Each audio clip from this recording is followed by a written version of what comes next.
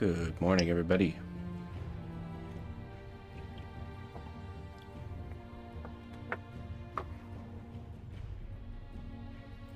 All right. Well, had a lovely, unexpected day off yesterday. Well, not really a day off, but a day not streaming, unfortunately. But hey, we're back.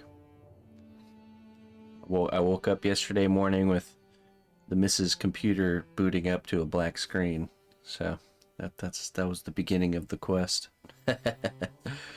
So, eventually solved the problem. It was for some reason one of her solid state hard drives from her old computer was causing it to not boot properly, just randomly. So, but it took a long time, a lot of troubleshooting to finally get to that point. I was just about out of ideas until I found, searching through forums, somebody trying that. But yeah, how we all doing? We are indeed now live on Facebook as well.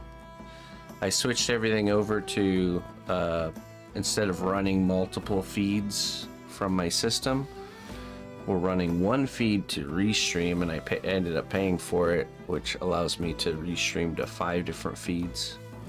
So I figured we might as well just use those slots up. So I added Facebook. I think that's it, though. Just Facebook, Kick, YouTube, and Twitch. So most of the other bigger platforms are like vertical format, different format, and I don't really want to do that. So it would be hard. Actually, it would be hard to do it, to do vertical format and horizontal format. So that should be it for now. But it's pretty cool. The restream makes the chat all condensed really nicely for me. And yeah. Good morning to She-Devil, Clayton, Red Ticket. So that's Eric Rules. There we go. It's a hard name color to say there. What's up, Ellie? Ellie Live. Also got in here Toadstool.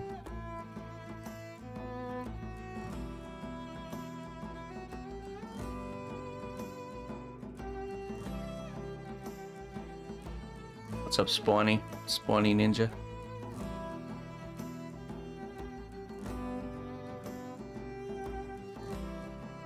Yeah, sure. Yeah, shoot me an email. Or if you've already have shot me an email, just hang tight, and I'll be getting caught up on those as soon as I can. So, yeah, shoot me an email.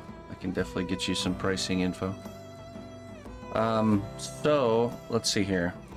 We have something special kind of starting on the 13th. We have a sponsored event coming up that we'll be putting all our normal projects on pause to do this sponsored event, which I can't disclose any details about until the day of. So that's a week from yesterday.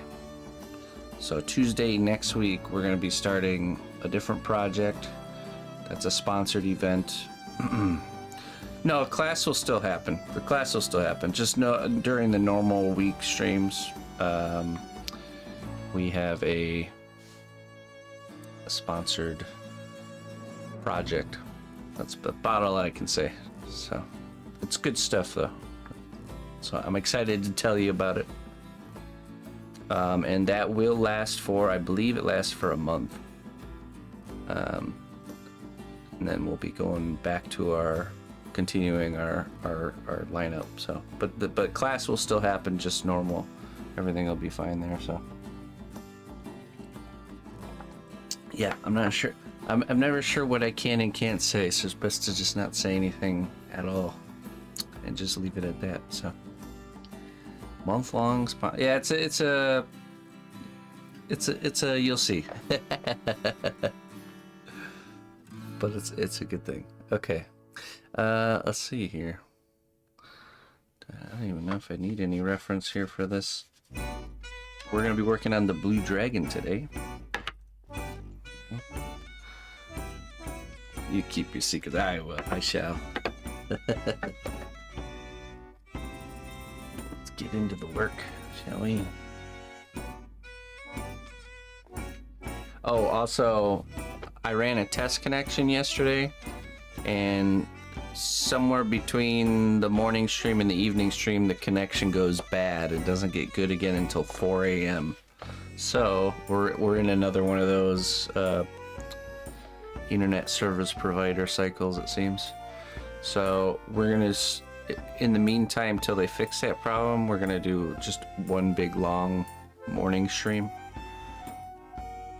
and just do like a lunch break or something. So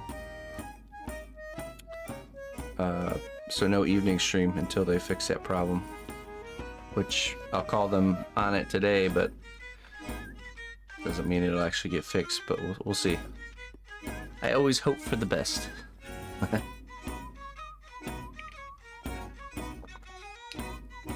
We dealt with this battle before. So.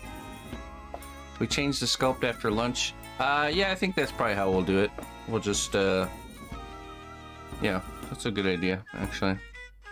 So we're getting some work on, well, actually, we'll see. Because since we have the sponsored thing coming up, that's going to take up a month. We want to make sure we don't leave any work with a layer of clay that's unbaked. Do you know what I'm saying? So pretty much what we have to do is this, until this sponsored stream starts, we need to get everything that's like a layer of clay on top of baked clay. We need to get it baked. So Pirate's Boot is one. I think the dragon, the black dragon, is another. I think that might be it, actually. So we do need to get those two things done. So weird, I never got a live notice today. Well, okay, interesting. We're streaming with Restream today for the first time, so I wonder if that messes with the notifications, or you just did get notified, because Twitch does that all the time. So all right, so we have our dragon here, and we sculpted the paw or the hand last time, so we can either sculpt the other one, or we can attach this one and fill in the arm. That's our two options. I believe I cut the wire.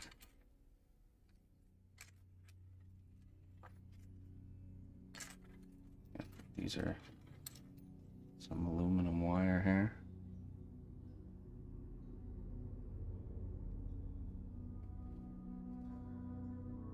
I got one for Twitch today, but not. Oh wait, yeah, I guess it's just hit or miss.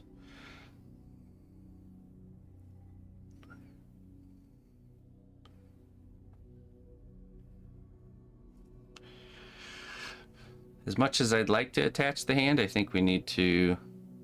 I think it'd be smarter to sculpt the second hand first, and that way it's going to be easier to kind of compare it and make sure it's the same size and stuff.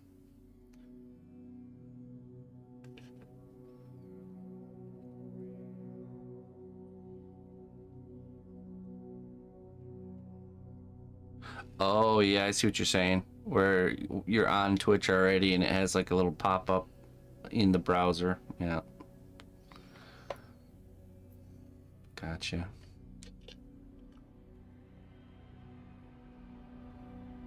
Yeah, you know what? Let's listen to our better judgment and start. We're gonna start the second hand here, and then we'll begin the attaching hands. Let's move this off to the side for now.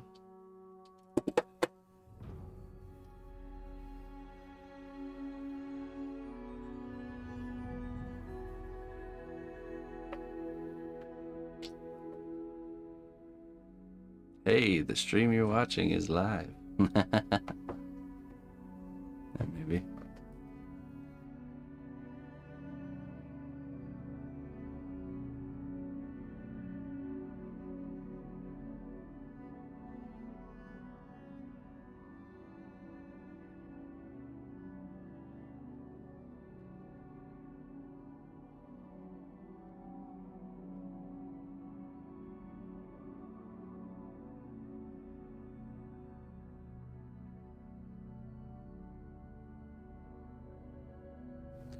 Alright, so first thing we need to do is we need to make sure we're getting the right length here.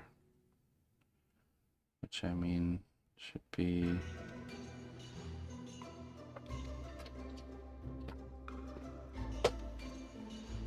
two of these. 1, 2, and right about there.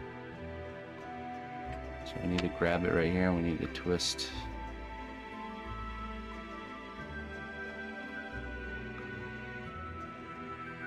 It's aluminum wire, so it's really easy to bend.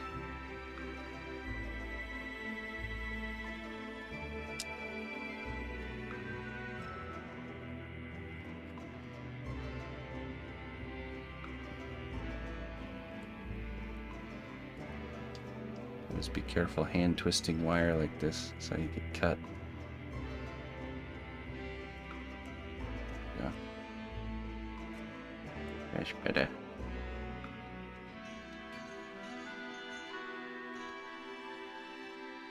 This is aluminum wire right here. I usually use steel wire, but for this case we're using aluminum.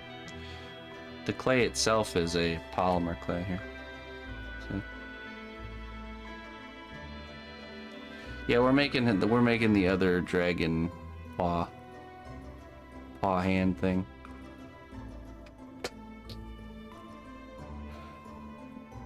Hey, what's up, Maggie? Good morning. Let's get the spacing of the fingers correct here. It's a little bit weeble wobbly. Let's tighten that up a little bit.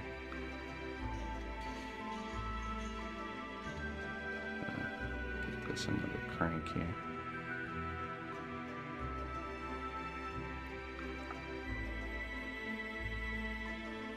Nice and tight.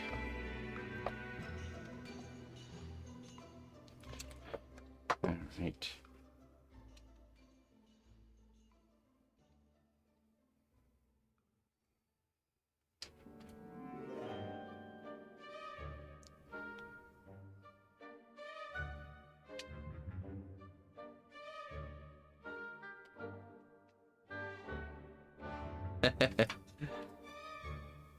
All right. You'll be back for breakfast.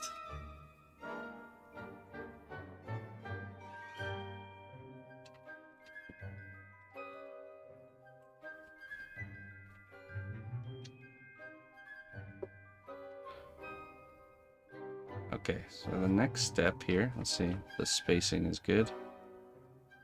Looks good to me. Next step is we're going to use some steel stick to lock in the palm.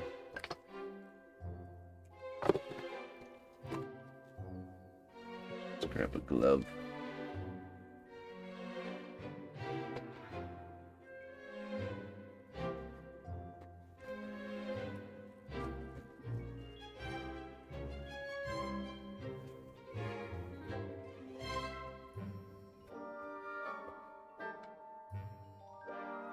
Let's see here.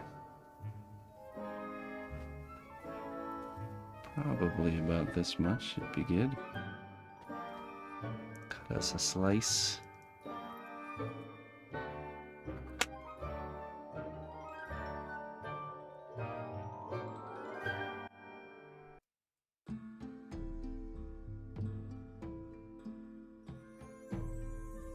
Just gonna mix it and add it in there, and it's gonna hold the spacing on our fingers.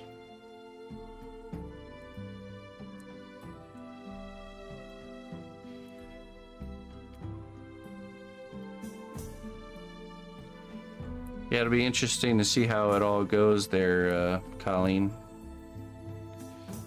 Using this restream. We're also live on Facebook too. I added another one.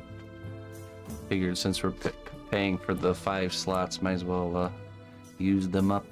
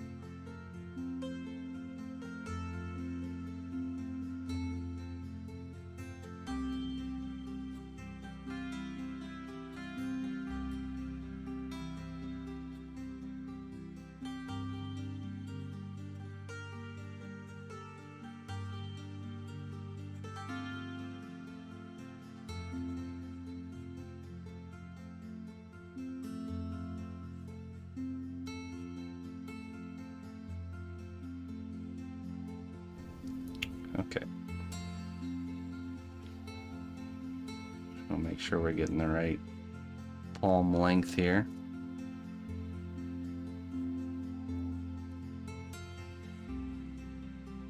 So I'm gonna push these middle ones back, make it have a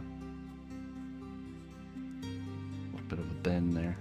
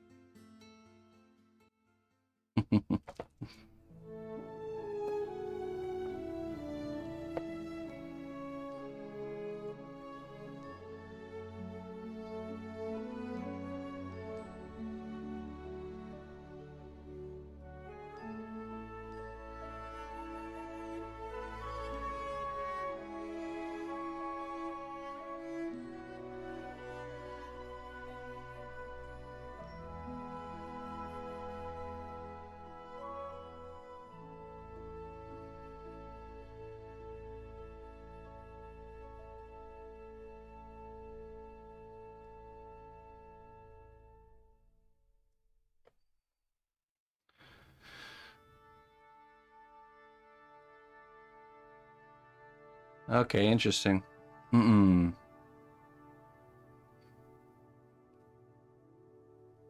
about on Twitch? Is it just normal? The delay and everything?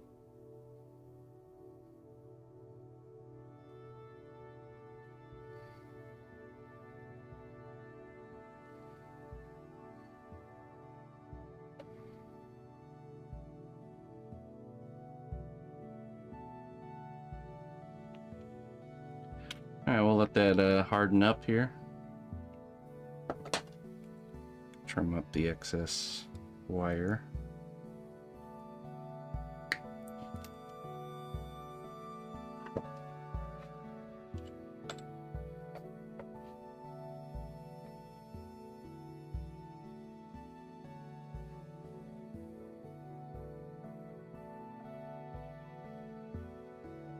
Okay.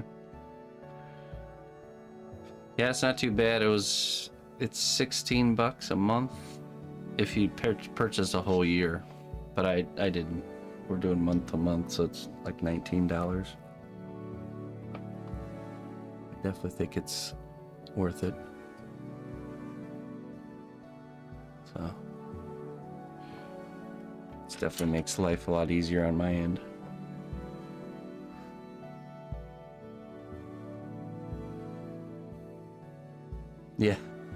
Yeah, we'll be breaking into a whole new group over there for sure.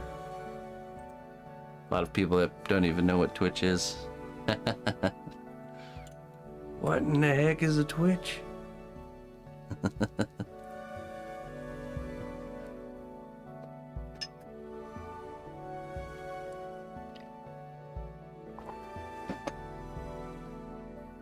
Just takes time. Okay, let's see.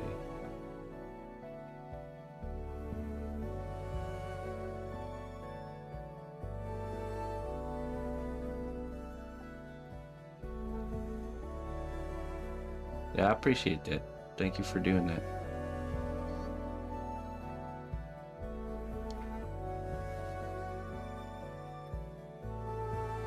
Well, it's funny. So I have a gal that you know, she's paying very much attention to what the kind of the market space is doing for social media and sponsorship and stuff like that. And she told me that they that Facebook has become one of the top 3 that they look for nowadays. So apparently Facebook is back on the rise, which I didn't know, but apparently a lot of people are going back to Facebook because of all the changes over on everyone who left Facebook went to Twitter, and now they're all going back to Facebook apparently. So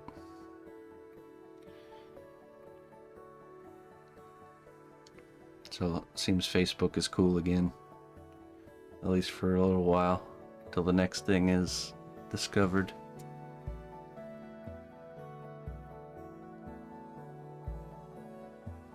After too many VA meds. One day people might go back to talking in person. I don't think so. Yeah, when we send ourselves back to the Stone Age, then yes, I agree. Not a moment before. Let's trim the length of the fingers here. This one a little bit shorter. And this one a little bit shorter.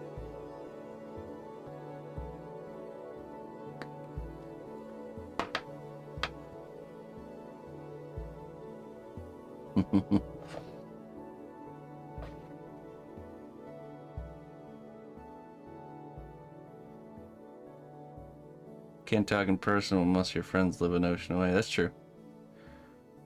Corn, you're gonna have to go back to writing letters like the olden days. I'm gonna make the bends in the fingers here, and then we'll pose the hand how we want it.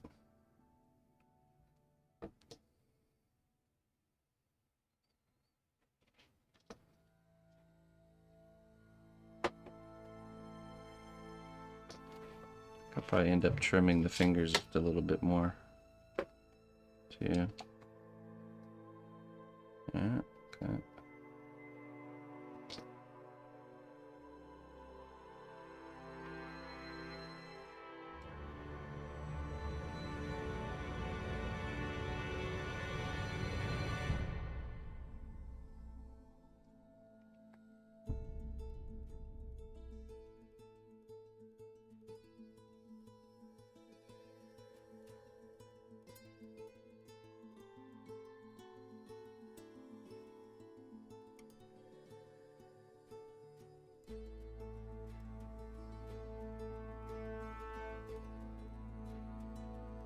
That one looks a little bit long. Mama.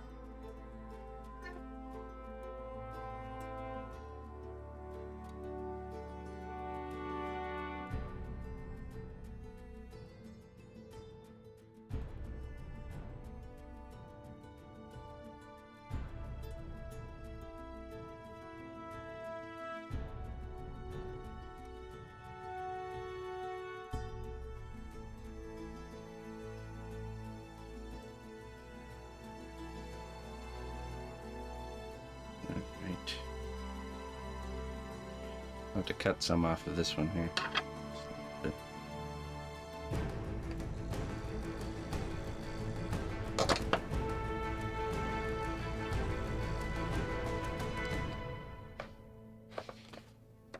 A little bit off of this one here.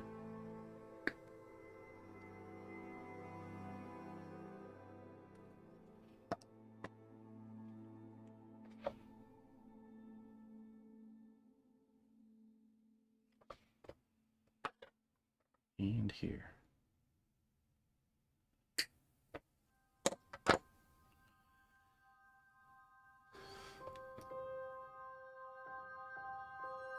That should work out just about right there. Okay.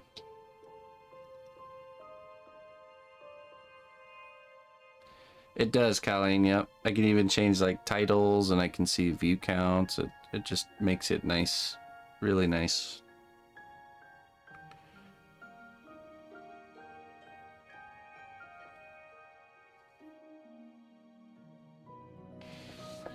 Okay.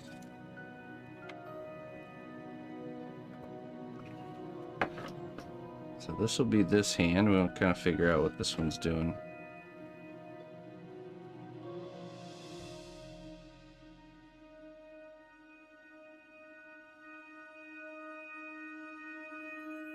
Get it posed correctly here.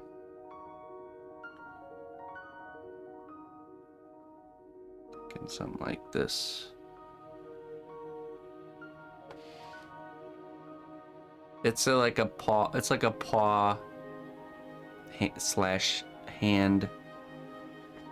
We didn't go with thumbs though. We went with more of like a paw.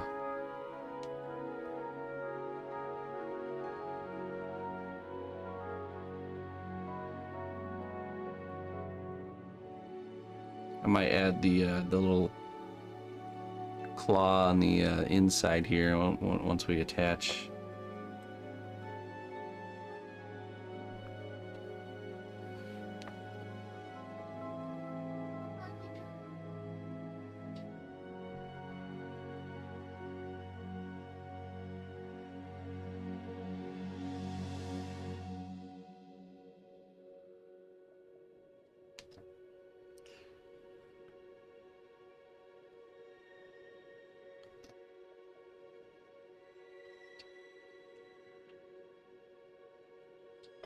Bend this a little bit closer and cut some of that length off.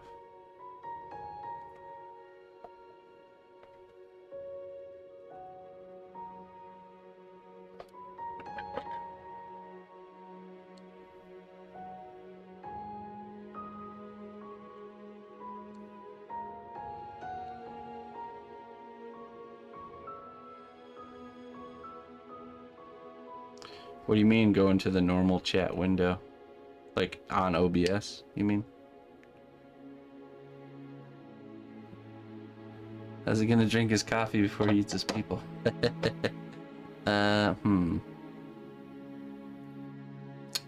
With two hands. Dual wielding cups.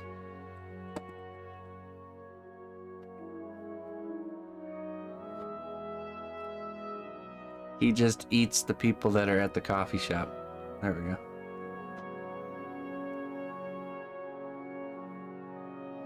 Oh, really? That's cool, Colleen. But unfortunately, we can't do that. It's illegal. Illegal.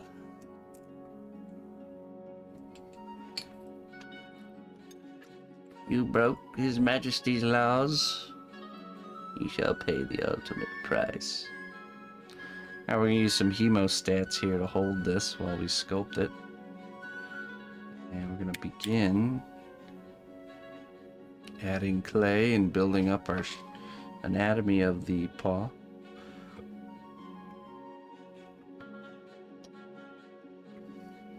Hey, what's up, Martian? Doing good. How you doing?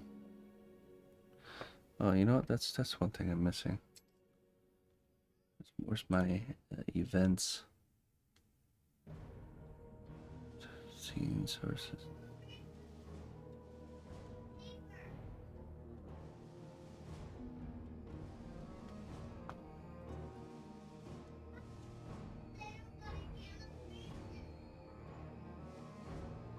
Oh, that's why I don't have it, because I'm technically not connected to Twitch. Alright, I'm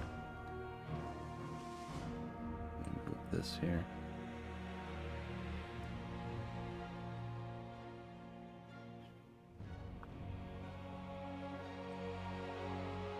I'm used to having my activity feed. There we go. There we are. That'll have to do.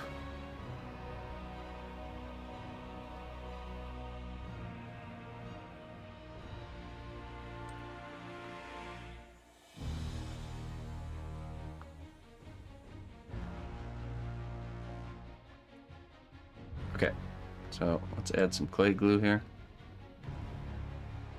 And spread it around with the brush.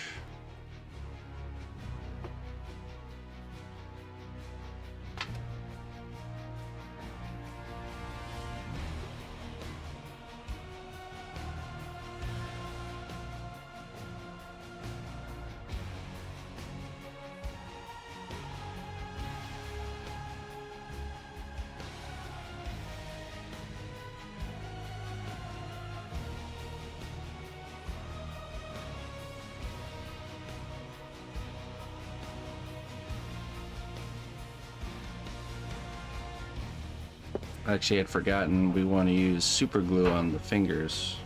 Here, so I'm gonna wipe away the glue that's on here.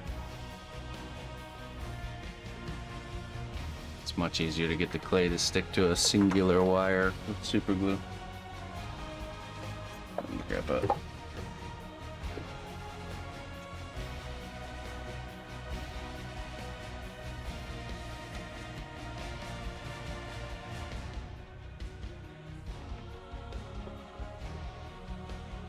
Okay. Now...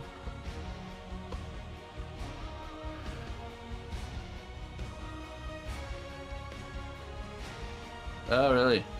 Wait, where are you at? Never heard of that place. Hokkaido? We're just gonna add glue here. Not too thick, just thick enough.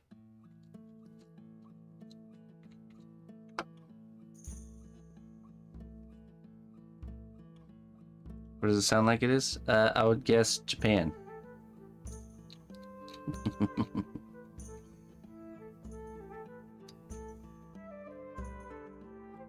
Correct. Oh. Look at that. Perhaps I'm a little bit cultured still. Awesome.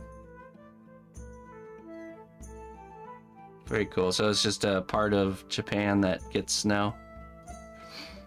Or up in the mountains somewhere, maybe? Northern Japan. Ah. Oh, that's cool.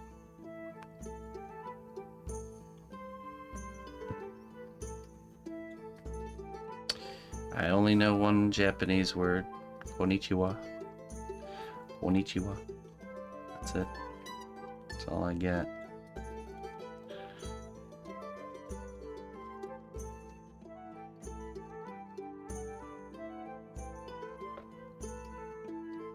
Sushi?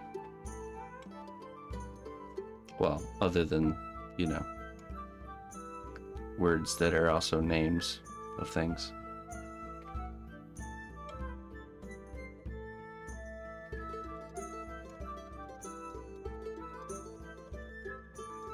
Alright, let's get this base layer of clay. Greetings, fellow adventurer. We've got everything you need to rest and refuel.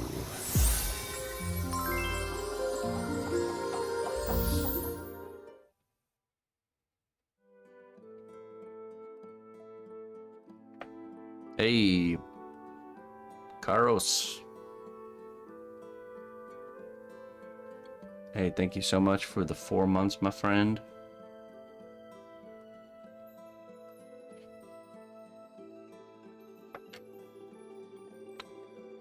Let's see. Nice full vial of wisdom here. Good morning. Let's see what we have for you, my friend. Thank you very much for supporting my work for 4 months.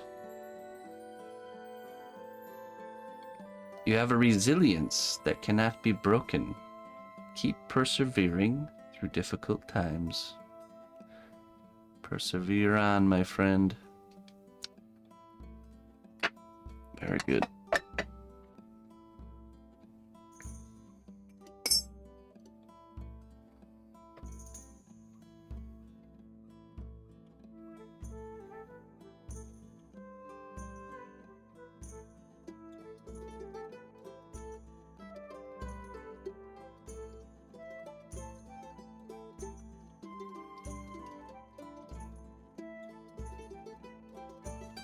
So the clay will stick like instantaneously if you use super glue. If I was to use the clay glue, it would just slip and slide on there because that glue doesn't, it's not really reacting like a glue does. It more or less just makes the clay sticky than actually is being an actual glue. And it doesn't really set in place until it's all baked. So if you try to if you try to just put clay on just a singular wire like this, using the clay glue, it'll just slide right off of it like a glove. But with the super glue, it just instantly binds to the wire.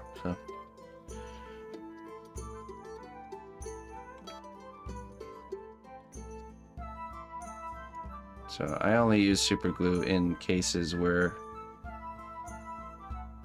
that would happen.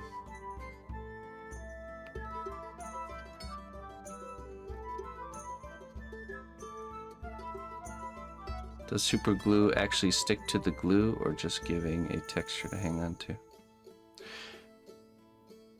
No, it makes the clay stick to the wire immediately. You just don't want to overuse this strategy, or if you do overuse this strategy, you have to make extra sure that you're ventilating your baking space, because when you heat up super glue, it's not good. So, but if you're using it on smaller things here and there like I do, it's no problem. Plus, you should be ventilating your baking space regardless. But just something to be aware of.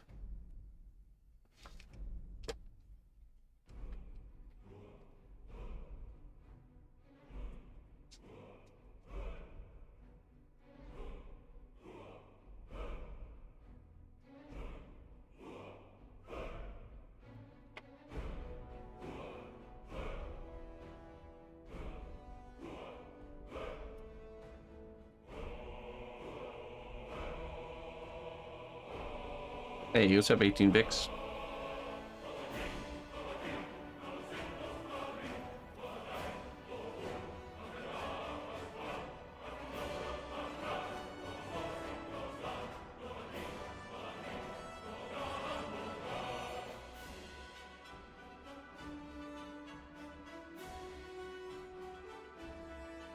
Doing very good, my friend. Very good. Glad to be here.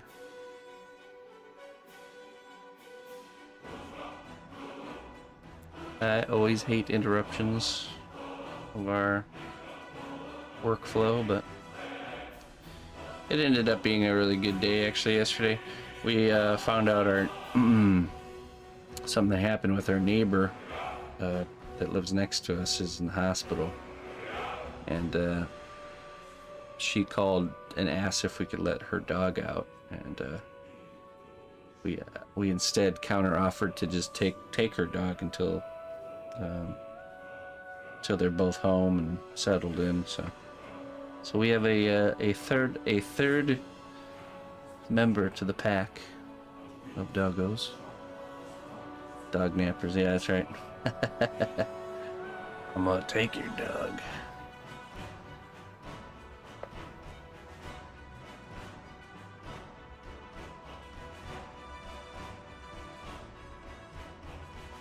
So her name's Millie.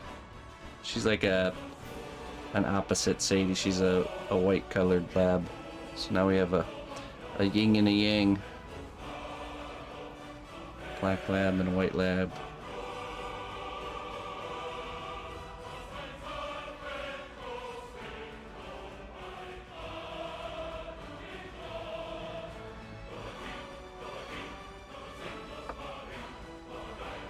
Don't want too much glue, just enough.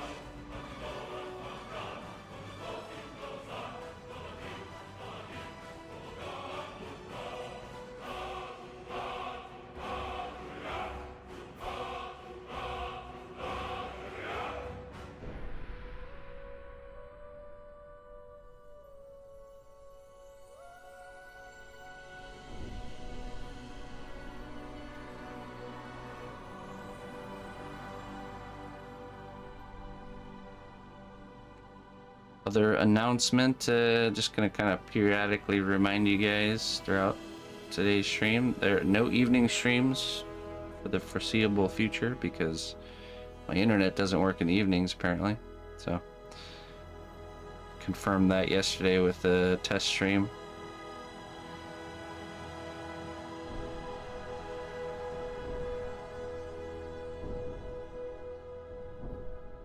Oh right, yeah, yellow lab. Yeah, I mean she's pretty white, but definitely like a tint, like a an off-white yellow color for sure. Um, yeah, so we're doing longer morning streams until uh, the internet company fixes the problem we're having. Connection is great and fine and everything, and then it's like just right around the normal 5 p.m. evening stream start time, it goes to garbage and stays like that until 4 a.m. So it's not the first time we've had a situation like that. I don't know what would be causing it. Guess this means spring is coming. Yeah, exactly. I guess. I'd prefer doing my mornings and my evenings though. Yeah, I definitely prefer having both. It's a more accurate measure than the groundhog. Yeah, right. Well, it's probably because it's actually caused by something in the environment. Whatever this problem is, that we've definitely had this problem before. Just magically appears. They pretend like you don't know, or they pretend like they don't know what it is, which I'm sure they do.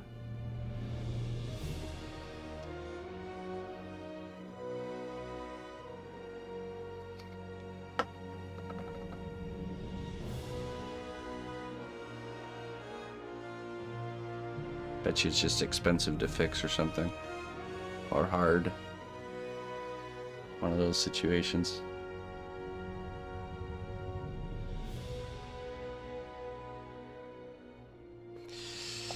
Yeah, well, the warm season, they did say 2024 is when they're expecting to have it on my street, so fiber access. I'm sure they're already working on it as soon as it got warm out.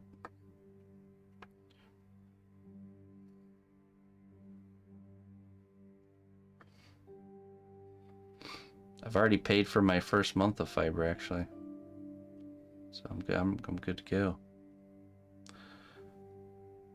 That happened in a funny manner. They called me. I signed up for it, you know, to like notify me. I signed up for it for them to notify me when it was available on my street. And I got an email from them. Hey, we got it set up, ready to go. Let's book your setup appointment. So I go through all of the, you know, booking the setup appointment and all that stuff, and paying for the first month, just to find out they had my address plugged in incorrectly. They had everything right except for the house number, and so we plugged in the actual house number. Nope. No. They had like an extra digit added to the house number. That was a big buzzkill for me. Like, ah, man. So I'm hoping they at least it'll show them in their system that there's a, you know, there's at least a customer already ready to go, you know. Just gotta hook up the line down our street.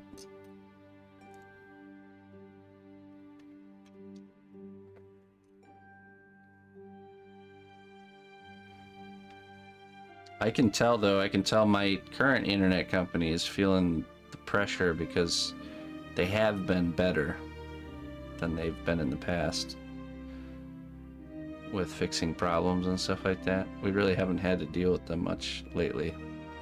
I totally attribute it to because they actually have competition now, so they can't just slack around like they have been.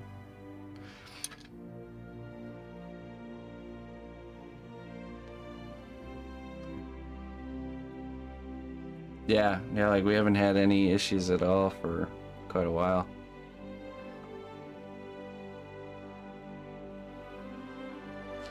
Yeah, right. You would think, because we kind of live near some businesses, so you'd think they'd be running their cables around here sooner rather than later.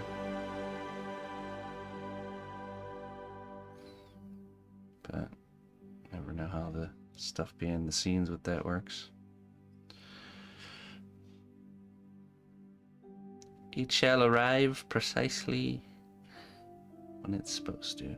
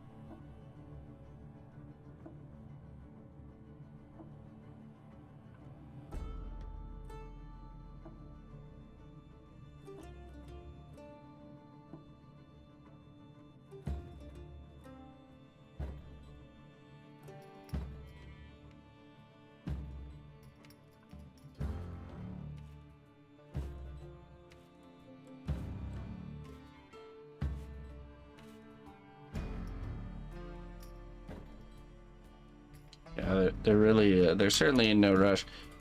And I don't think they really run them here in the winter time. So, at least it seems that way.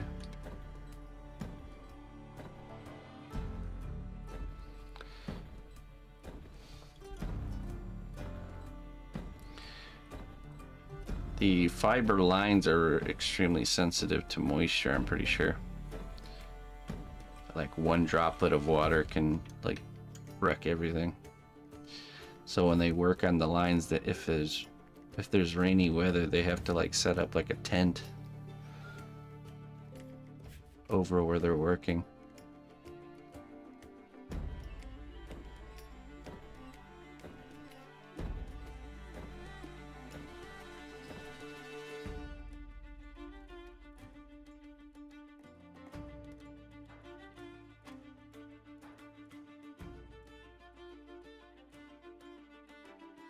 Oops.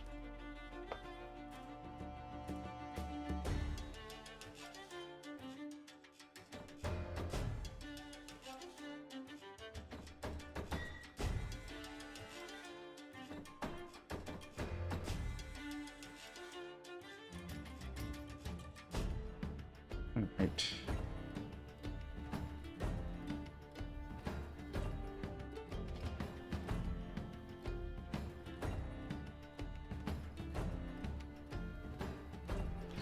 Now we're just gonna fill out the anatomy of the fingers here and the hand. Get that looking good, and we can transition into details.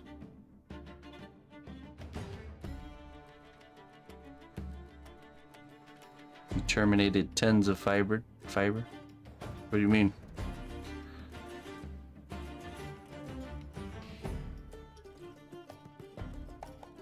The fiber terminator over here.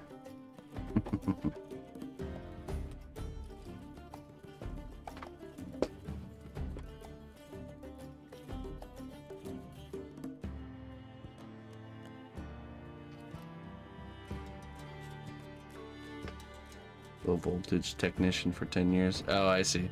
Okay. Oh, for fiber technician, huh? That's cool. Is that what you currently do? Or have you moved on to other pastures?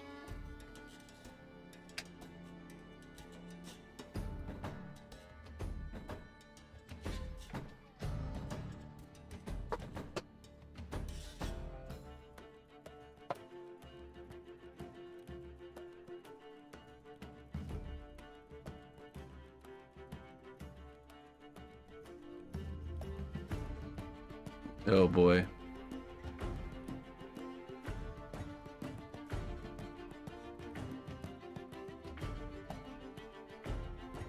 I moved on and am doing so again.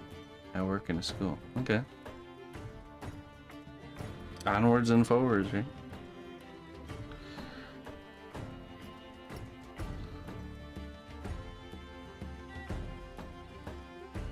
Any ideas what your next step will be?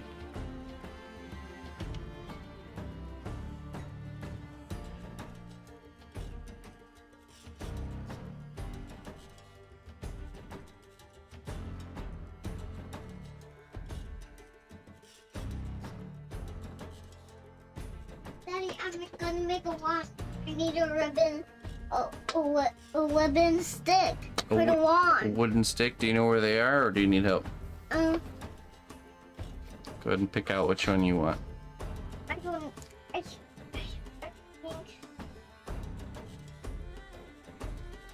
Please have this. Well, that's a big one. You can have that one if you want. But I might. Let me see it. Oh, this is actually 4 packaged. Let me open them. Is it in packets? It's in the package. Did somebody give you that? I think I bought these. Cancer wood dust.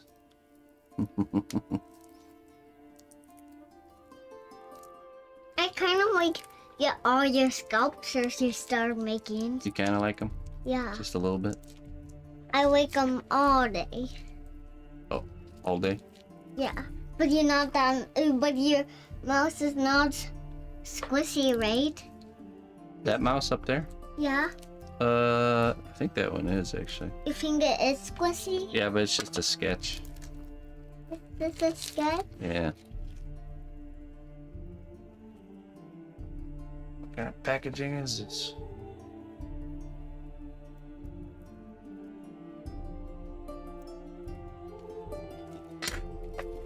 Okay.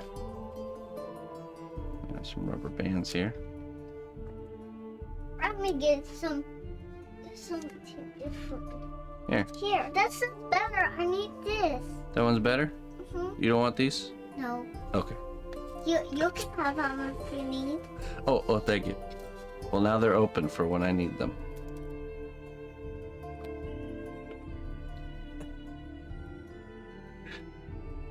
Classic. All right.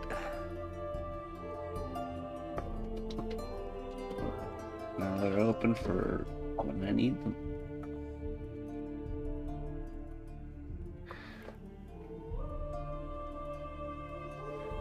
Toby Keith.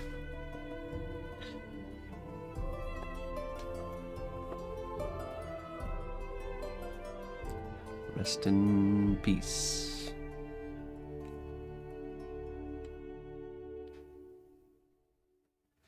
I guess so. One chooses the wizard.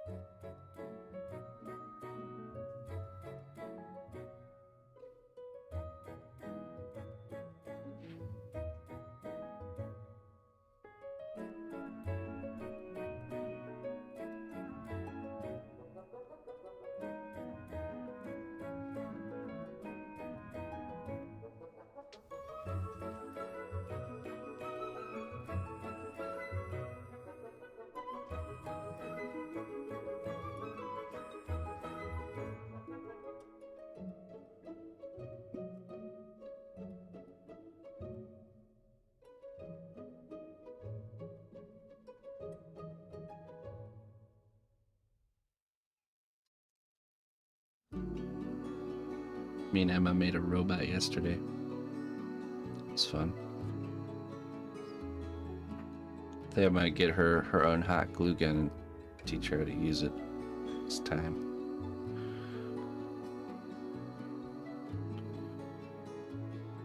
Time for her to ascend to the hot glue gun.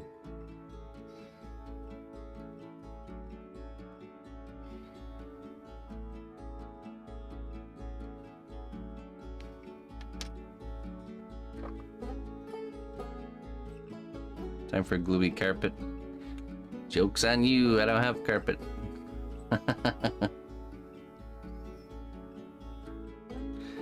There was carpet here when we first moved here, but I removed it.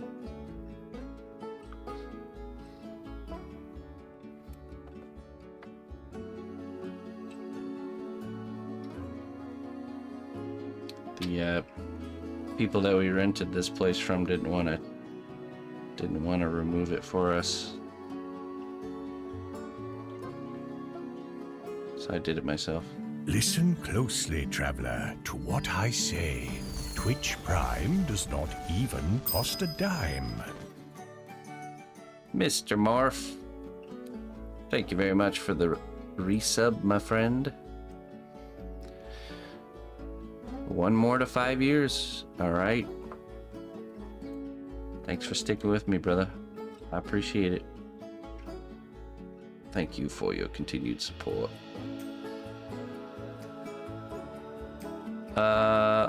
What is the wood tool that you're using? It's a wood tool. It's the number 8. Wood tool number 8. There's no specific name for this tool. A clay shaper, maybe? Clay shaper number 8.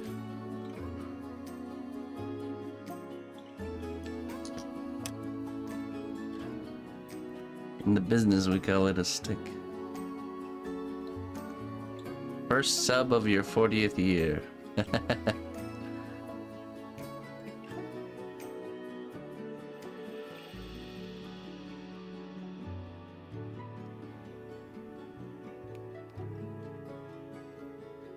Oh, I see, Morph.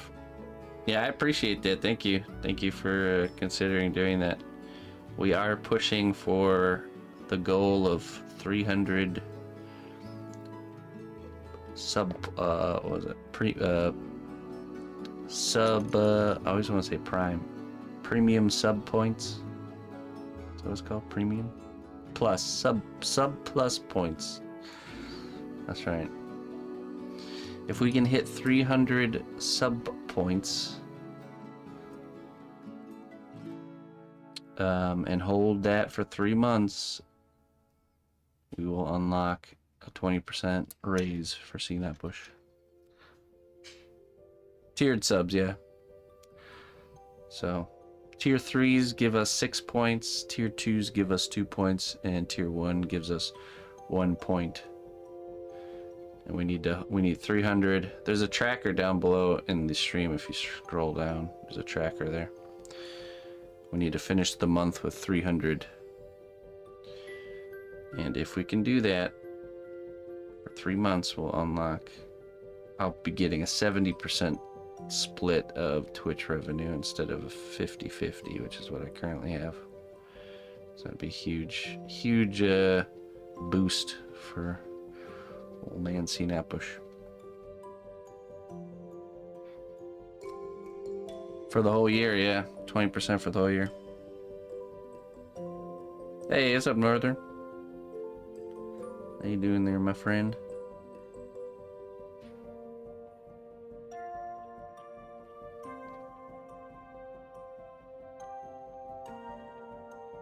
That's right, yeah, this is a type of polymer clay called cast clay.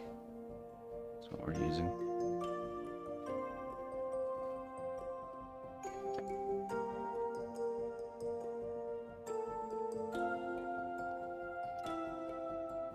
Yes, prime subs and gifted subs do not count. Only regular tiered subs to help us with that goal.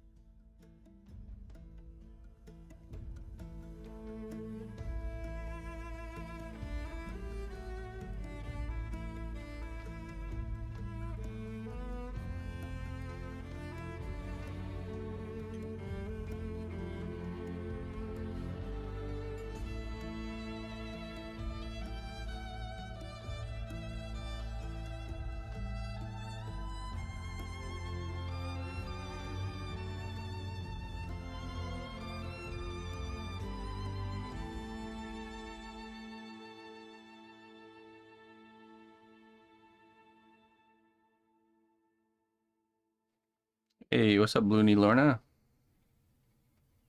Criff. What's up, Lou? Good morning.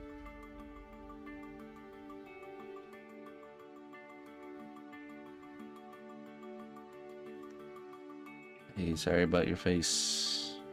How you doing?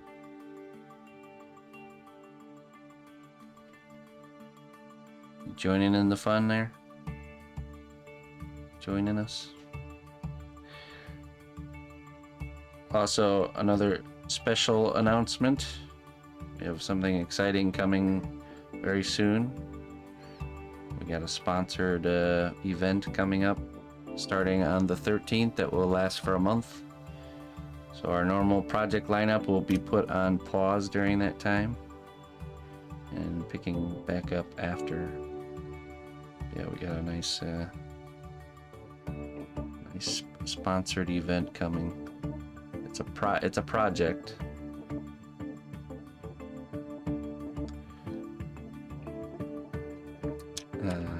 I can't say anything until the 13th. In classic fashion. Can't tell you what it is in any Dorito sculpture yet. I believe I could say it's for a game. I think I could say that. Just kidding. It's beard products. He's doing a big, huge beard sculpture. Ah, yes, it's a trophy for the winner of Tetris. Someone finally beat Tetris, and the company is commissioning a giant Tetris block. It's trophy. Just kidding. I can't tell you what it is, but it's gonna be cool. So that starts next Tuesday.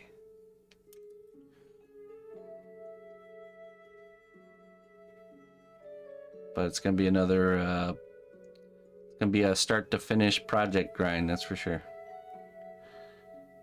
In classic sponsorship fashion. That's right, yeah. I'm just gonna bake a package of cosplay and send it. Add some shading on it, paint it a color.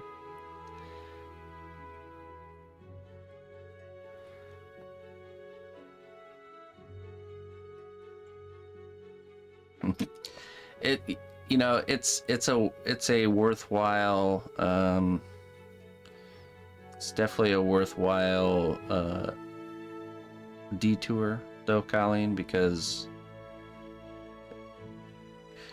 bigger projects like that or sponsorship work allows me to not have to take on any new work for a while, which lets me in the end catch up even further. So yeah.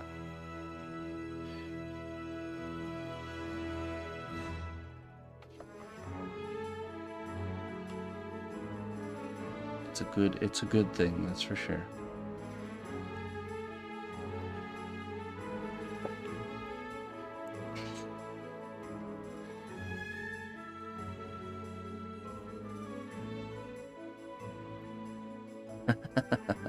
Easy money.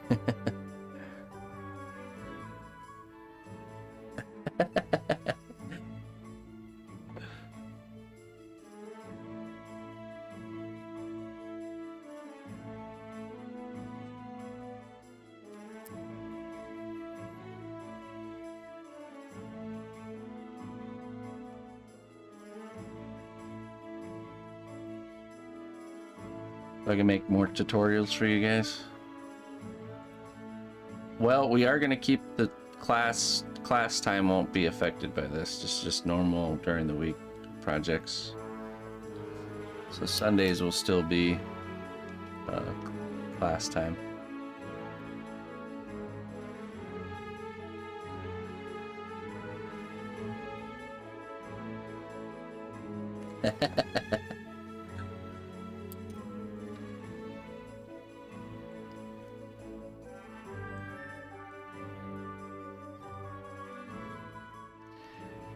Oh, for sure. Yeah. We're actually moving along pretty good on the big dragon. Yeah. There's not that much left to do. Well, I say that until we get to the wings, and those will be a project in itself.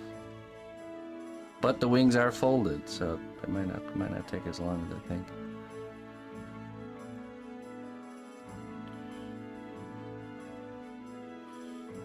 Yeah, it definitely will be done before next Christmas.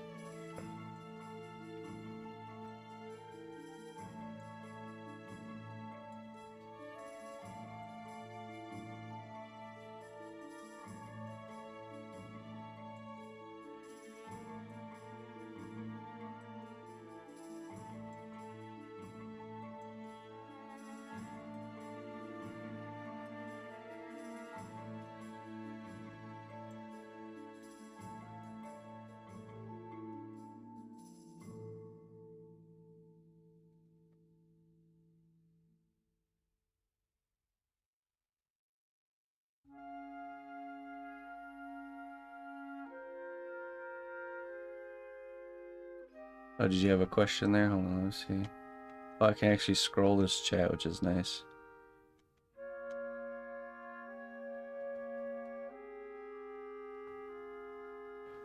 Oh, Triff, you have to bake this material, you heat it up. Yep. If that's what you're asking there. Oh, hey, look at that.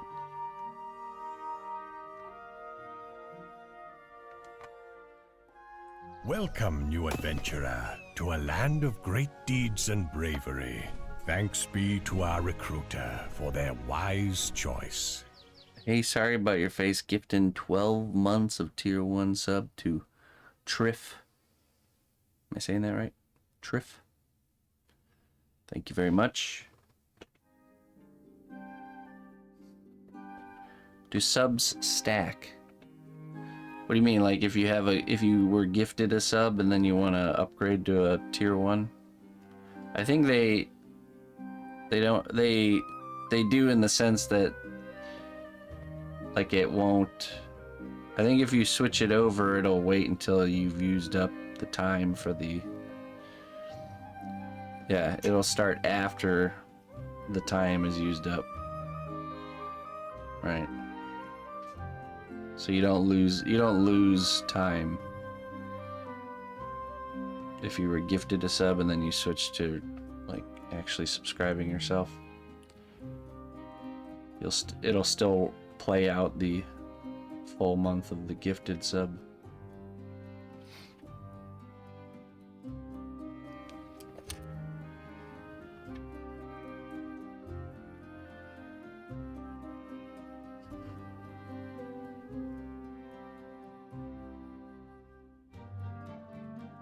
You are mad, my friend. That should give you time to learn and get familiar with my process.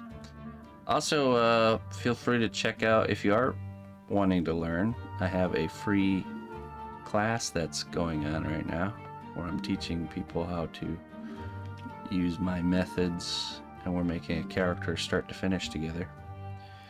Check out the playlist for that. It's a start to finish guide.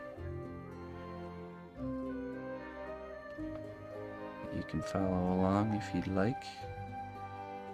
The live sessions happen every Sunday, so tune in on Sundays for that.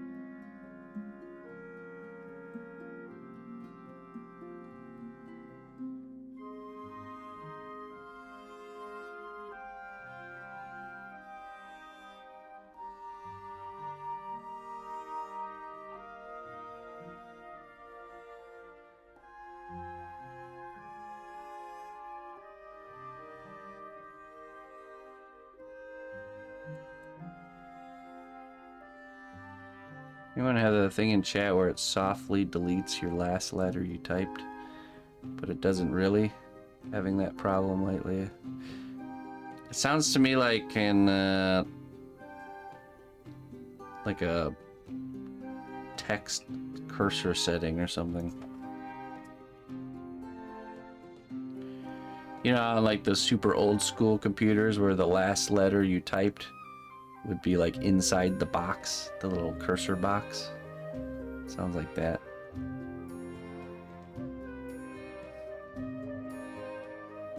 I wonder if it's just like a setting.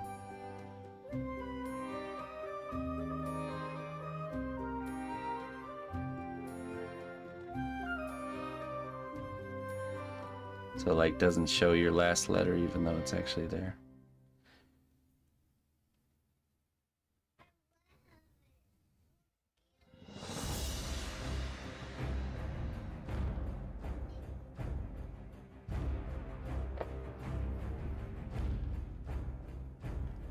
The Master Hand from Smash Bros. Remember that? I remember that guy.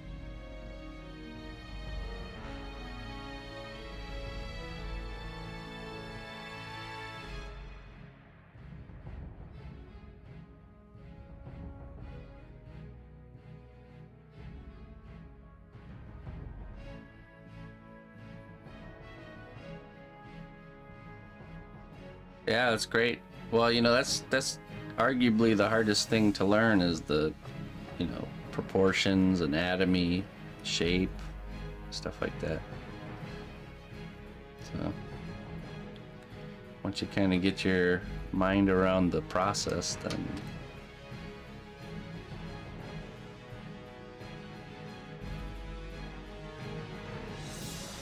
classic. Many of the times have I woken up to the sounds of this song playing in my headphones because I passed out at my desk gaming it up all night. What's going on? Where am I? What happened?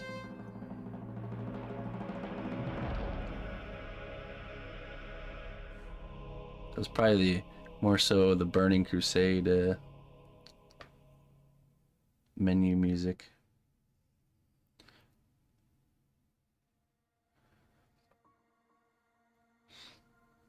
Do you still have tutorials in Subscription Zone? I don't know what that is. I don't know what Subscription Zone is. So I would say probably not.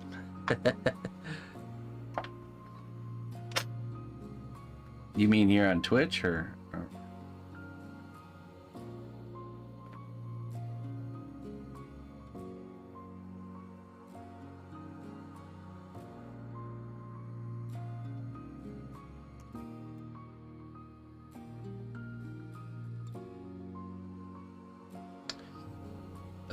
Yeah, so we just started a new series of free tutorial videos. I want to show you something. What do you want to show me? Let me see what we got here. Wow, look at that. That's cool. That's awesome. You made that? Yeah. Very good. Feels very magical. Love it. Very nice work, Emma. It has snowflakes in it. I see that. Is it snowflake magic? Yeah, it has snowflake mask. It brings the winter, and then the winter goes out of to the springtime. Fairies come true. Yeah. When I want it. Really? Huh? That's That's how it works. That's how it works? Wow. Pretty awesome. It's in my dress. Oh, okay.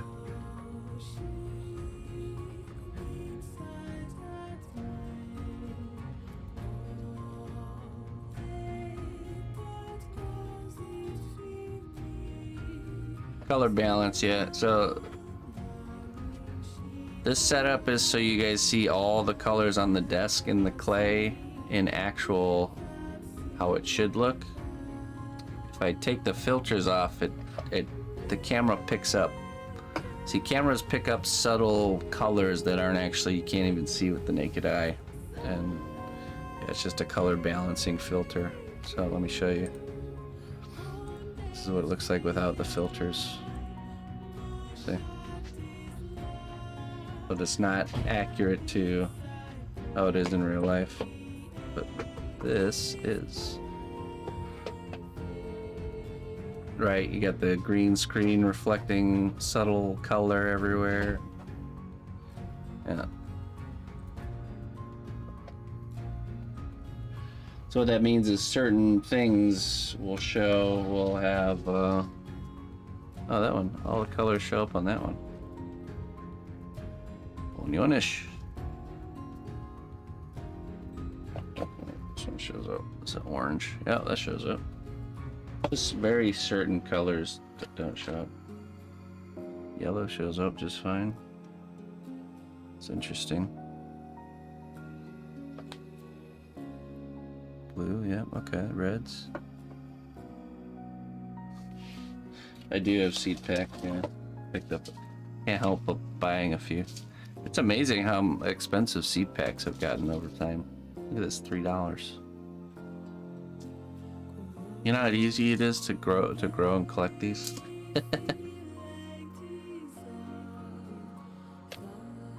I do grow and collect my own seeds, but I usually buy seeds to get more variety.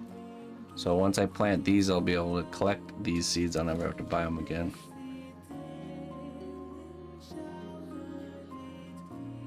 Make some serious money selling some seeds though, that's for sure.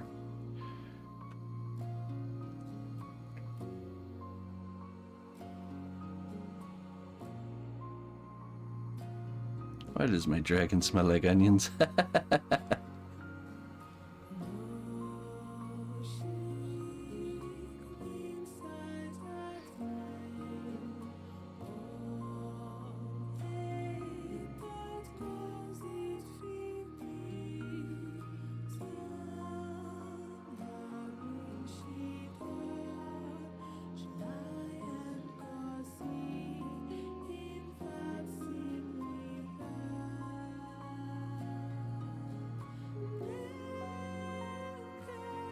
Right.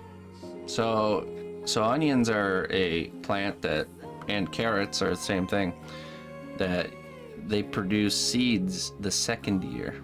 So you have to leave them in the ground over winter.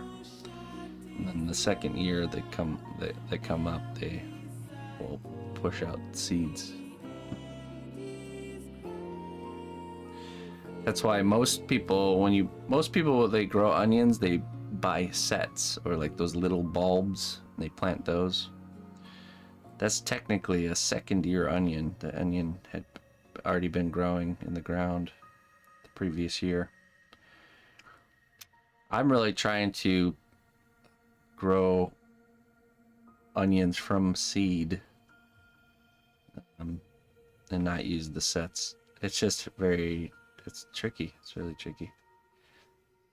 The easiest way to do it is to start the seeds inside, like I think it said, how many days? Like 80 days before you can plant them outside. So technically right now I would start the seeds for my onions right now. Well, technically it'd be in January. I'd start the seeds inside for them to be ready in time for planting. And I just don't have an inside growing setup, so I think I'll just try to make a small makeshift greenhouse outside and do it that way.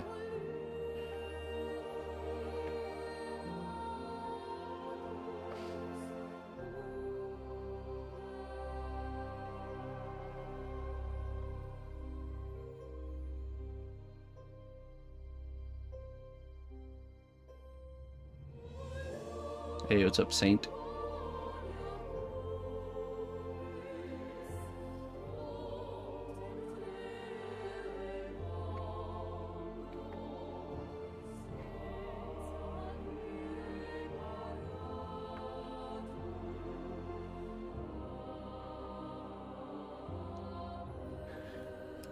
Okay. I think we get the basic shapes are pretty much there. I think we can start transitioning into building up these textures. I'm trying to think if we added the claws first. I think that's what we did first.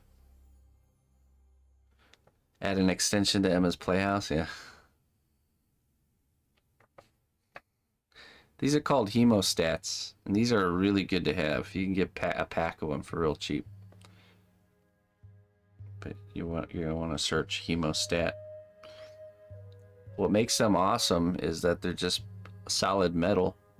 So when I go to bake this hand here that it's holding for me, I can just put the whole thing in the oven just like that, you know, and it holds it upright, and the whole thing's made out of metal, so it can go in the oven no problem.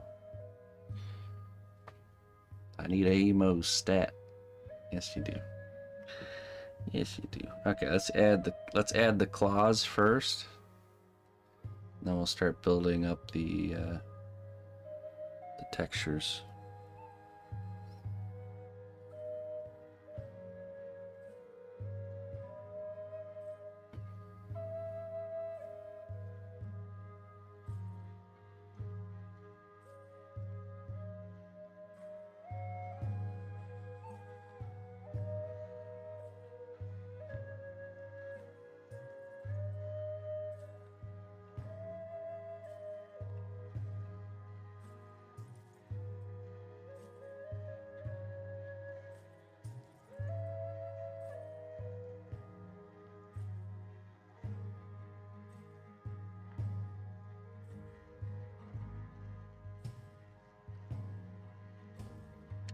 Oh yeah, that's actually a great suggestion too.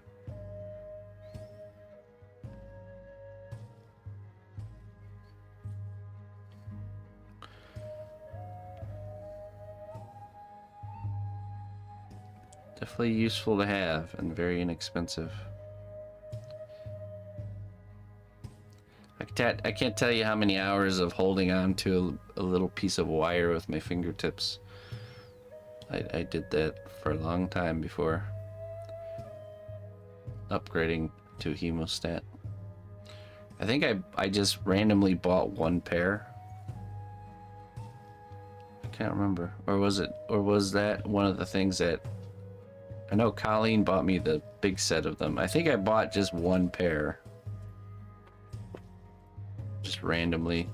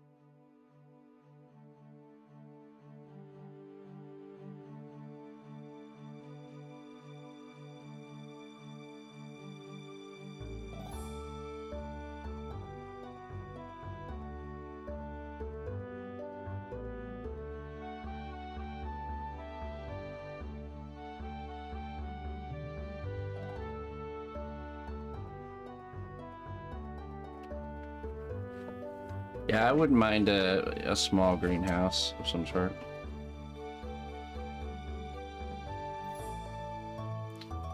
Just to have a place to start seeds. Yeah, our playlist has its ways of that's where it listens to our conversations.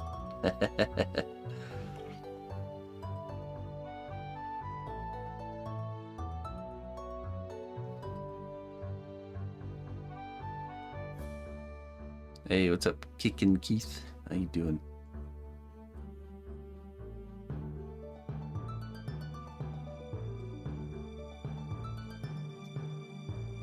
I wonder if I can design a greenhouse that's not one you actually have to walk into, but like more of like a greenhouse just with like trays you can insert. I got for you. What?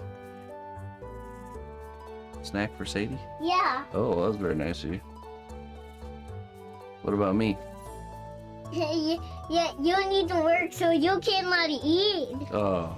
Yeah, those are just puppy treats. They're not for humans. Yeah. Yeah, I know that. Okay. So I have to work before I can eat? Yeah, before you can eat. Alright. If you're hungry, you just have to work first, then you can eat all day. Then I can eat all day? Yeah. Alright. Sounds good to me.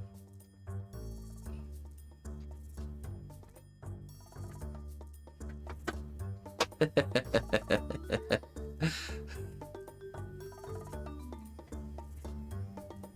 to work for first before I can eat. Gotta earn my wages.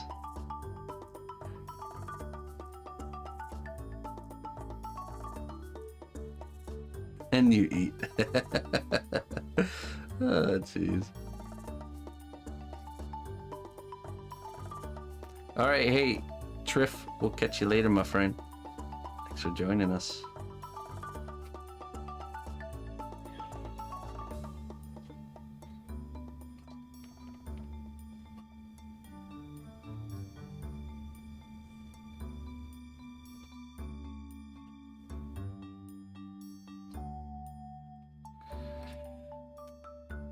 I've seen cold frames for sure.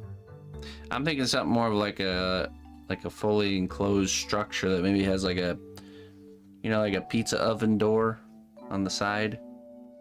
You know, a door that hinges from the bottom. Just open it and then slide in trays of seedlings, you know? Something like that.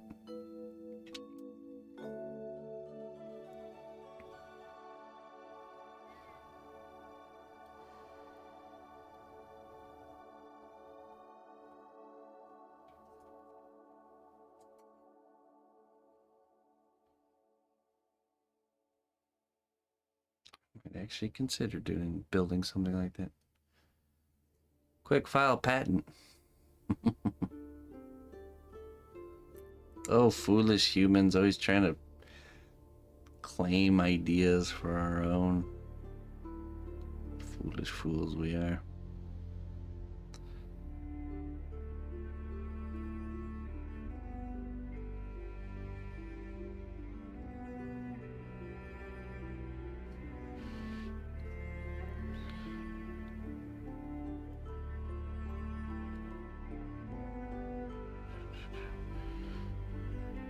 Yeah, it's been really warm here too, but I still feel like I wouldn't trust it, to be honest.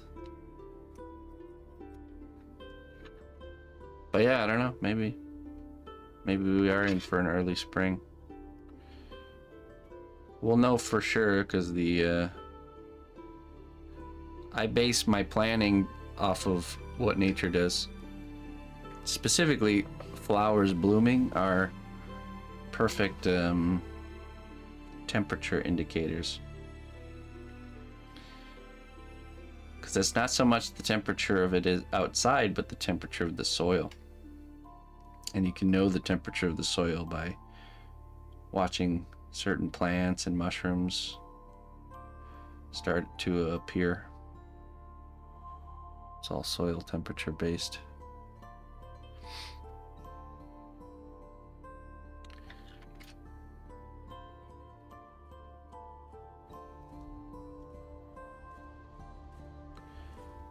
End of February. The I have so many volunteer tomatoes from the previous years that I know exactly when to plant tomatoes because I start seeing little baby tomato plants appear all on their own. It's always perfect timing too.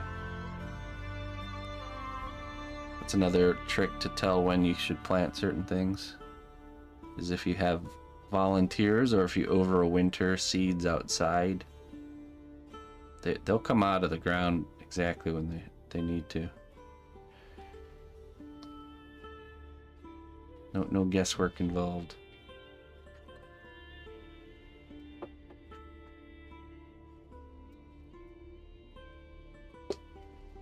Okay.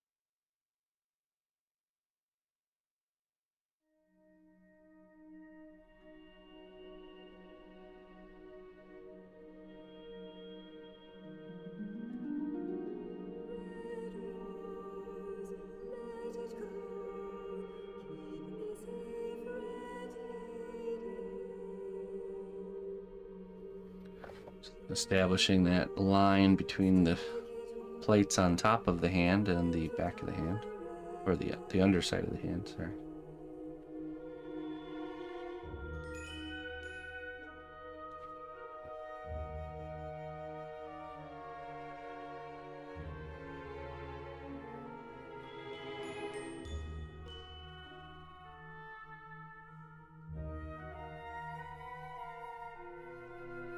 Hey, sorry about your faces. That guy still using the library to print stuff. Yeah, we're gonna shut down the printing operation, but this guy just keeps coming in here. Maybe next year.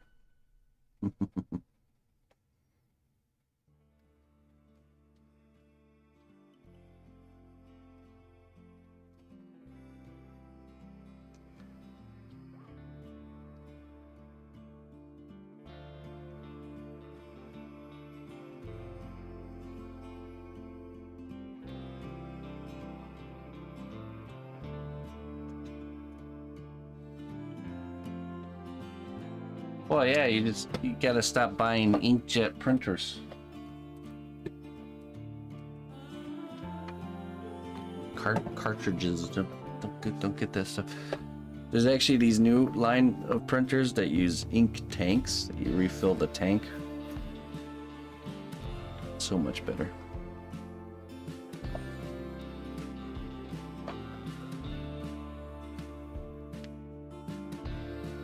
Today's kingdom word is glabella. Noun, the smooth part of the forehead above and between the eyebrows. Oh, I see. Glabella.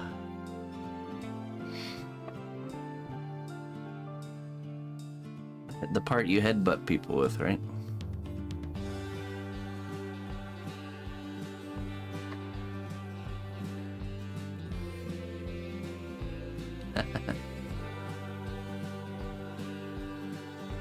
Those are still inkjet, just don't use expensive. Oh yeah, you're right. You're right.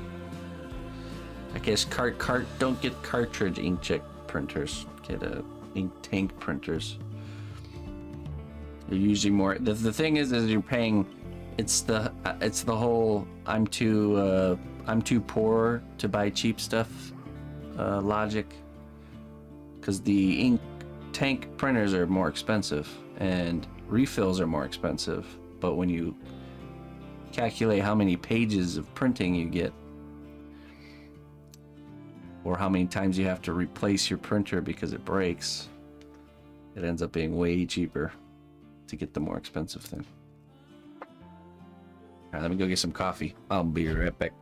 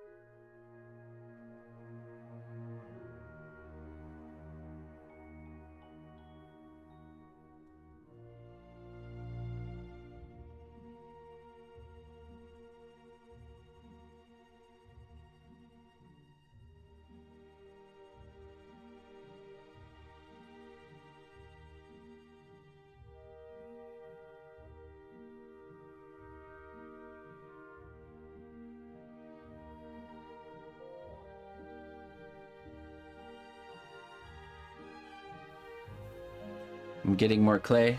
I'm just getting more coffee. Just the second most important ingredient.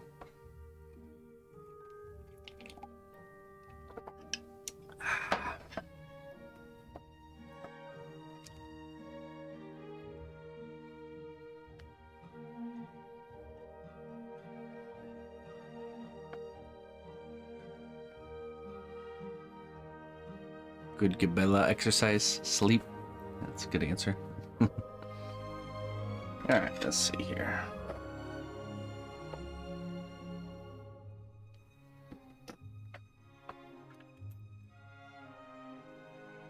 Let's continue our seam line here.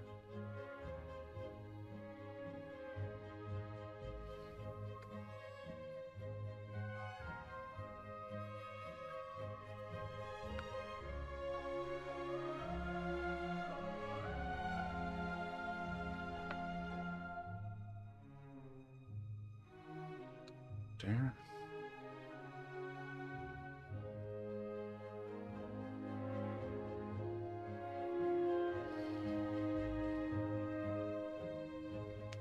I'm trying to think if I did. Can't remember if we did the texture at the bottom of the paw first.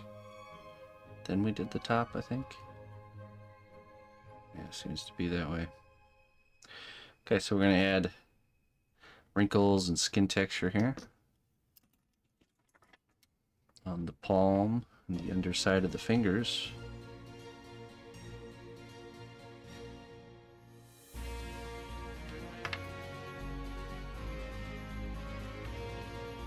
It's actually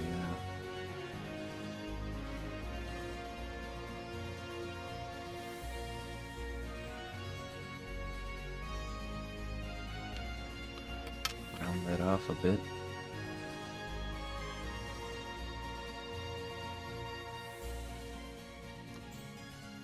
Start working in those wrinkles.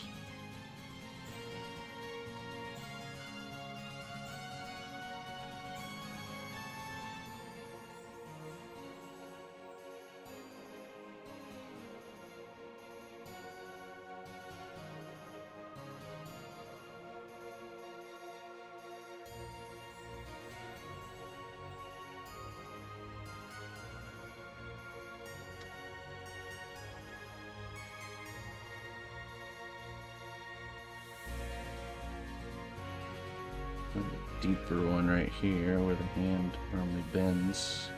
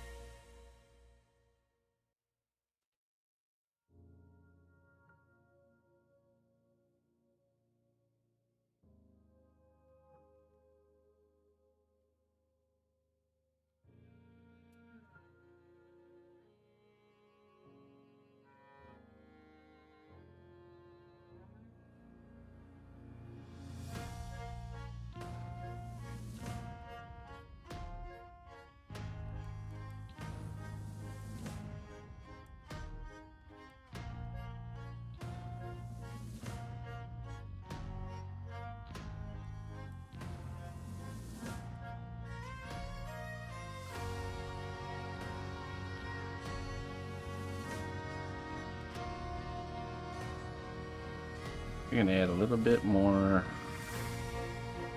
of a pad here.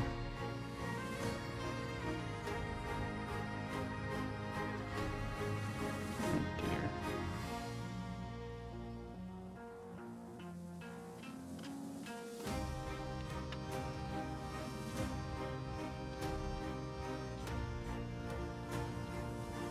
Blend that in and then continue the wrinkles.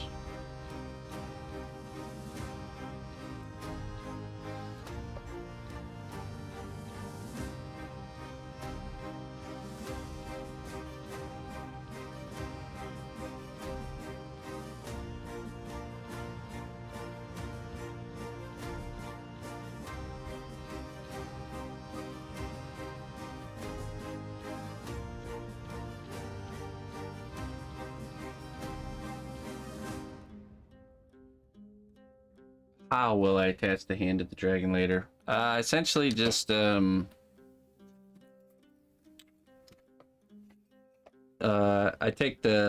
wrap a small gauge wire around this little stem here, and I just kind of put it like that, and then tightly wrap that wire around, kind of like tying the two pieces of wire together. Then I bend it in position, and then I add steel stick on top of that. So I kind of smush in some steel stick, and that just really keeps everything nice and held together. So, and then after that, I can sculpt on top of. I can create the wrist and the rest of the arm. So, lash it to me arm. That's right. I lash it on there with a small gauged wire, typically.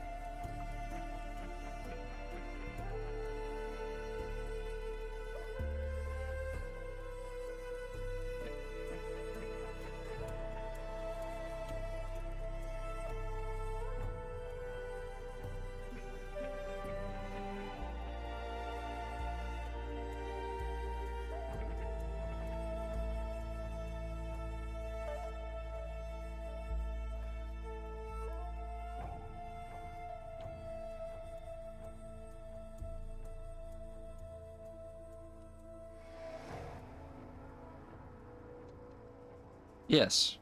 Mm-hmm. I'll do things that way when I need the piece to remain detachable for whatever reason. Usually like bigger parts like wings and stuff, I'll make like permanently detachable.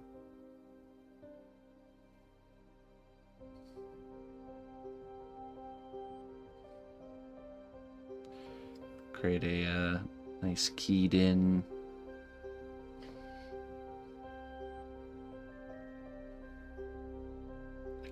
part. Takes more work though, so I only do it when I'll only do something like that when the piece is going to be permanently detachable.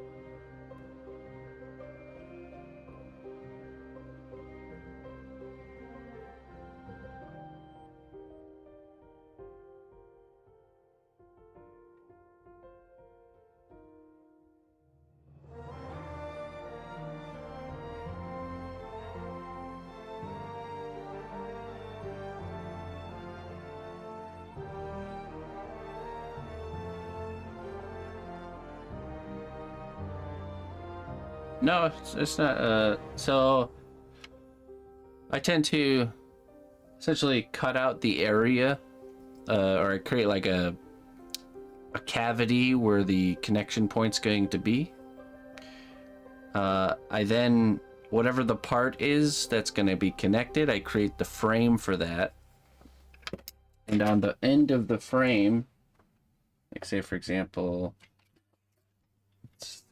we did it with this wing here. At the end, I would cut this off, you know, and have this as like a separate piece of wire. And then at the end of this, I would attach a piece of square dowel rod. So I drill a hole through a piece of square dowel rod and then glue the wire into the dowel rod. Then I cut a cavity into the sculpture where it's going to be connecting. Then I will use a lot of Vaseline on the square dowel rod. And You want to see your wand? huh? To see your wand? Oh, yes, I'd love to see my wand. Let's see here. Ooh, wow, look at that. Well, that's cool. You see that feather right there? I see that. That is awesome. It makes Magical. Do you think it feels magic? Yes. Very cool. Can I make another one? Yeah, you can, I want. if you want to. Well, What would be your next design? I don't know. You have to figure it out, huh? I don't know if I'm gonna make a bracelet. Oh, you're gonna make a bracelet? Yeah. That'd be cool. You can make a feather bracelet to match the wand. Or a snowflake bracelet to match your wand. Well, maybe I could make something like something a bracelet, a big bracelet for you and a small bracelet for me. Well, that'd be awesome. So can I keep this? Yeah. Alright, I'm gonna keep it right here. It's safe. And mine is gonna be nice and safe in my dress up. Alright, Yeah. cool. So now I'm gonna make a bracelet.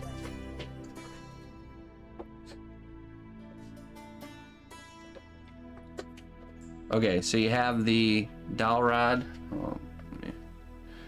You have the square dowel rod end, and then you have the cavity in the sculpture. I'll then pack in steel stick or epoxy clay into the cavity, fill it up, and then just insert the Vaseline coated dowel rod very carefully into the slot, essentially. And then yeah, I usually use steel stick because it's so it'll be cured in 5 minutes. And then once it's cured, I can remove it. And then after that, it's just a matter of connecting the parts together and sculpting it as if it goes together. So you can either sculpt it as it goes together and then use an X-Acto knife and make the cut, or you can just sculpt one side, paint on a layer of C1 separator, attach it, and then sculpt the other side. Either way works, but you make a nice seamless, you know, transition there. That's the basically how I do it. Yeah, I use steel stick and then dowel rods. I've seen there's so many different methods to doing that. I've seen where people use like telescoping pieces of square tubing that kind of fit inside of each other. I've even seen where people use, I think it was the Shiflett brothers used Sharpie caps. They used old Sharpies where they took the cap on one side and then they had the marker end on the other side, and that's how they made the part detachable. Just using an existing object. But they use epoxy clay, so they don't have to bake their pieces. That's why they could get away with that.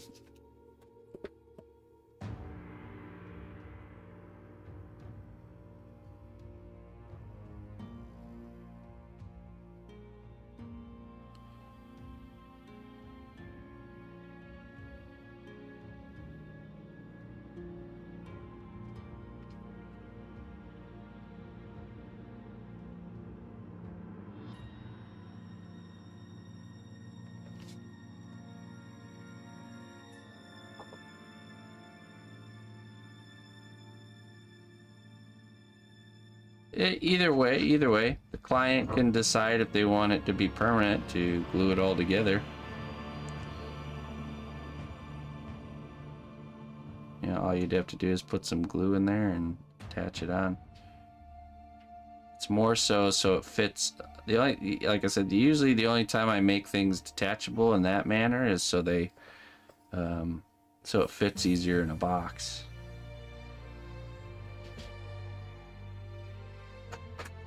I made a bracelet for you. Already done, huh? Wow. Yeah. I didn't put any decoration on it because there was free tape, so I needed the free tapes to get it twisted like a bracelet. Okay. So I didn't put any decorations on it. Oh, let me see. Just a plain Jane purple one, huh? Uh-huh. Can I try and see if it fits? Yeah. Well, let's see. The size is good. Does fit. Mm-hmm. Because it's big, right? Yeah. Well, thank you. I appreciate that. If you want to play dress up, then you could make like something you want, or you could make a big shirt. Really?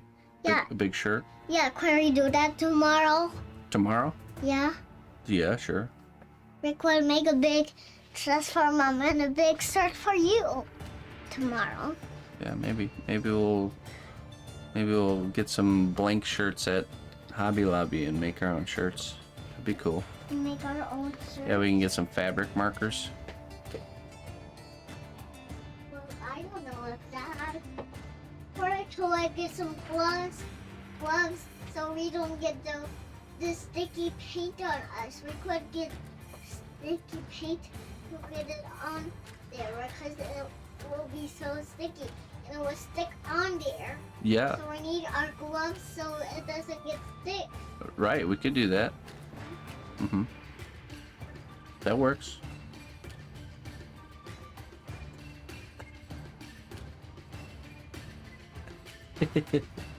Oh my goodness. Since you're making a dragon claw in your free time, may I request you to take a look at my lizard paw on Discord for any suggestions. I'm doing it for the first time and just wanted you to take a look. Yeah, sure. Sure, we can definitely, What's brown and sticky? A stick, nice. What's up, Louie? How you doing? What's up, Glad? Hello, hello.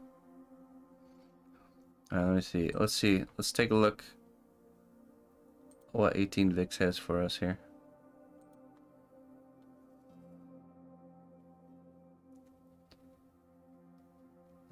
Let's see here.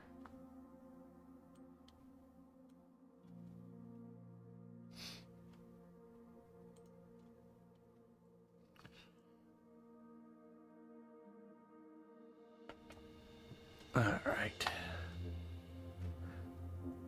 Oh, really? Yeah, we picked Emma because it was a name that both our English and our German family can pronounce. Because there's some names on both ends of the spectrum that would be hard for the other to pronounce.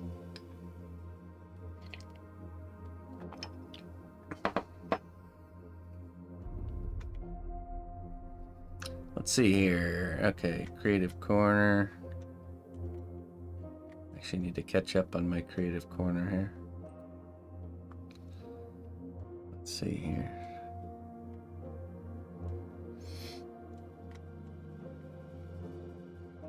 Once upon a time there were 3 brothers. The Jones family. Finished hugger. Oh, mushroom hugger. That's like the next level hippie. Hugs mushrooms. React there. Pilgrim shoes. Oh yeah, those look nice. Those are also very piratey. Pirate-like.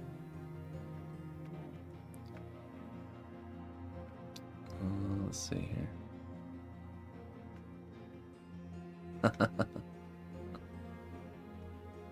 Clayton creates. Finish this little one for the wife's collection. Pretty quick sculpt overall.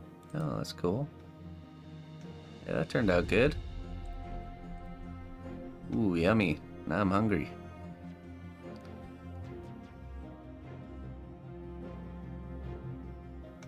Yeah.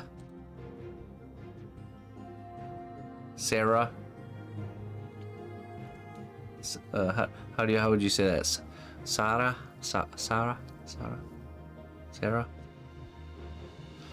trying to think how you'd say that in German. Chris. I love when my niece and nephew say my name. Chris. Christopher. Let's see what we got here. Oh, let me react to this. Hey, what's up, One Way?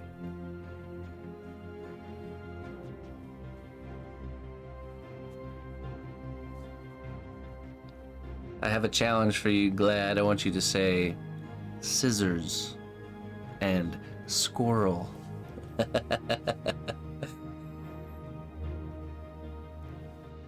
Next time I come into your stream, you're gonna need to say those two things, okay?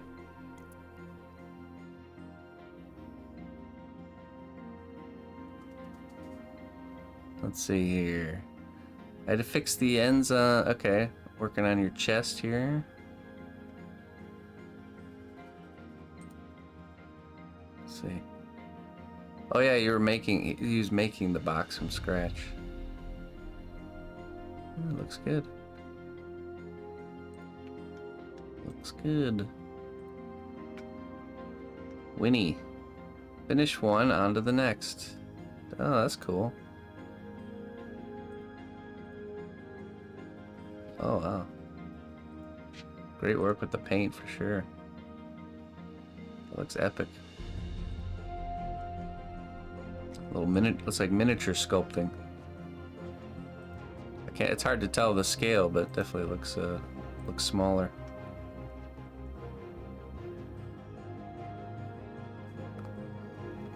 Hold on 1 second here.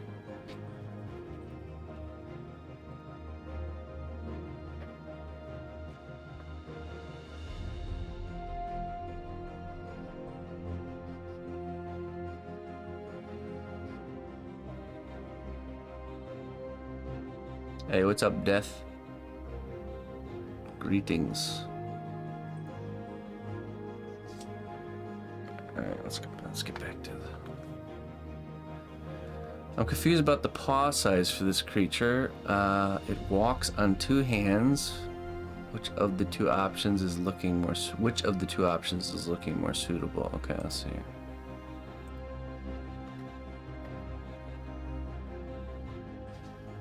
Wait, oh, okay, there we go. I see.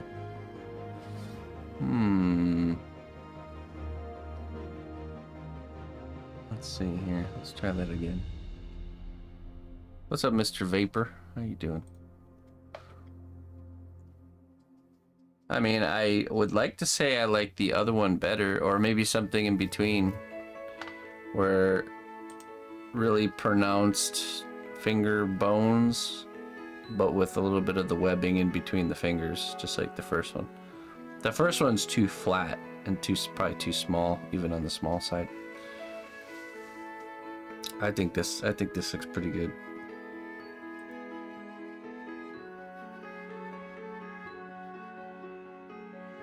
Yeah, definitely the second one.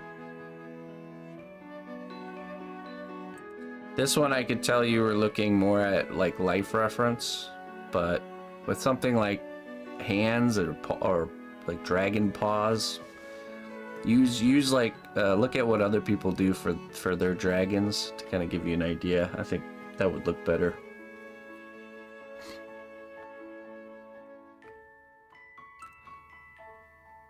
I'm also wondering if you should make them a little bit bigger even. No, the size is good. The size is good, but I would fill out the forearms a little bit more. You know, the forearms and the leg. Well, obviously you're not done yet, but But as long as the arms are a little bit on the beefier side, it should look really nice. First was crocodile base. Yeah, I could tell. Yeah.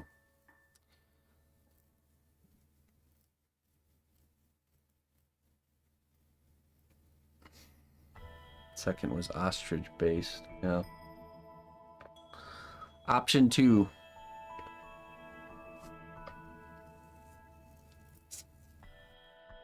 Typical experience. Next they'll be showing up on your doorstep there. They'll haul you away. They're glad.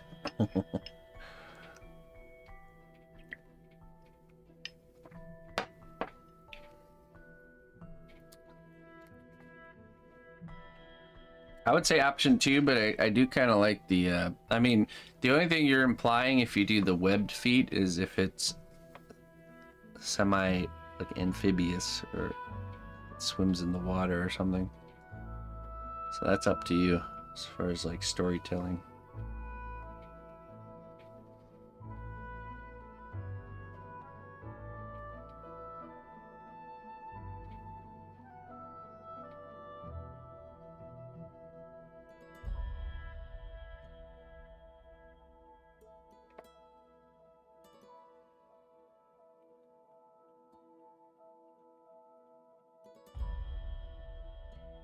Hey, one way, why are you typing with slashes between each word instead of space? A broken keyboard or something?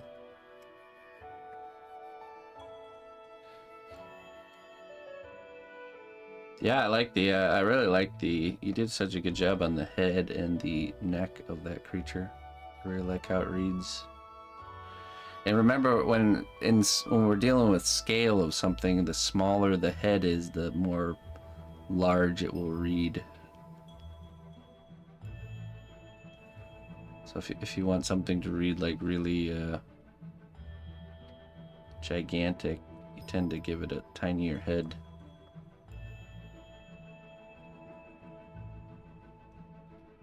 Which you kind of got that going on there.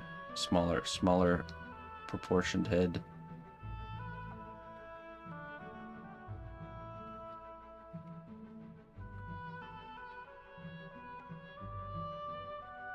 Yeah.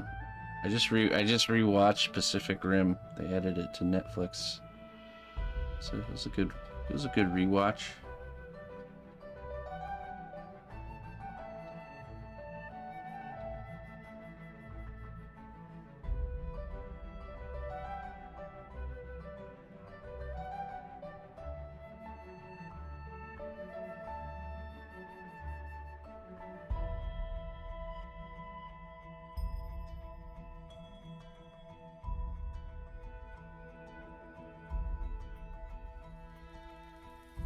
I'm trying to think. Not really. My clients aren't very...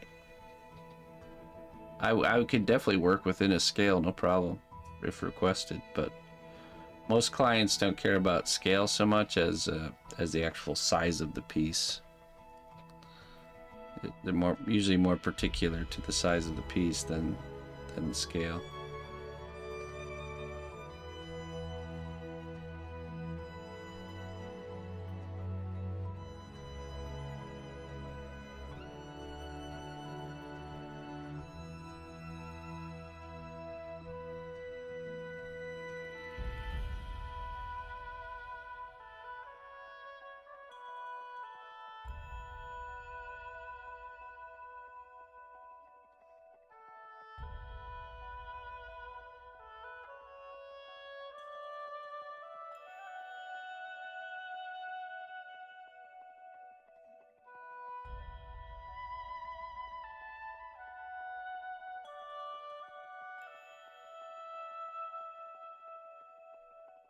Well, scale, I could see scale being of importance if, like, say you have a collection of characters or figures and you want them to be able to be displayed next to each other within scale.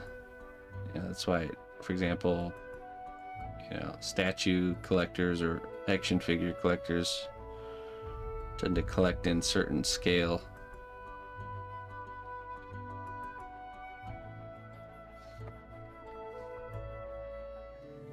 Listen closely, traveler, to what I say. Twitch Prime does not even cost a dime.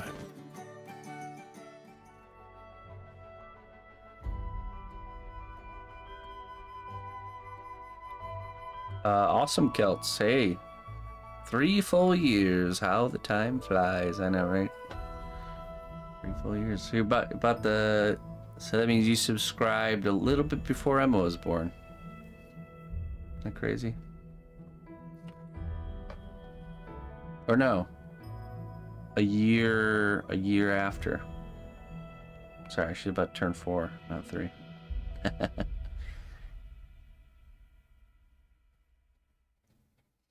she was 1 year old. Hey, thank you so much there, awesome Celts. I appreciate that. Thanks for sticking with me.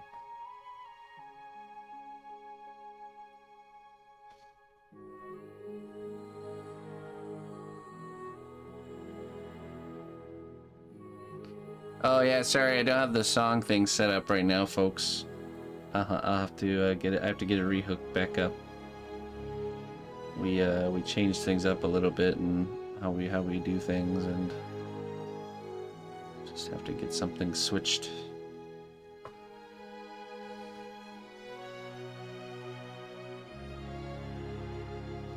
Apologies. But you can find the playlist over if you do exclamation point playlist. We'll hook you up.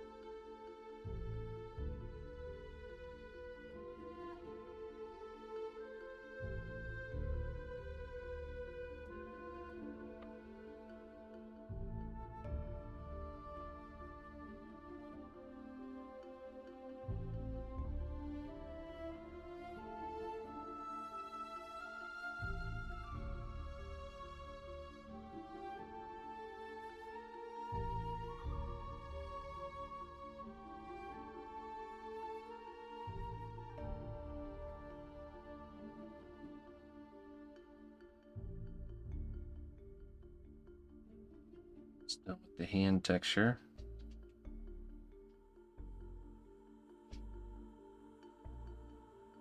I'll give it a brushing, and then start doing the back of the hand.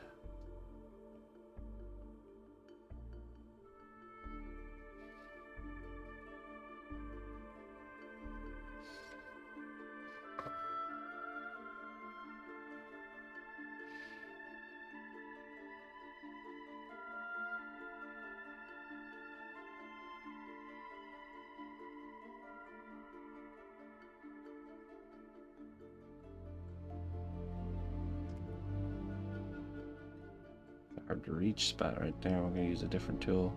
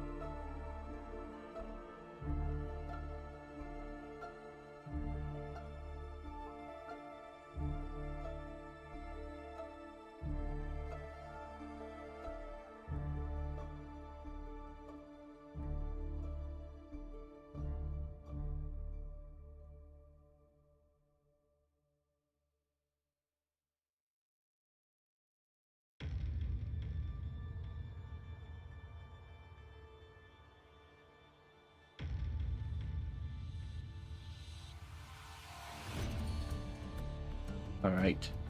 Let's use a shorter brush and blend in that detail. We'll start doing the scale work on the back.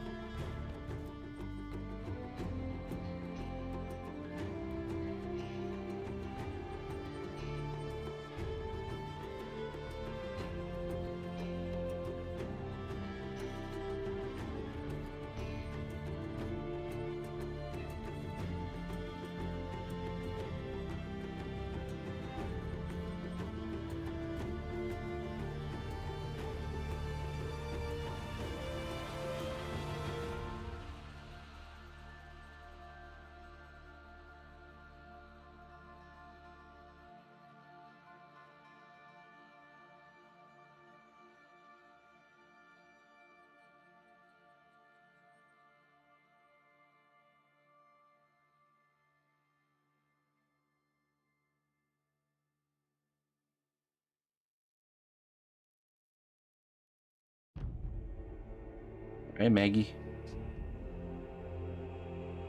You do the same. Just a reminder, there's no evening stream. Something wrong with my connection in the evenings for some reason. So we're doing longer day streams and no evening stream until they get that problem fixed. So if I don't see you tonight, I will see you tomorrow. Or later in this stream. Nope. Nope. Nope. I did test connection. It's like 2 or 3 days now in a row where it's just in the red during the evening times. Doesn't stop until 4 a.m. Something's up for sure. I'm gonna call them today after the morning stream and get the ball rolling with them fixing it. Who knows how long that'll take though.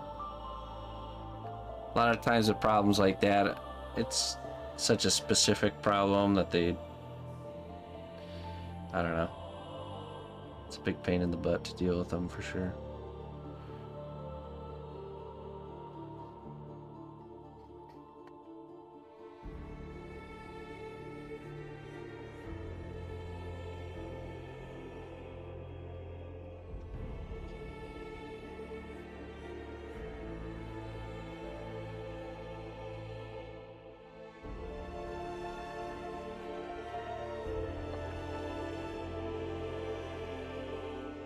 It seems to be something very seasonal, yeah. So as soon as the weather broke.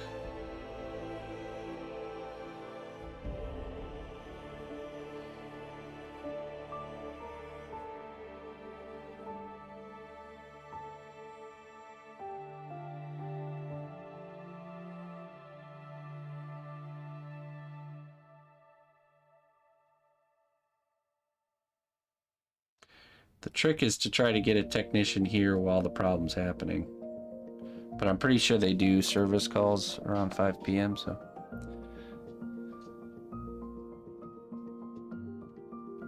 No, it's not. It has nothing to do with neighbors. We don't have any new neighbors.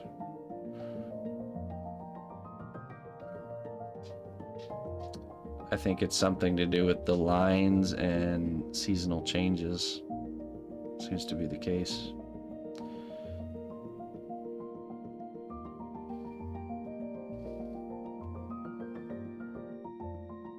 Right, it's not a download issue, it's an upload issue. Which also makes it harder because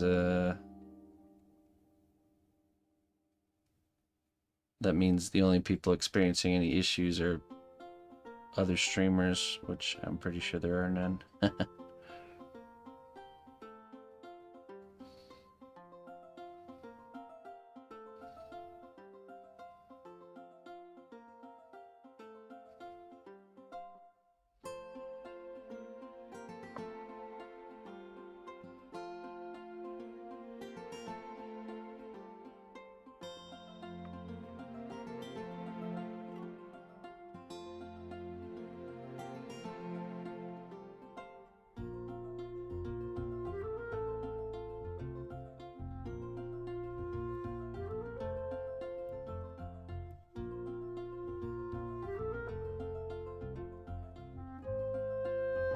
Has it been warm enough that stuff isn't frozen anymore? Yes. Yes, definitely.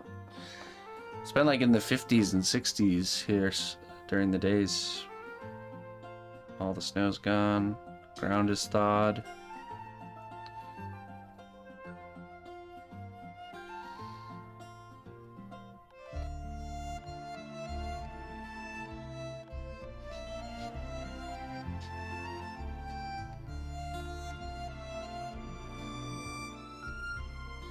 Right. Yeah, something like that. The problem is getting them to start looking in that direction is always such a pain in the butt. The journey starts with the person on the phone who's going to remote restart all my stuff and then claim they don't see anything on their end, so they have to schedule a technician to come out. Then they come to my house and then they see the obvious problem in front of them, but they usually try to wiggle their way out of dealing with it. Try to convince me that I need to get a new modem or something. So after we finally get through all that stuff, then maybe, just maybe, we'll actually get to the right person. That's only if the technician that comes here is willing to move things up, move things along.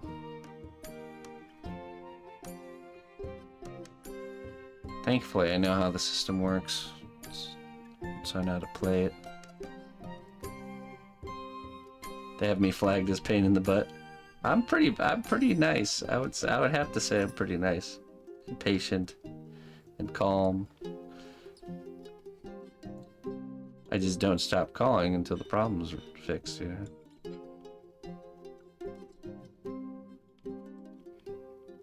I just know it's important to make sure that I don't just let them leave without the problem being fixed.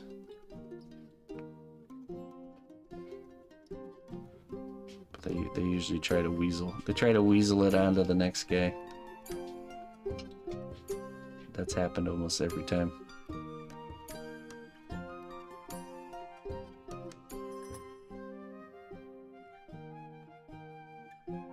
It's the trials of the internet. Dare you journey on a quest through the myriad of riddles and trickery they lay before you. Oh, I do. I dare.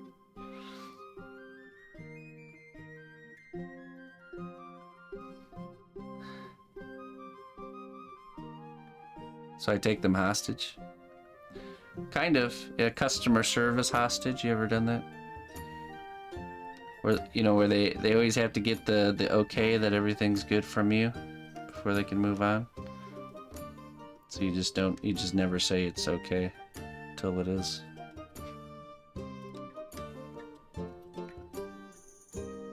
Or until they submit and submit it to the... See, here's the problem. This is the problem. We always get to the step where they're like, okay, we're gonna forward your problem up to the next level, right? Which is usually the line techs, the ones that don't deal with customers, that investigate behind the scenes. But there's no contact between me and that person whatsoever. So I usually have to try and get some sort of contact, because otherwise I'm just sitting there twiddling my thumbs hoping that whoever is fixing it, you know. And I really just need to know when they say that their job is done. Then I can see if it's working. If it's not, then I have to call them again. That's the big problem. That there's just no communication to the line tech. So can I get his like cell phone number? That'd be great.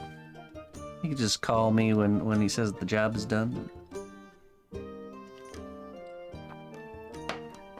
Or the technician can forward it up to the line tech, and line tech will look at things and say, "Oh, everything looks fine here," and then just mark it as done, you know, not actually do anything. But we'll figure it out. We always do. Thankfully, it works during the day. That's something to be thankful about.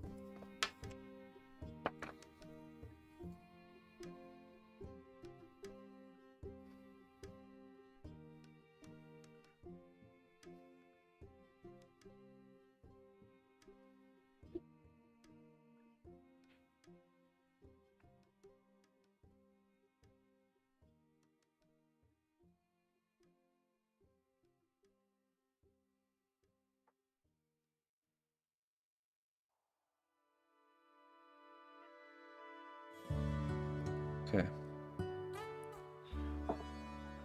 Palm is done. Now we're gonna start doing the scales on the back of the hand.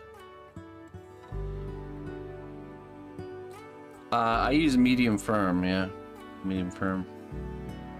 I think we start with the fingers and work our way up to the back of the hand.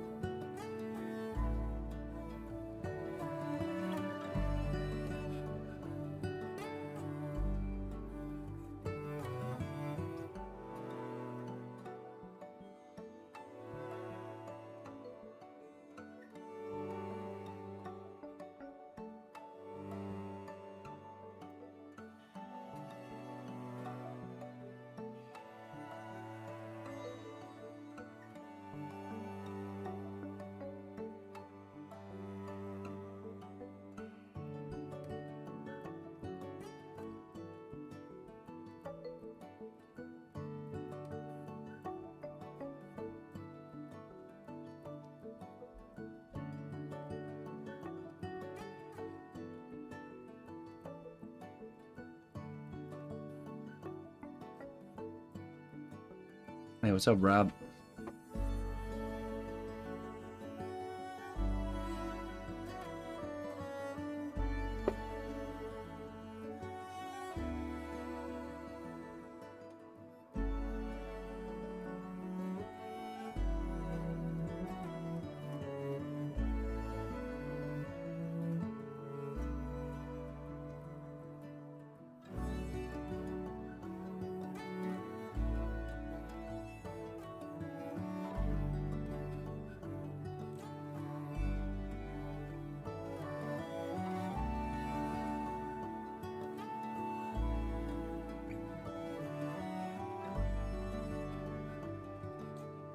Hey, Gene.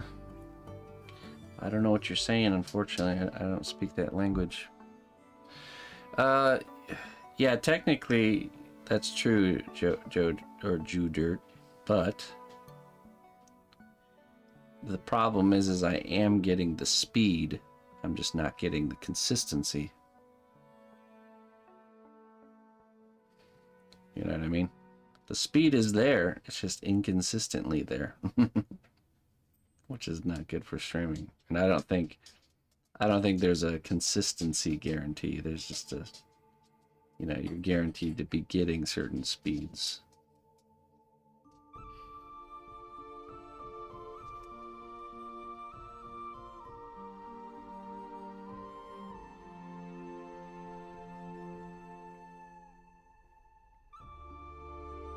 Oh, nice. personal day. That's a good thing there, Rob. Yeah, we gotta catch up on sleep. It's definitely a must.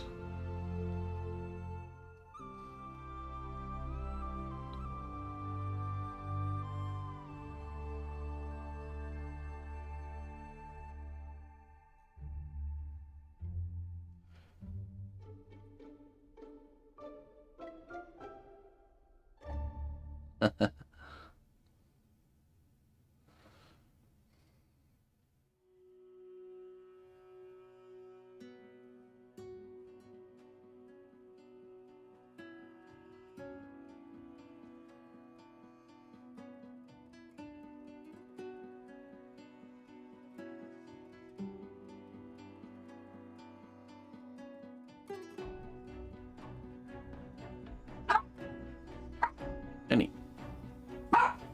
Jeez. Hold on.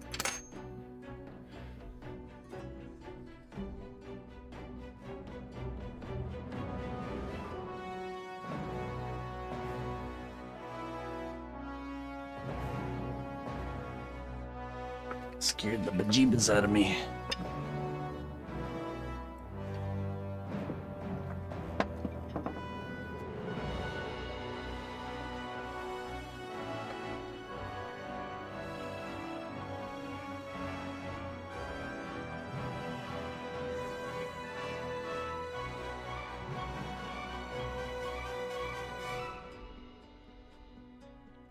This one was a pro gamer for Gen G.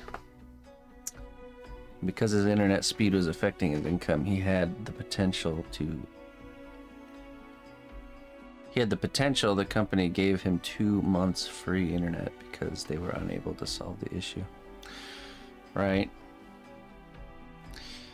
Yeah, it's not easy to get to that point.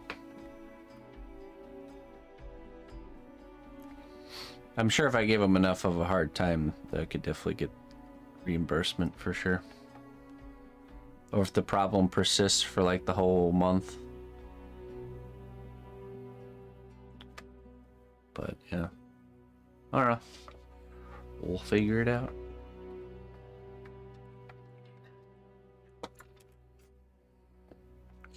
Well, I've definitely had phases with this company where it was really affecting us negatively. Phases where I really couldn't stream on a schedule. It was not good.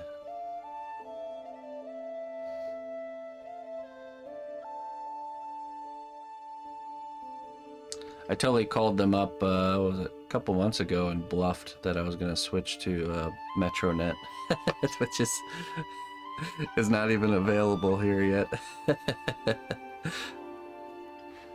I was like, yeah, this fiber internet just moved into town and looking very tempting. They are cheaper, but I'd really like to stick with you guys. I've been with you for so long and you've treated me so good. I just really want to stick with you guys, but man, I just can't with what they're offering. So I got like $20 or $30 off per month. Just from a phone call. I was inspired by my father-in-law because he does that stuff all the time. He does it even with like the power company. They have in Germany they have options for their power company even. We don't have that. So you can wheel and deal with utilities, I guess.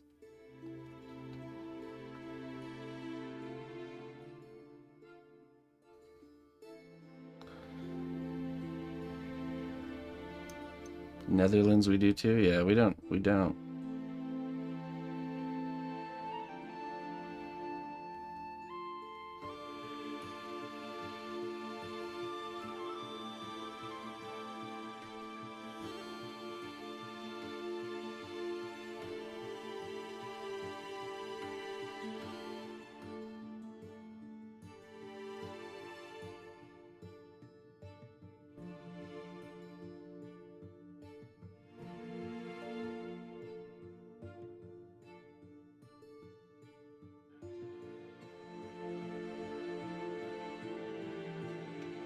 Nuclear is hard to get in Germany, though. That's true.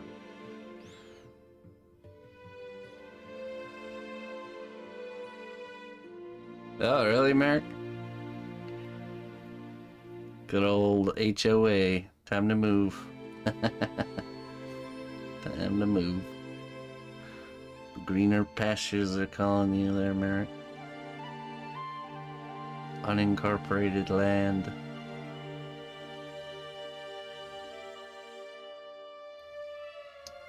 I could build a makeshift power generating windmill in my backyard. No one would say anything. Just a car alternator hooked up to a scrap metal fan suspended way up in the air.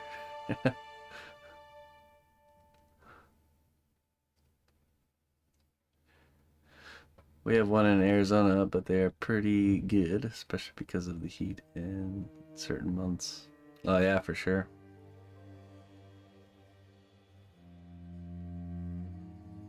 The maker in me wants to do that one day. Yeah, me too. I already have the power inverter to transfer the power from like the alternator power from a car, AC, DC, whatchamacallit? Transverter.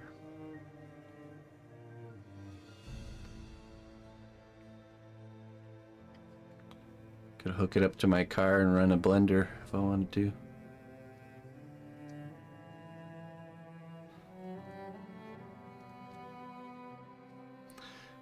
Isn't a car only 12 volt DC?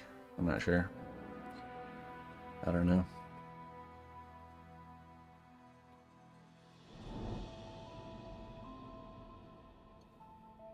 Yeah, you can do a lot with 12 volts.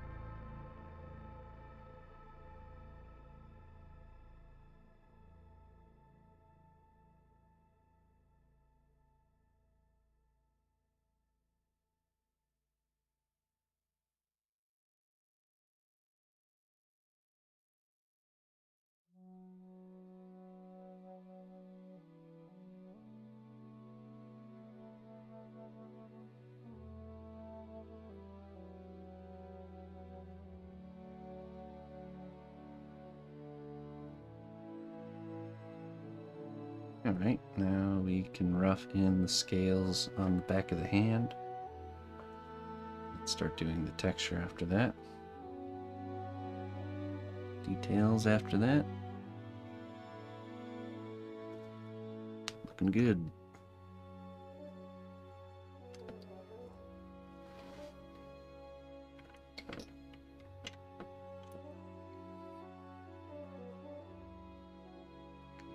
Let's just go.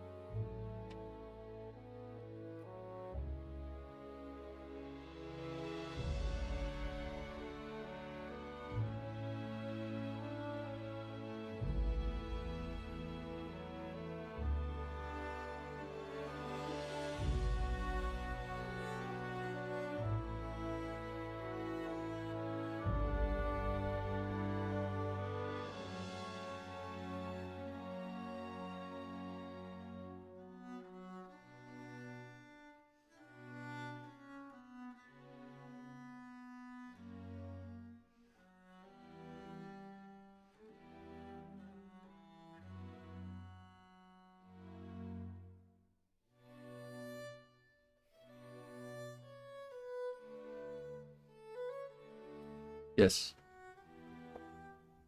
Correct.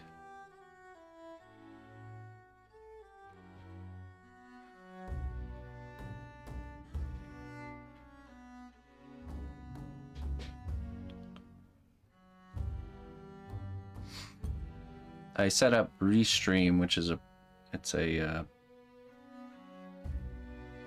essentially what runs the multi-stream, and we're allowed to stream to 5 platforms. Might as well use those resources if we're paying for them. So I only have 4. I only have 4 set up. Technically, I could add another one, but there's I don't know. All the other candidates don't seem. I don't know. Well, I guess we'll see.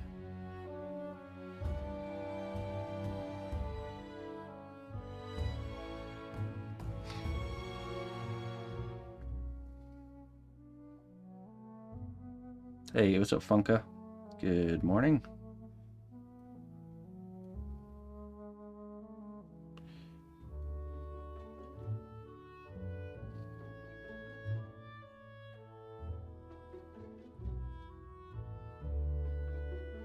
The problem with a lot of the other platforms is the format of the stream would have to change.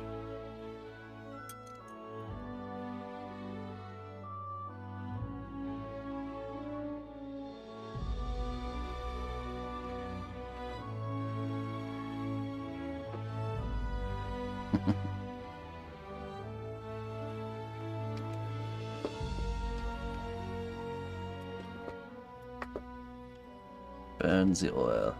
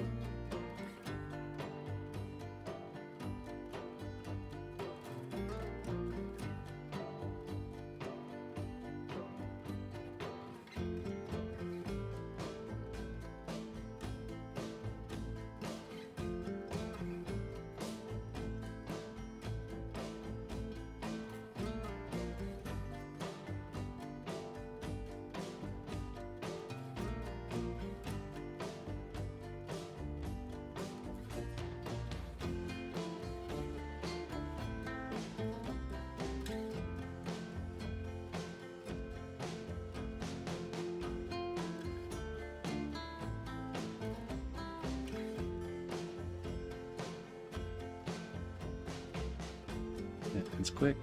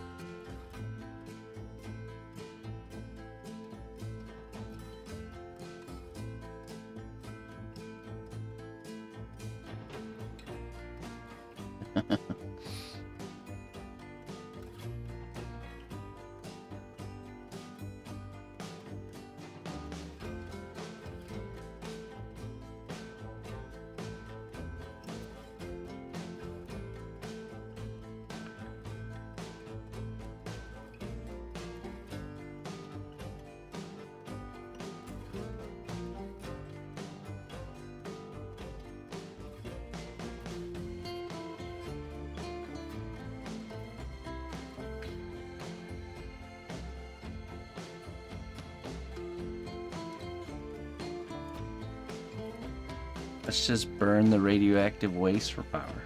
No problem solved.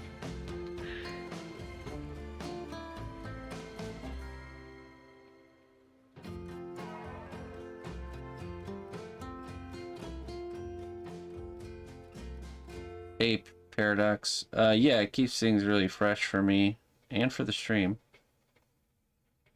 It allows me to really keep my creative energy really high on every piece I do. I don't have a problem finishing pieces because I maintain a schedule. So it's not like I just work on what I want to when I want to. So sometimes there are days where I would rather work on a different project, but I'm not allowed to because of the schedule. So.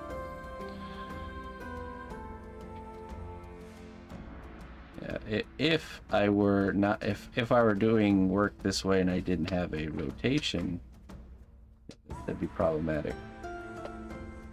So I would definitely recommend, if you plan to work this way, that you have a project rotation that you have to stick to. There's always gonna be that project that shines brighter than the others in your mind. It's easy to give into that temptation of, oh, I just want to work on this one here.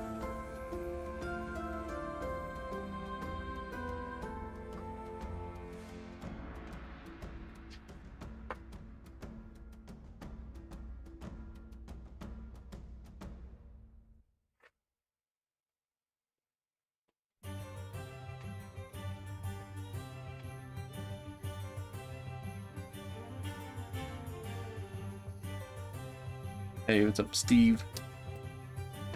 Stevie.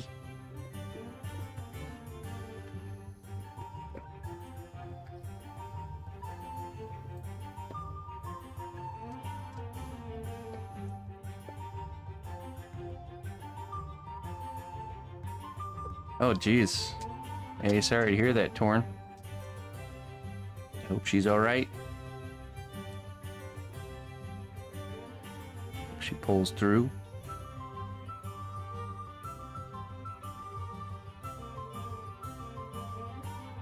Yeah, jeez. friendly reminder to appreciate every moment of every day. We never know when our last breath will be.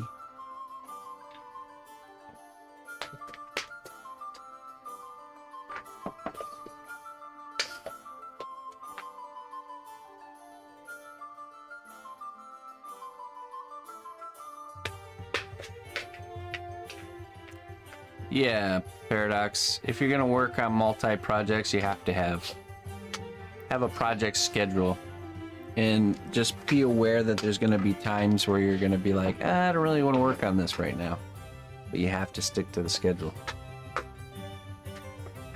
Don't give in to that temptation. All right, I'll be right back. 2 seconds.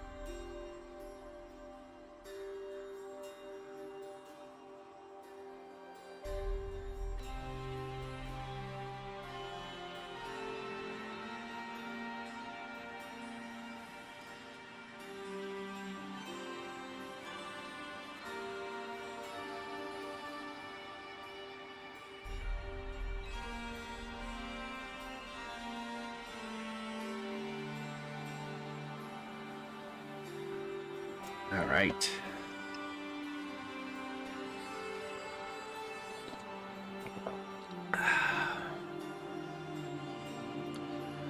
Yep, that's it. We all have a time to leave this place, and if that's the time it's meant for your aunt, then so be it. If not, so be it. We all hope for the latter, though, right?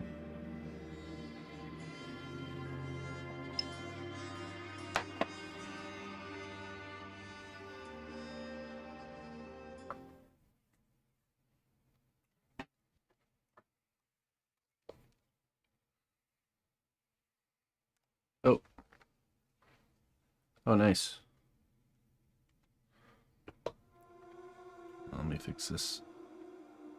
Swelling Tony. Hold on 1 second. Let me fix this. Oh. I gotta fix this really good. Is that is that a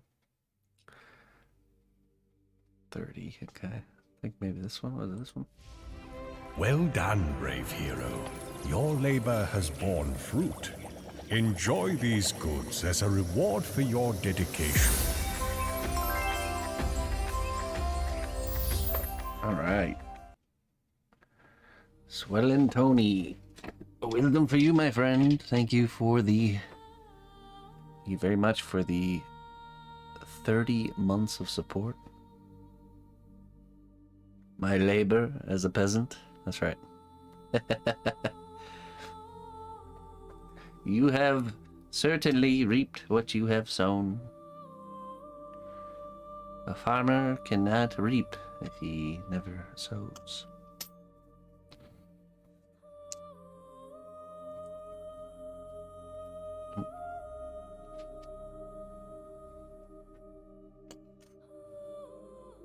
Let's see what we have here. Don't worry if your armor is rusty or dulled.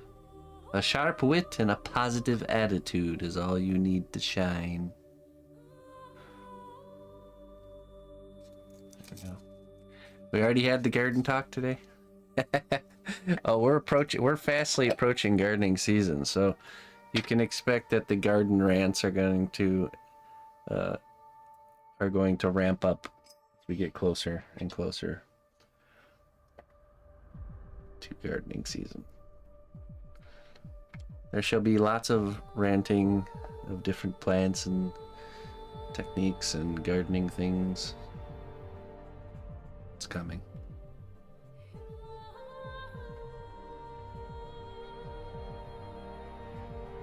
I've been really considering executing my guerrilla gardening tactics here.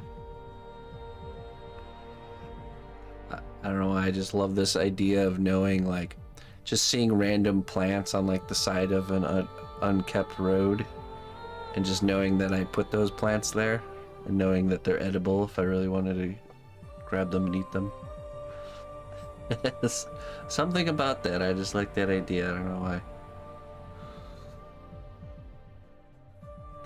To the untrained eye, it just looked like random plants on the side of the road. But I will see a garden.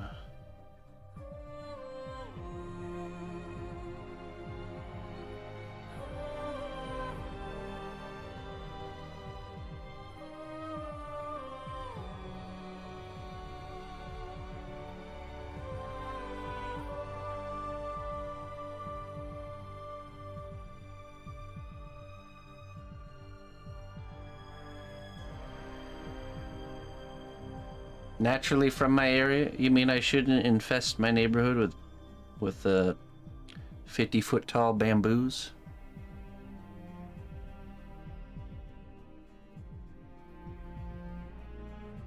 If I were a bad gardening wizard, I would do that.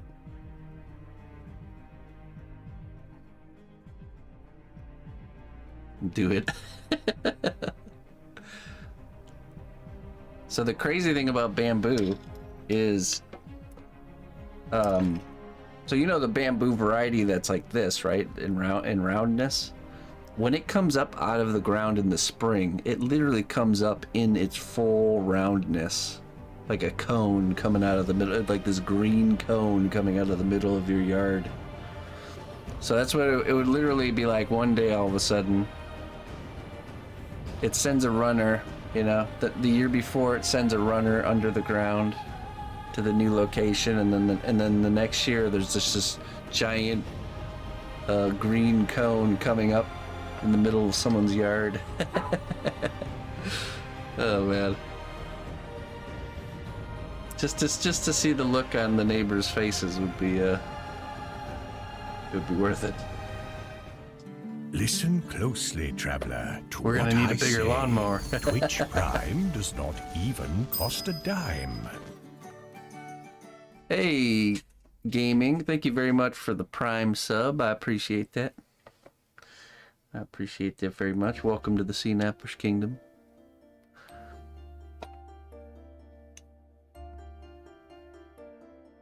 Stepping on bamboo or Lego? I don't know. You can eat, yeah, you can eat the fresh bamboo shoots though. It is edible. Alright, I'm not gonna unleash an infestation of bamboo. But I am gonna plant some things that are, I think, blend in well, that are not invasive. I think it's a good idea. Something that'll self-sustain, meaning once I plant it there, it's just gonna exist there until someone moves it or chops it down or something.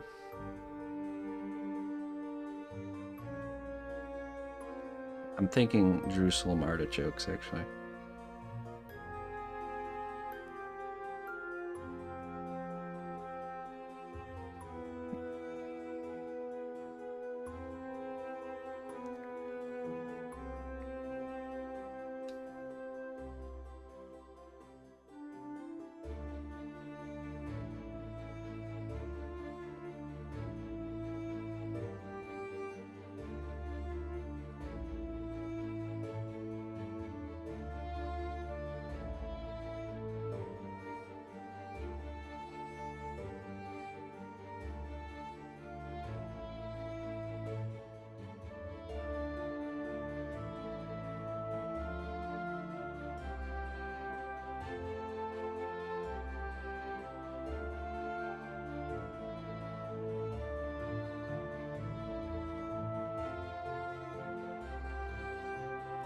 Hey, Kirkus. Wonderful. Smoke's a good fella. Good fellow indeed.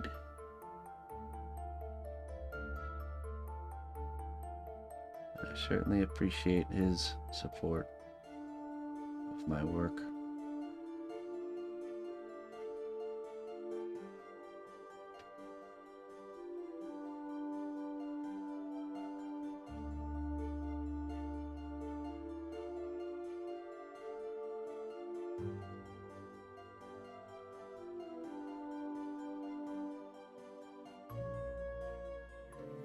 Listen closely, traveler, to what I say. Twitch Prime does not even cost a dime. Manimal Mother, thank you very much for the 19 months. I appreciate that. Thank you very kindly. Hey, thanks, Derp.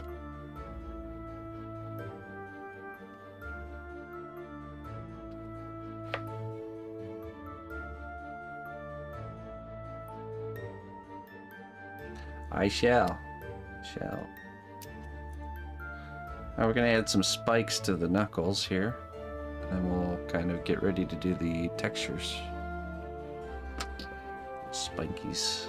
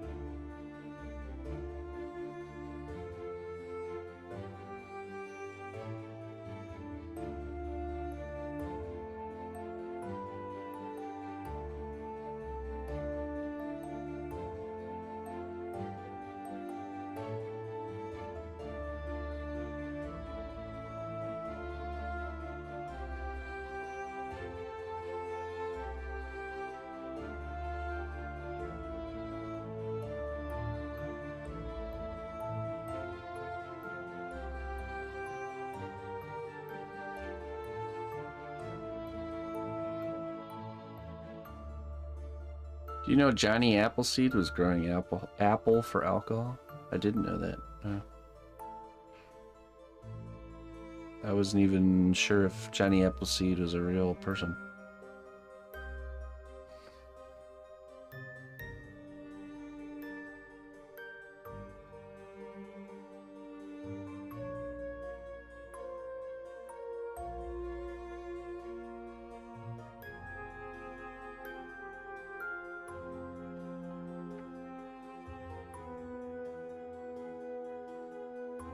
Okay, and then we add these to the other knuckle here.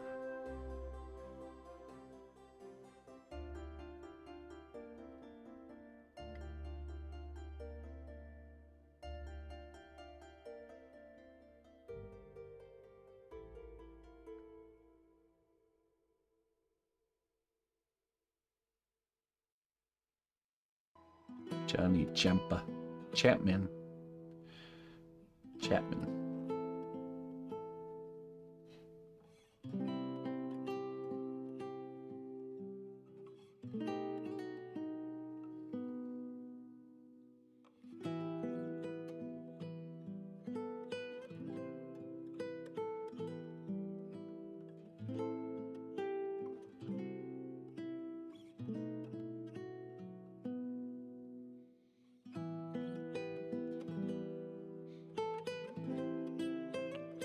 One of the herbs I want to grow this year is called mullein. You ever heard of that? It's actually a really good medicinal plant.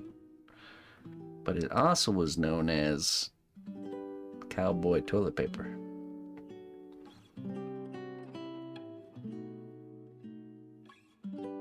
Has these really big, soft leaves, sturdy leaves.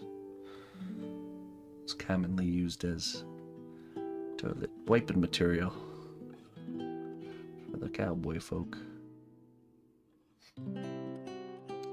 And the seeds of the mullein plant, if you took the seed heads of a dried mullein plant, crushed it up, and threw it in a body of water, all the fish rise up to the surface.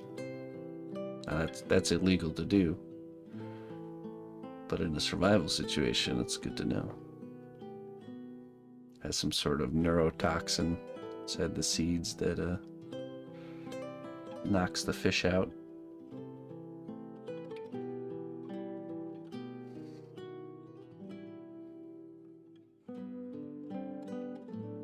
I love learning about plants and all their diverse uses.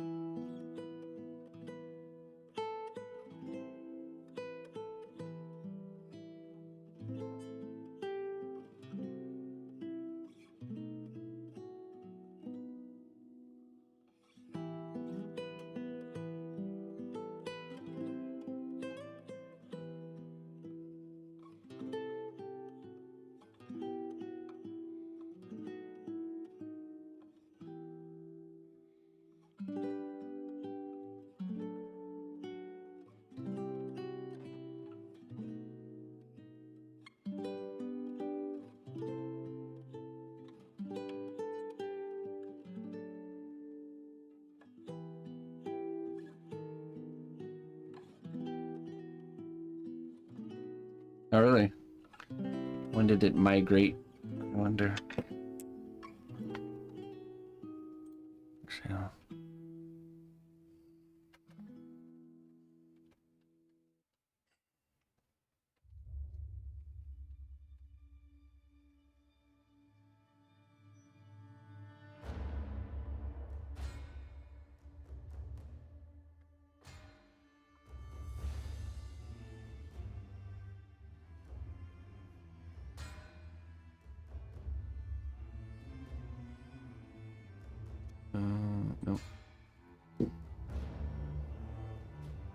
Yeah. Interesting.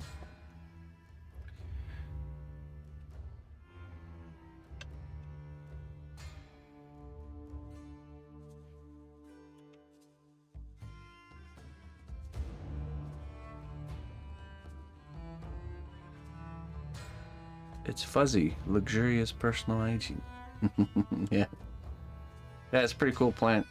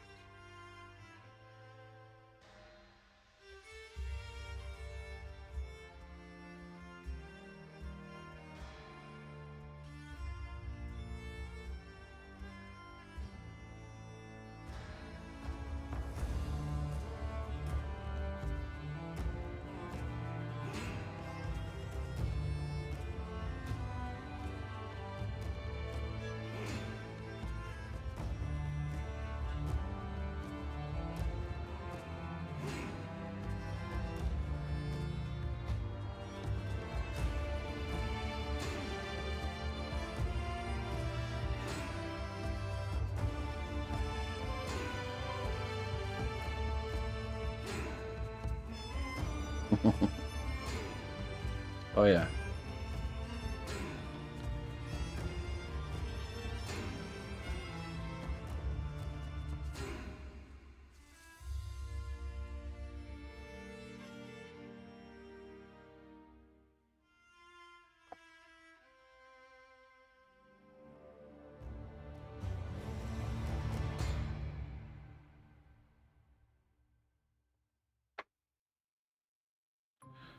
You know what's incredibly invasive? Dandelions. They've practically taken over the whole world. Just kidding.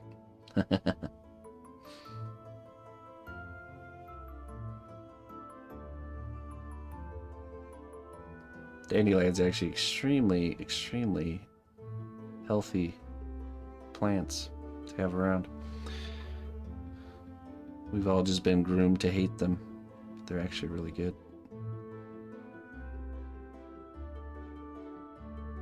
The entire plant is edible and extremely healthy for you. The roots, the flowers, the leaves, and even the stems.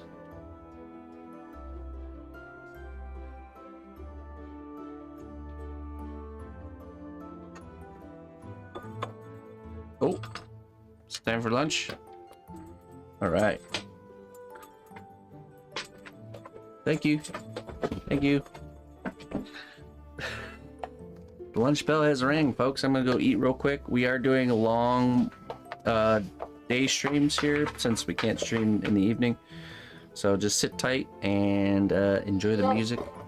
I'm gonna go chow down real quick, and when we come back, we're gonna switch to working on our portrait of Looper. So just gonna kind of do our evening project after once we get to lunchtime. So all right, I'll be right back. See you soon.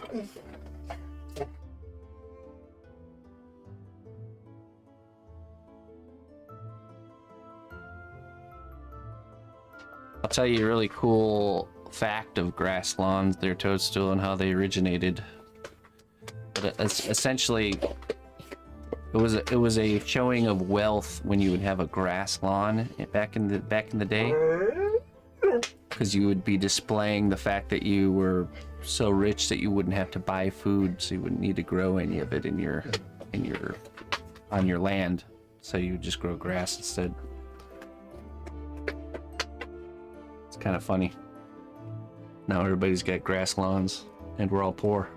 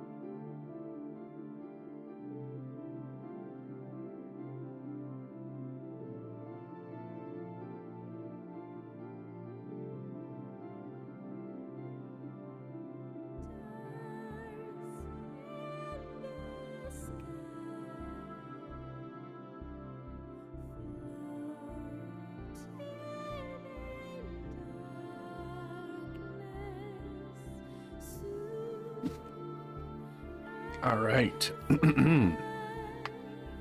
I am back. Thank you for waiting, everybody. Let us continue, shall we?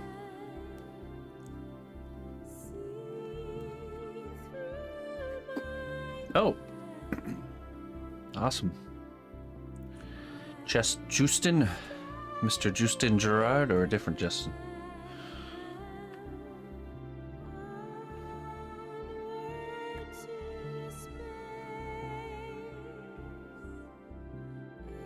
$9 a.m. for you.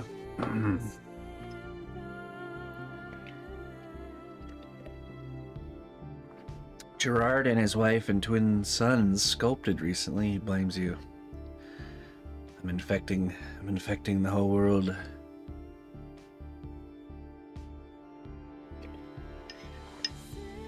Sculpting pandemic inbound.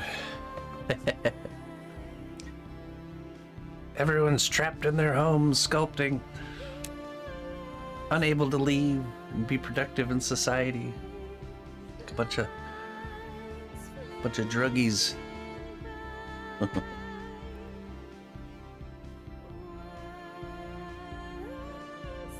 Ah, that's good.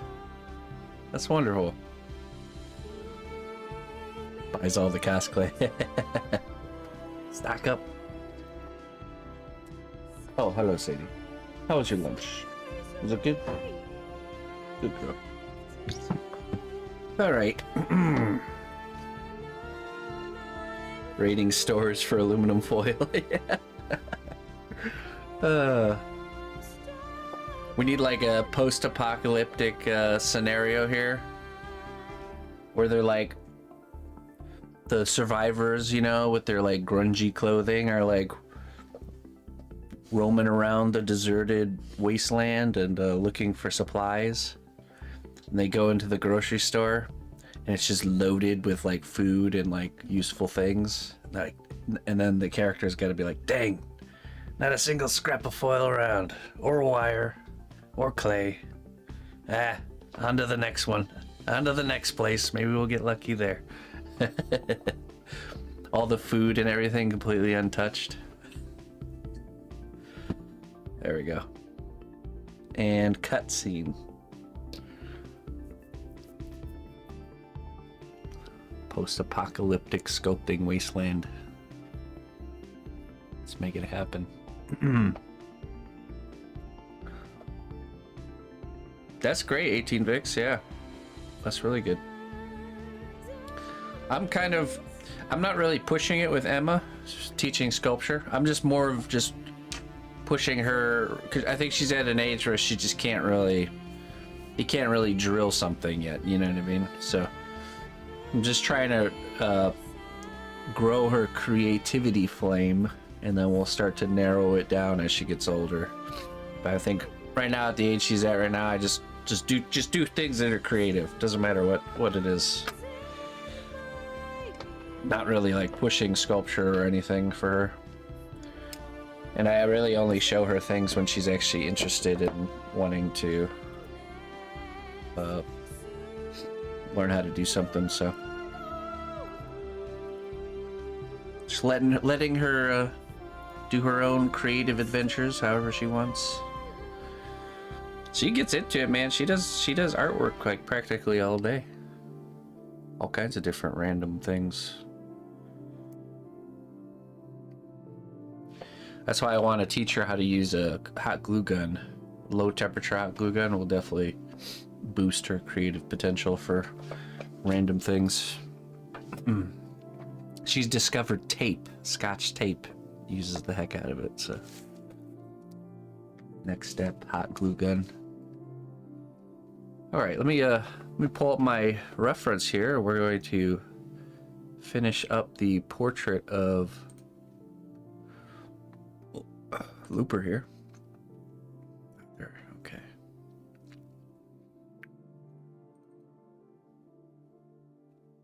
Let me pull this up. Tape, yeah, Scotch tape.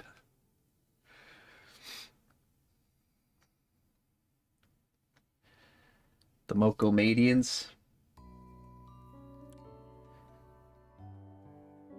She's actually been into writing as well. Haven't really been pushing that either, but she's been practicing letters and stuff like that.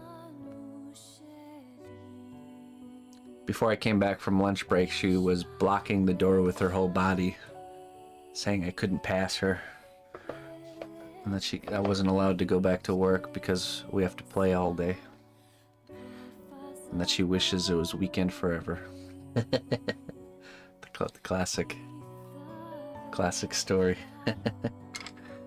Can't play all day, Emma. Why not? Because then we wouldn't have a home. She never argues with me when I bring up these points. We've not shied away from explaining reality to her in that regard.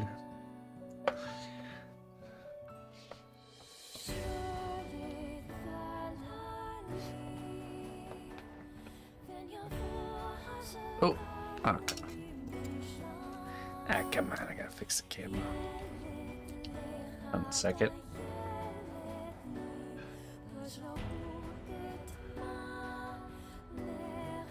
Okay, let me reset up the settings.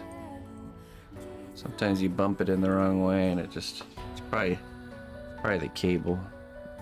It needs a good replacement soon. 45.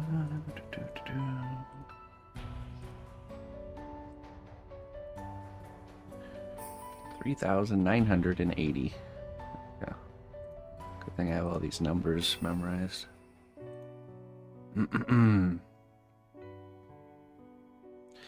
What was wrong with it? It ultimately ended up being her solid state drive was causing the computer to like get confused on boot up all of a sudden. So I had to disconnect the drive. But it took a long time to kind of get to that point of figuring that was the problem. But essentially, I turned the computer on, everything turns on and is working, but the screen is just black. No motherboard like logo, no windows, nothing, just straight to black screen. Like backlit black. So you can tell that it's actually transmitting, but it's not saying like no signal detected or anything like that. So I started off with like reseating the graphics card, doing all kinds of different things. Even you know, took the little battery out of the motherboard and put it back in. No, it was just a storage SSD. But for some reason I think the computer was trying to like boot using that drive or something like that. I think that's best I could figure out what happened was the computer somehow decided that was the boot drive and there's nothing on there, so of course it just would boot into a black screen. So it was just a weird problem. So I'll probably reattach that one. I'll probably hook it up to another computer first and wipe it, I guess. But we didn't do anything. We didn't change anything. Everything worked fine, and then the next morning go to turn the computer on and boop. Just all of a sudden, yeah. No update, no changes, nothing. Weird problem. But hey, figured it out. Alright. Yeah, we are doing a really good job on our likeness here. Really doing good.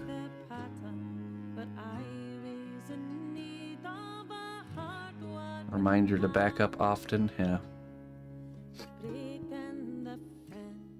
We don't get attached to our work here, so. Just kidding. I'll check the BIOS for the boot order. I just unplugged the drive and then, yeah.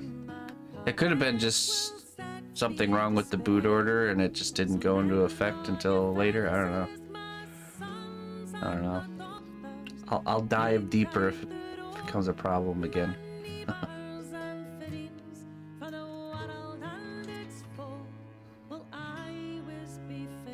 Uncle Richard. How you doing there, Mr. Uncle Richard?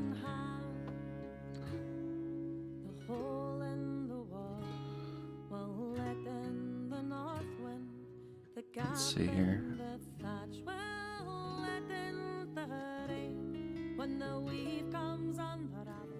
Listen closely, traveler, to what I say. Twitch Prime does not even cost a dime. Uncle Richard, thank you for the 20 months, my friend. I appreciate your support.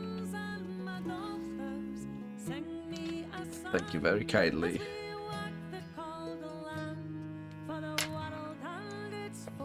How you doing there, Uncle Richard?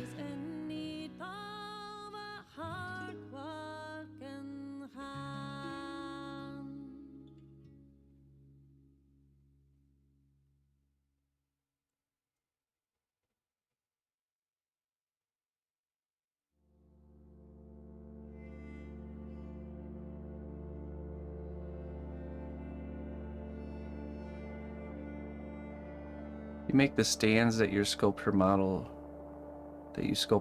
on? You talk about like the wooden bases and stuff?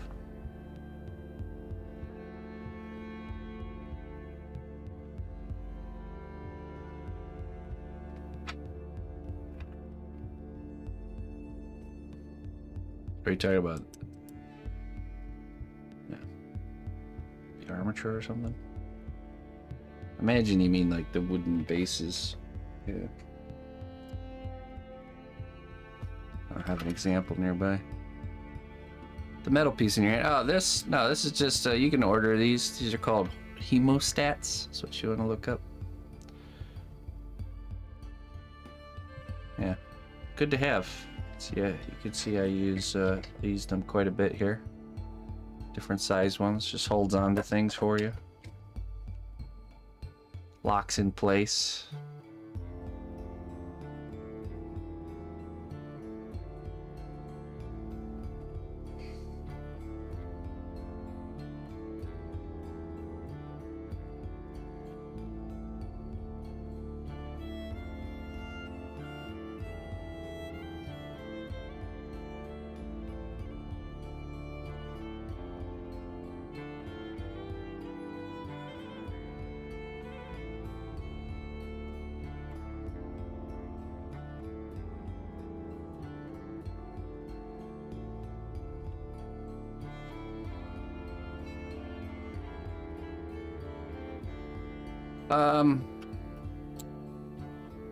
I think we're just gonna go with a clean base. I don't think we're gonna do a scenic base.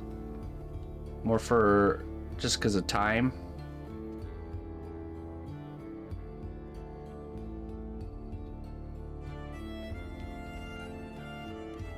I'll give you guys a very rough idea on what it would take to do a scenic base if you want to, but we'll have to demonstrate scenic bases kind of in a lesson on their own. I'd like to stick to this class being 10 lessons for the sculpting. That would be good.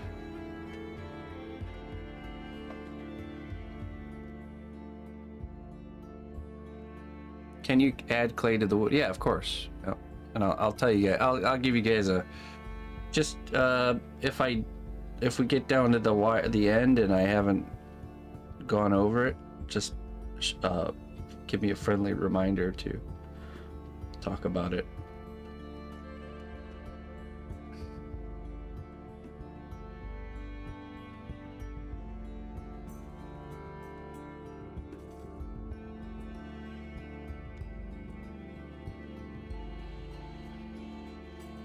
Usually for bases, I tend to use a lot of other materials, but clay can be used just fine, yeah.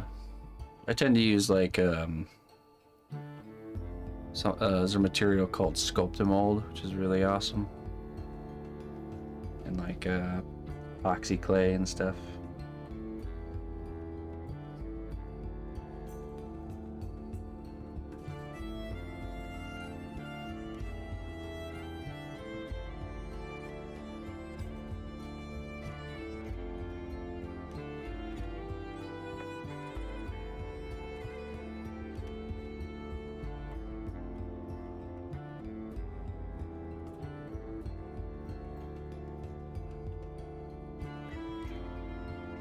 I'm using fine sand for a base right now, but it's irritating the heck out of my eyes. Need some goggles. Make it into a paste or something so you can manipulate it without it getting dusty. That's what I do. I don't know how you're trying to apply it, but put the sand in a cup and then like pour in some glue or something. Sculpting mold, white fluffy stuff you mix with water. Yeah, exactly. It's essentially, it's paper pulp. It's 50-50 paper pulp mixed with plaster. You add water and it creates a material that you can sculpt with, kind of, that imitates kind of how dirt and ground texture looks. I was just gonna say, I learned about it from watching people that build model trains. Those big elaborate scenes and sets.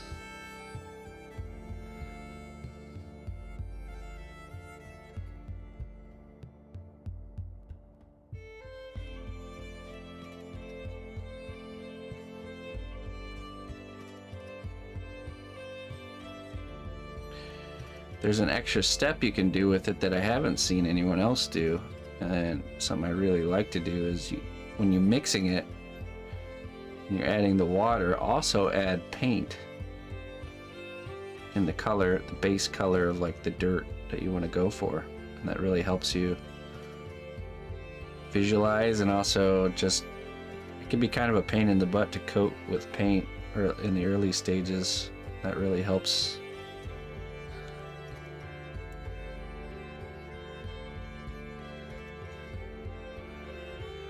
I am, because we can't stream in the evening, so I have to get it all in the morning here.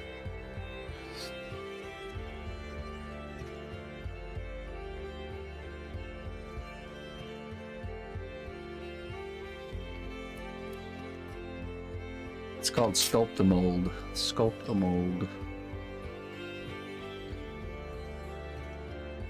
Sculpt the Bold. Pachold. This is Looper, yeah.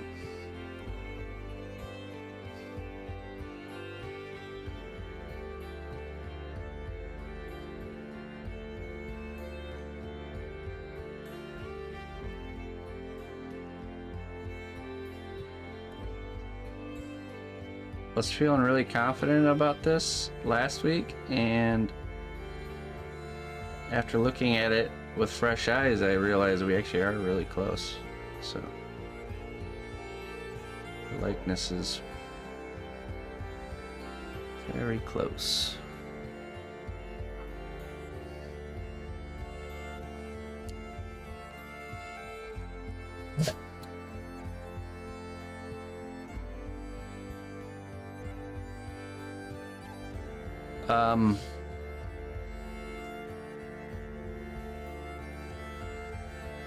Yeah, I haven't seen any negative consequences to mixing in paint, other than the fact that it might dry a little slower. That's about the only thing I've noticed.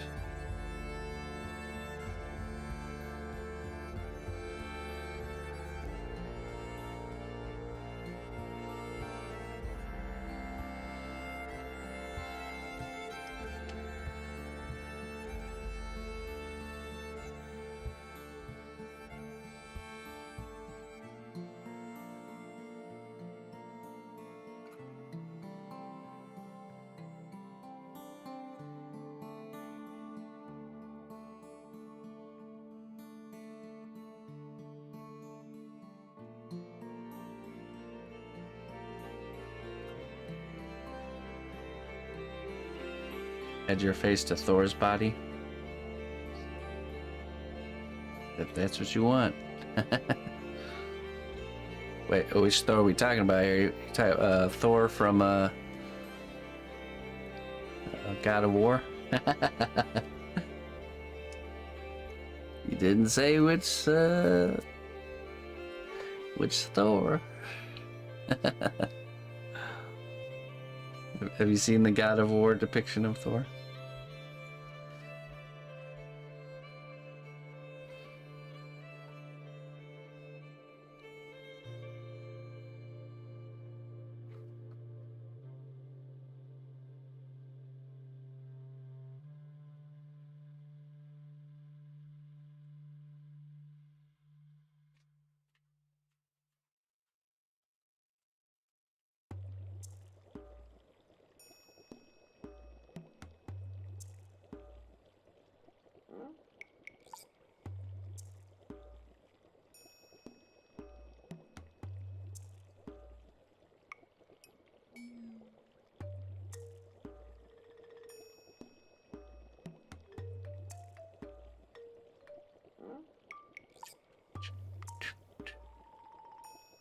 Close to being wanting to use the brush to kind of clean this up.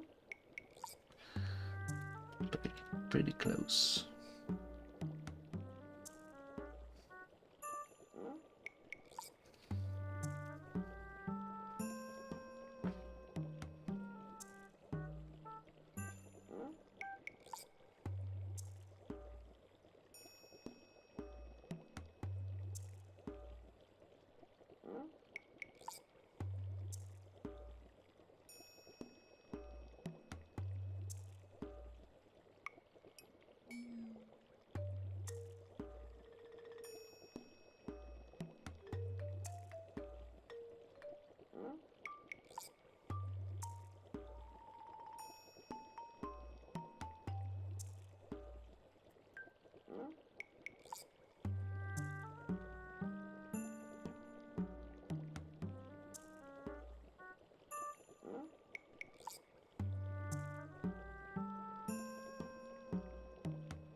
That is, yeah. That's the sketch.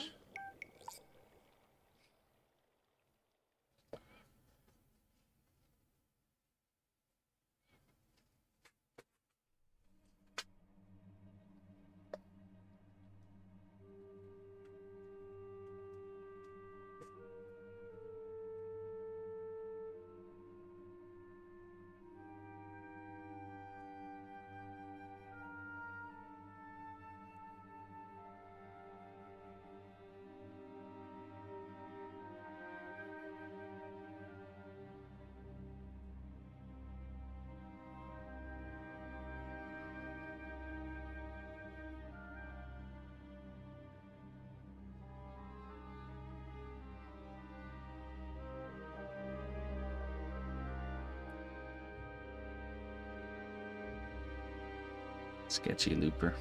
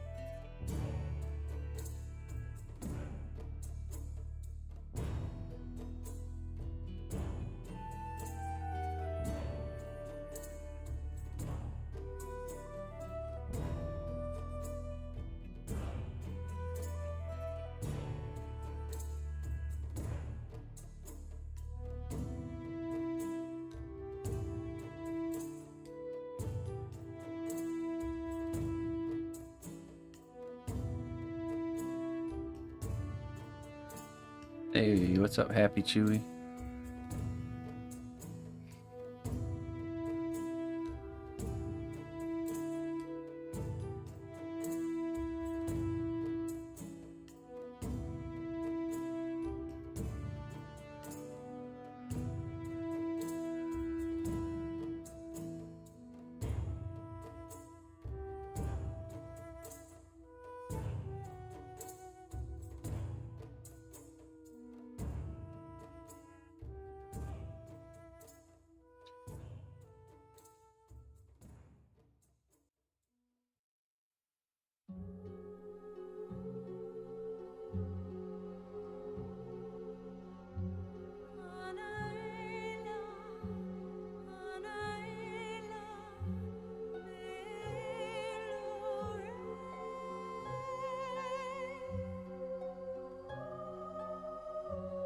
Wait, what do you mean? I might not be aware of what you're talking about. Because I don't even know what my hands are doing sometimes.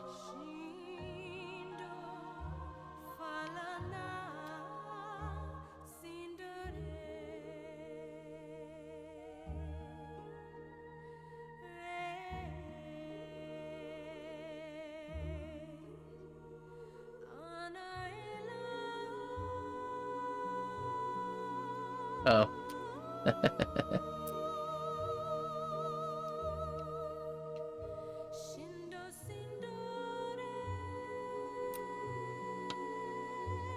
Classic.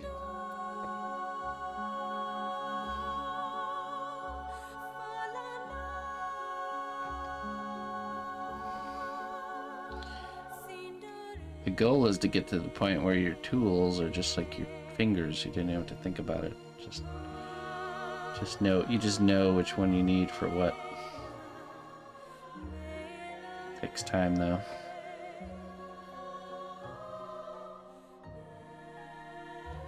Have you guys been finding yourselves wanting to use the same tools often? Like we know what we're doing.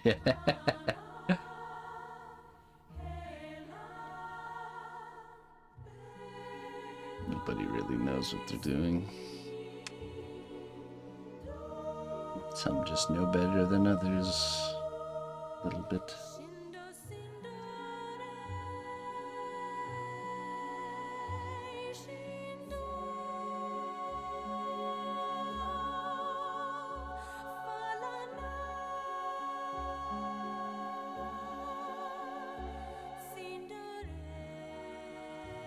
Hey, Z-Born. Hey, glad to be back, my friend.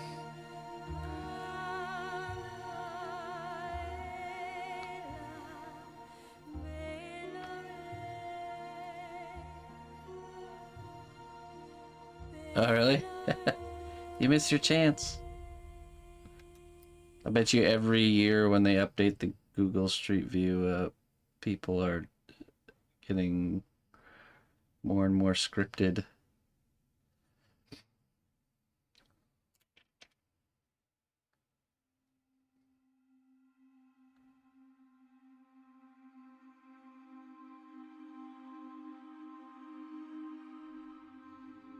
That's true, yeah. Yeah, I got set up with Restream, so we're good now. I won't have to make the... Now if I'm not on streaming on Kick, it's because my internet's not working at all. So I won't have to make choices like that.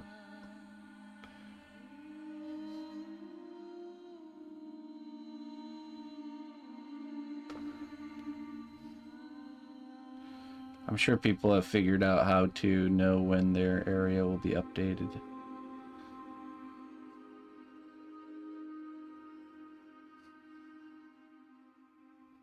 So they can time it all up.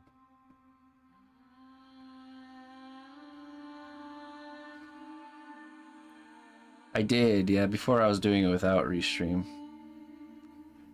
And so I was running my own separate, like, bandwidth connection for each stream. Now it's all in one. Just one outbound signal.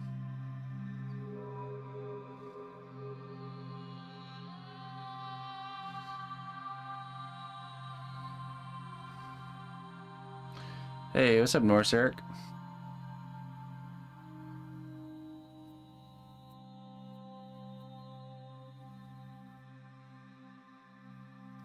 Okay, let's clean this up with alcohol and a brush very carefully.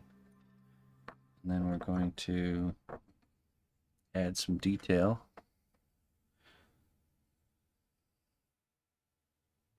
I'll be able to get this in the oven.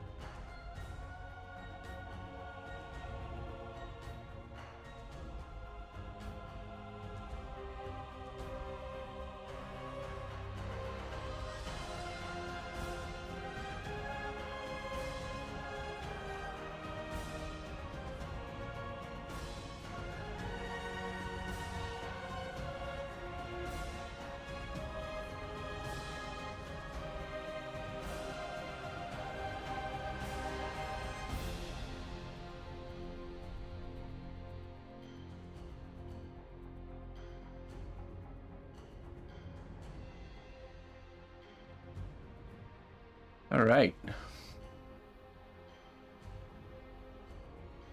Catch you later there, 18 Vix. Have a good one, my man.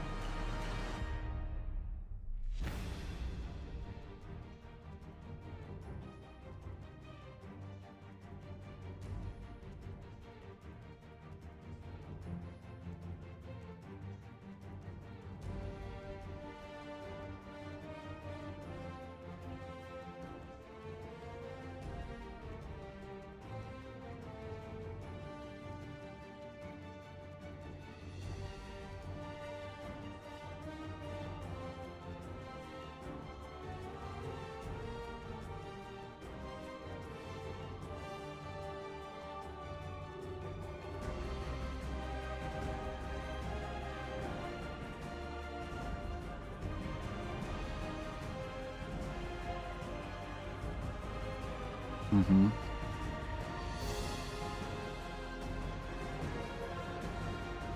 That, you know, I was finishing projects instead of adding more for next week. I will finish the projects that the only ones I have to get finished up. The layers of are the black dragon and the pirate, and I've decided that I will just do that stuff off stream. I'll get that done, so that way they're locked in. So as long as we're not adding fresh clay onto baked clay surfaces and leaving it there, we'll be just fine. So this is a solid piece of clay on a armature, so this could stay just like this for the next month and be fine, but we're gonna get it actually finished up here in this sitting here. So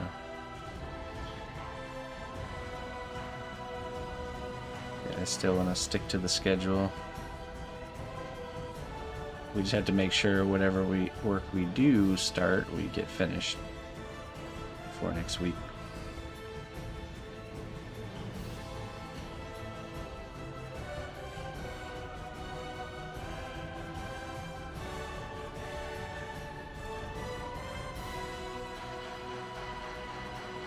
That's right, yeah. Eyes are the hardest for you right now. I have a pretty good strategy for eyes. I really enjoy this new strategy I've been using. It works good for me. Yeah, eyes can be very tricky for sure.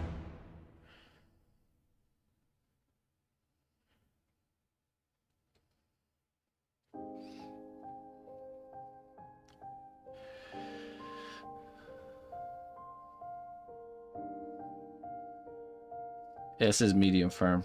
Yeah.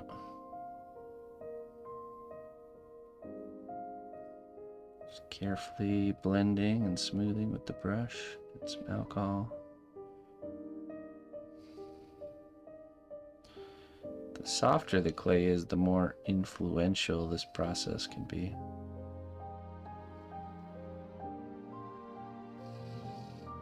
It's harder to smooth in firmer clays.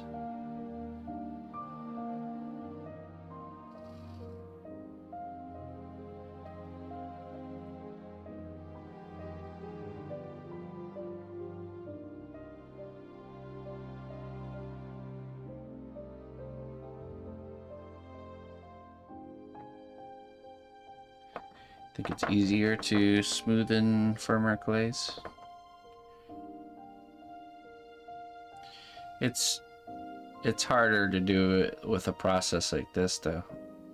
I see what you're saying, though. It's easier to do by hand and with tools and fingers, but the softer the clay is, the more it will move when you're brushing the alcohol.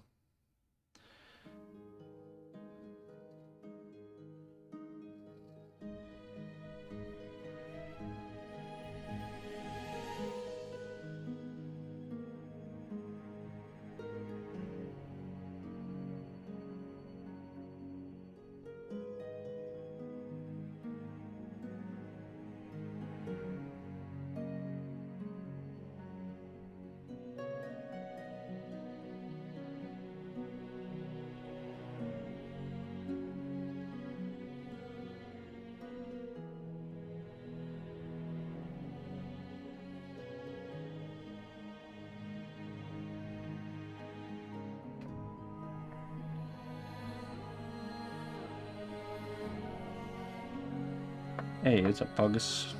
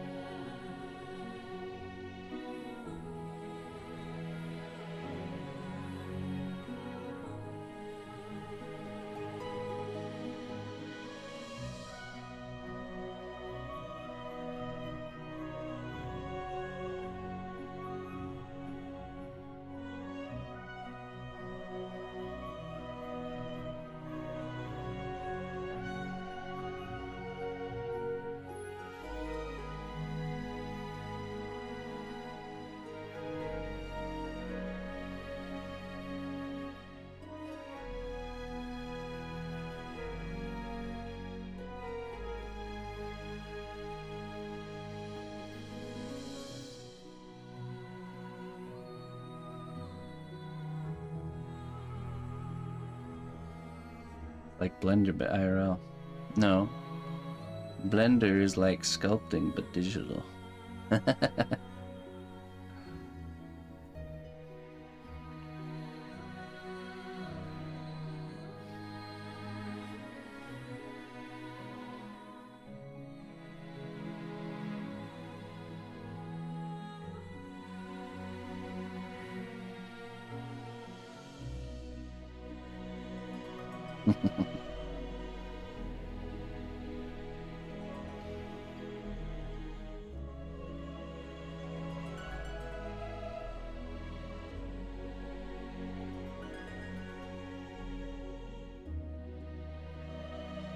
Thank you.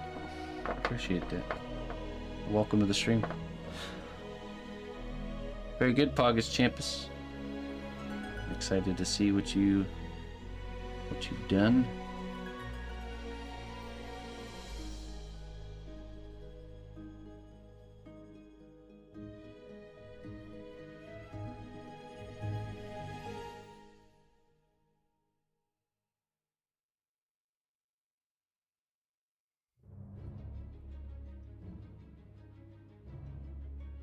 That's true.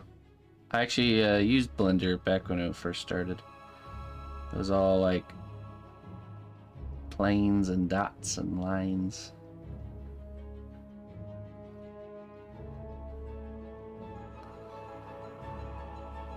ZBrush, ZBrush was kind of the tool they really developed to simulate clay sculpting.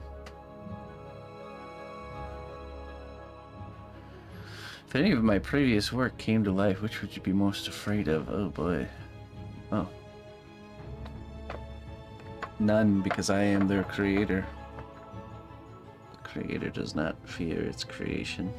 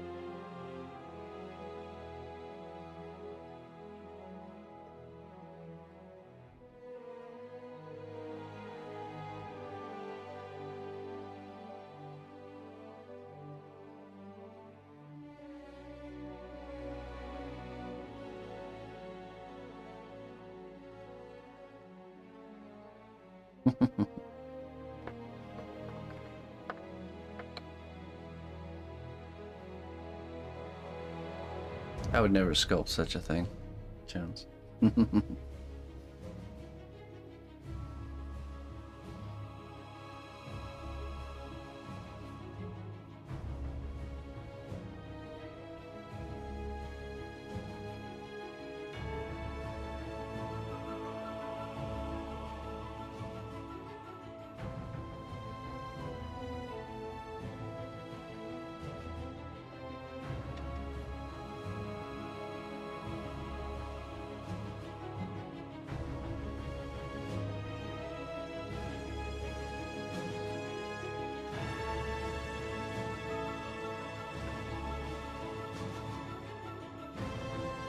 Okay, now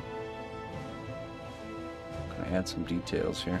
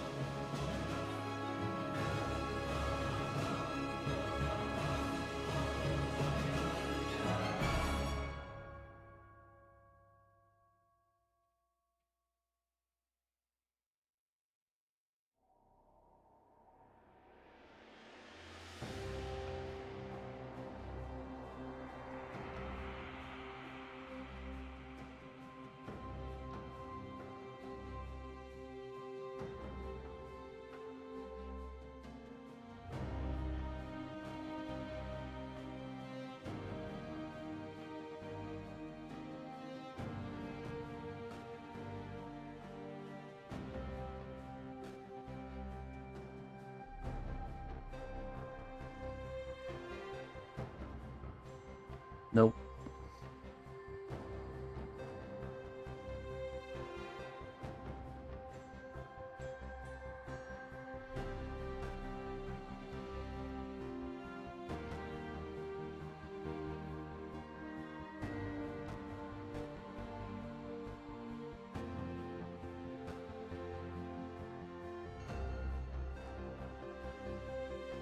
I would never subjugate my fellow humans to such atrocities.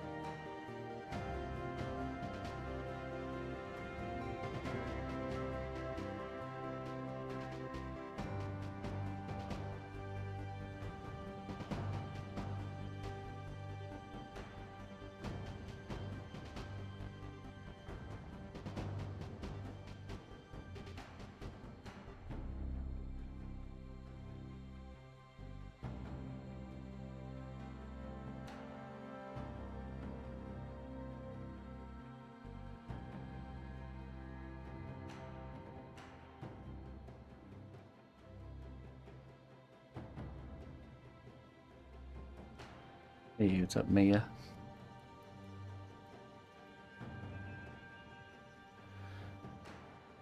How do you do?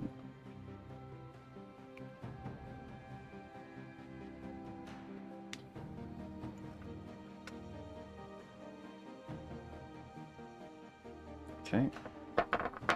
Now we go back over again with the alcohol and the brush.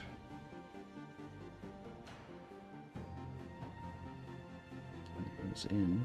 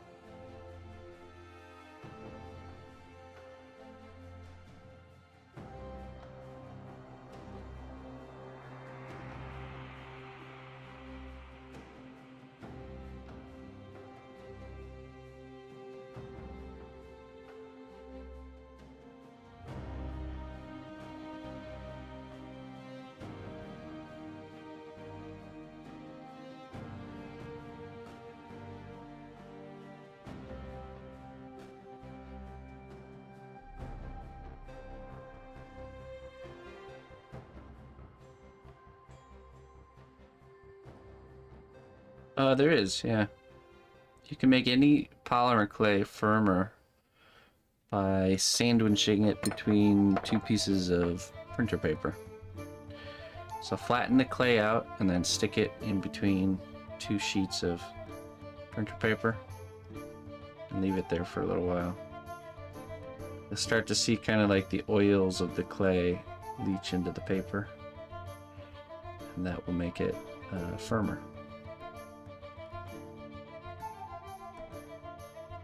So just take it out occasionally, squish it around, see if it's to your liking. If not, then add it, put it back in till it's at the firmness you desire. Yeah, no problem. Hope it helps.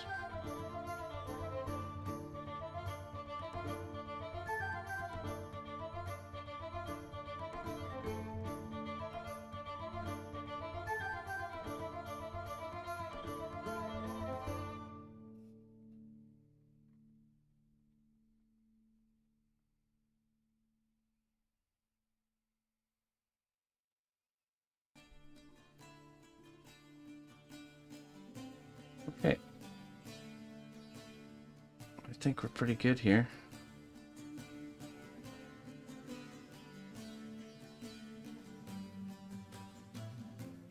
Greetings, fellow adventurer.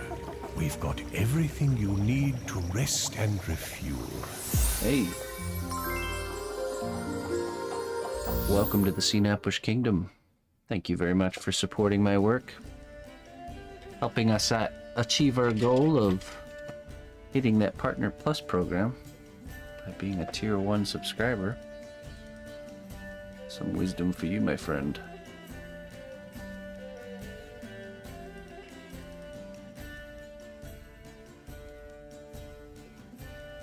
Let's see. Don't be afraid to go on unexpected adventures. The most exciting things often happen when you least expect them. You are. Word of wisdom for you.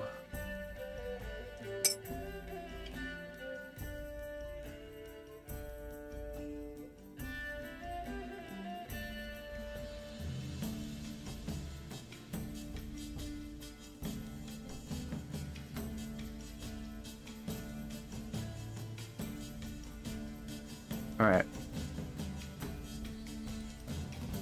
Let's get that tossed in the oven. And we will probably switch to working back on the dragon's hand. Get that finished up.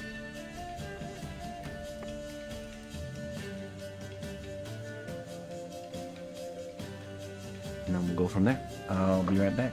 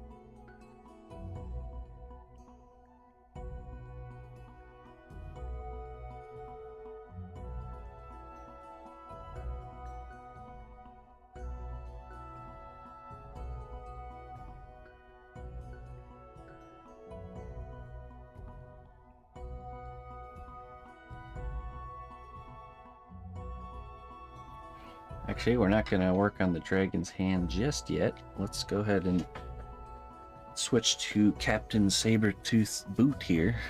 We need to finish up this boot. Get this in the oven. So that way it doesn't start to crack on us.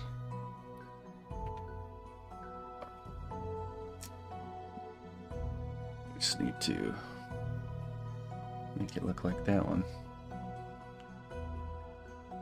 Looks like we were about there.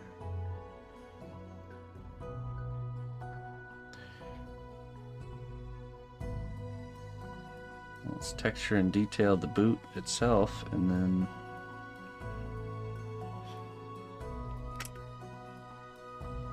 we'll do that top part just like this one is. It's pretty close.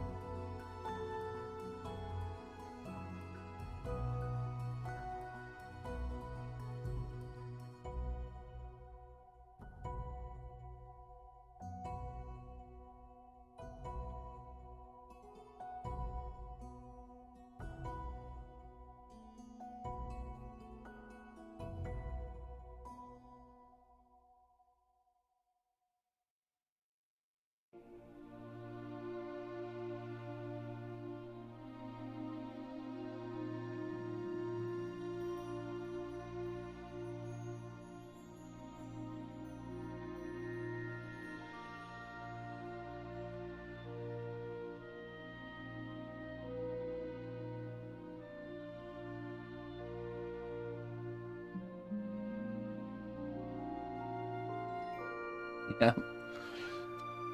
So the best way I've found to remedy it, let's say you have an area that you forgot about, and it has those hairline fractures. Try it out. The best way I've found to deal with that is to take clay glue and paint it all over the surface, and give it some time to like soak in. Then once you've done that, you just simply patch up the cracks by adding little bits of clay. So even if that does happen, it's not a complete loss.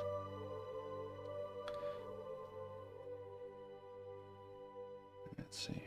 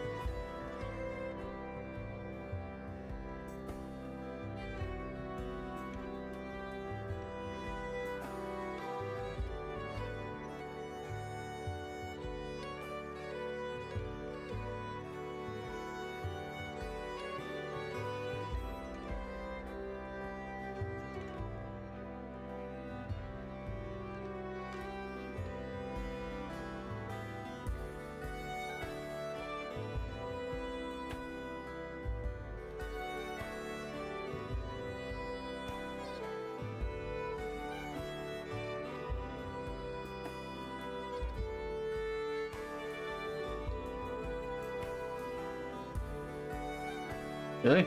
You can do that?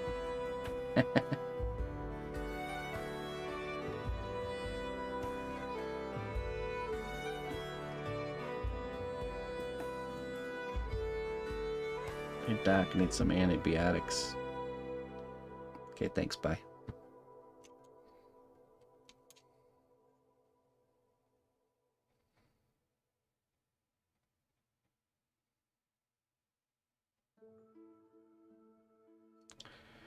That would be a nice thing if you could get it over the counter. Just some good old antibiotics.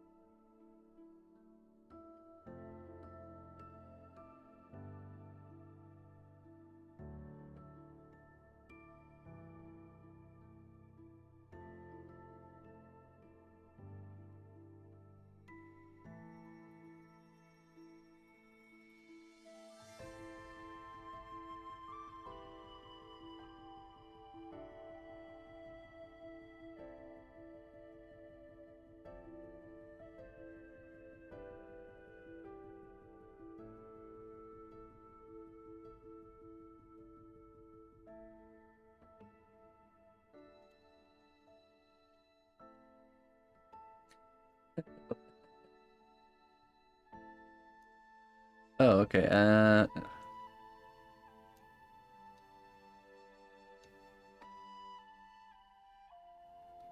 I just use the mustard when I have egg roll. Little spicy mustard pouches. I'm no Gordon Ramsay.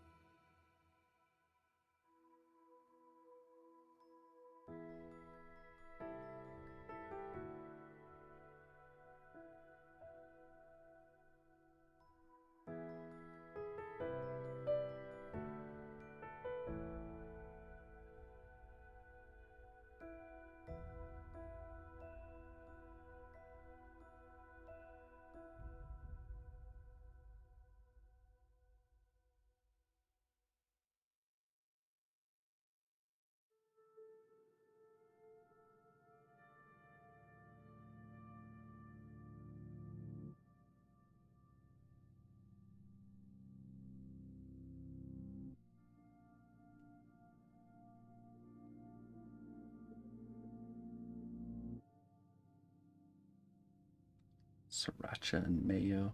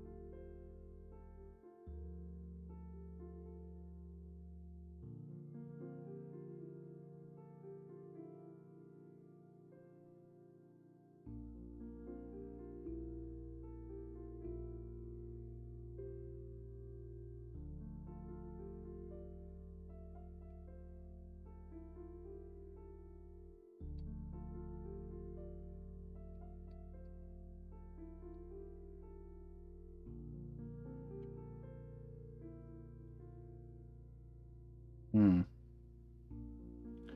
Well, with mayo, you can pretty much make so many different sauces with mayonnaise as a base. Just depends on what else you have. Maybe some soy sauce. Maybe some Worcestershire. Worcestershire. You know the key ingredient to Worcestershire sauce? Probably a lot of people don't know this. That makes it make things so tasty is anchovies.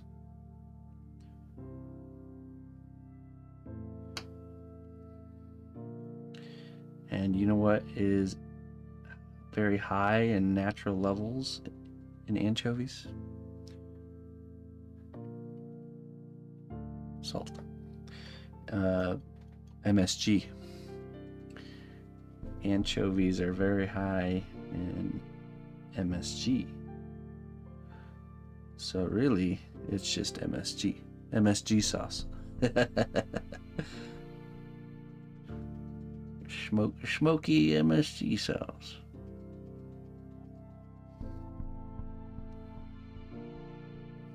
I love Worcestershire sauce too. It all made sense though once I learned that there's anchovies in it.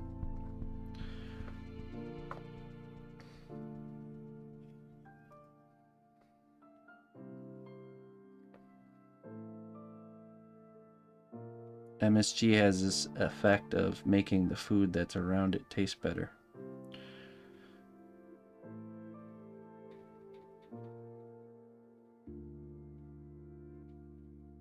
Which once I learned anchovies are high in MSG, it made sense. I never understood anchovies on pizza or, you know, anything like that. I never understood, but now I do. Makes perfect sense. You can get over the little fishies. You can essentially sprinkle MSG on pizza and get a similar effect.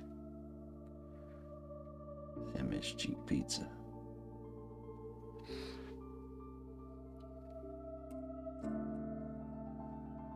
It's like regular pizza, but better.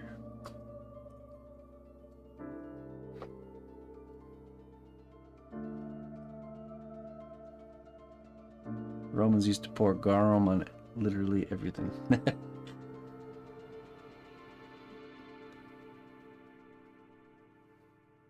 Just makes everything taste better.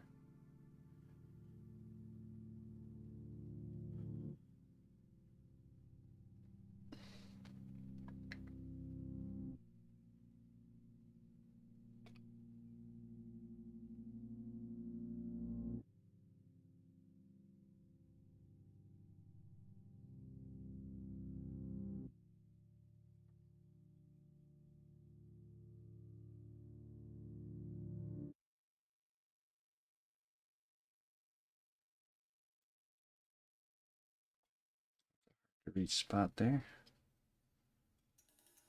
Right, get in there.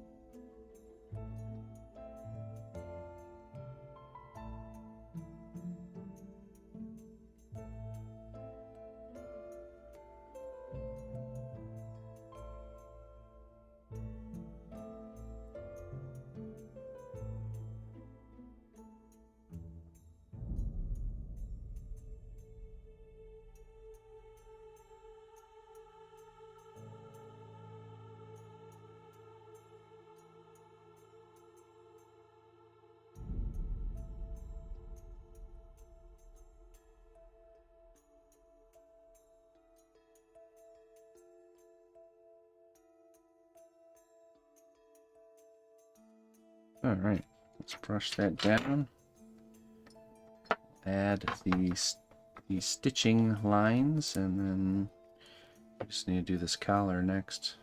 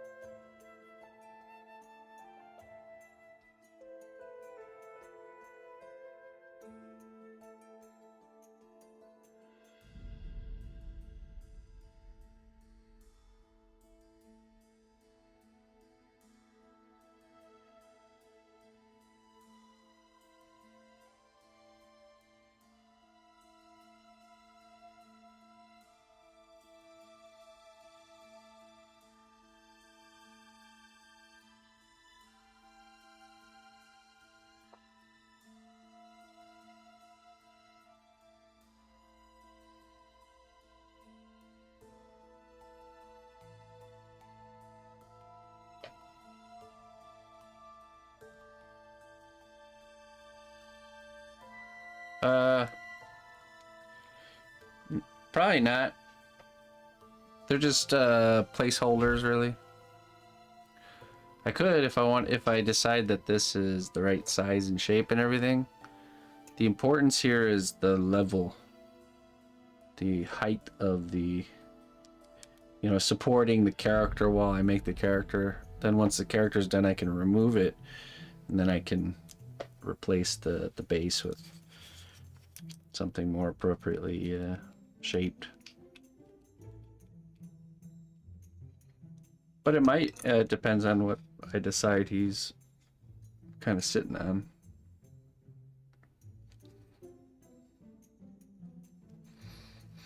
I was imagining almost doing some sort of like railing of a ship or something, or like some big crates and, you know, some like looking like he's at like a shipping yard with ropes and crates and nets and stuff.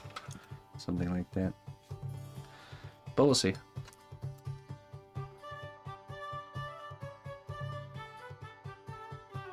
Alright, let's add those stitching lines. But he's not permanently attached to these, so we can remove them. Some Cracker Barrels.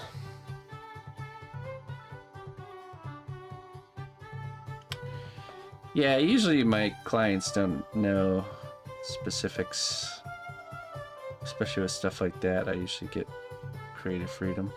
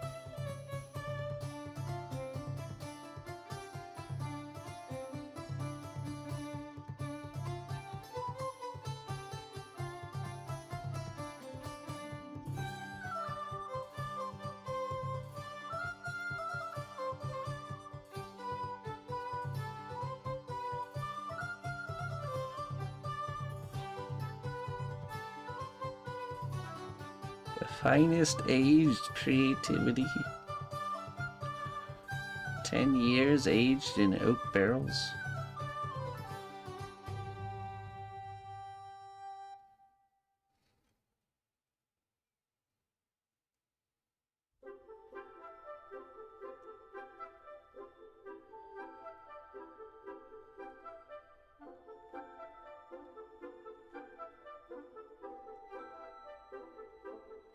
Creativity is a skill. So if you feel like you're not a creative person or you have a hard time coming up with good ideas, remember it's a skill. The more you practice it, the better you get at it. It's not some magical substance that only some of us are born with. The more you try to come up with ideas and designs, the better you get at it.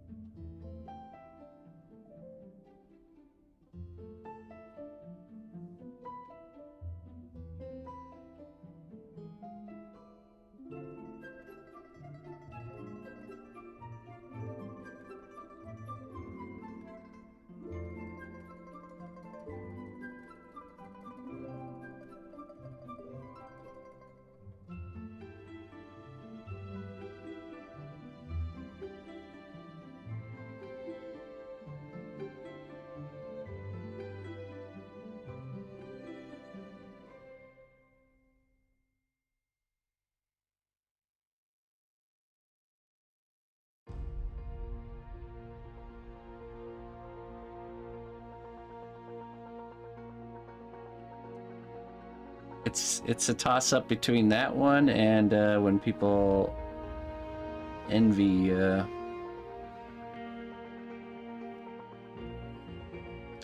when they're envious. Just it makes me sad because I just know, you know, everyone's capable and there's no need for that.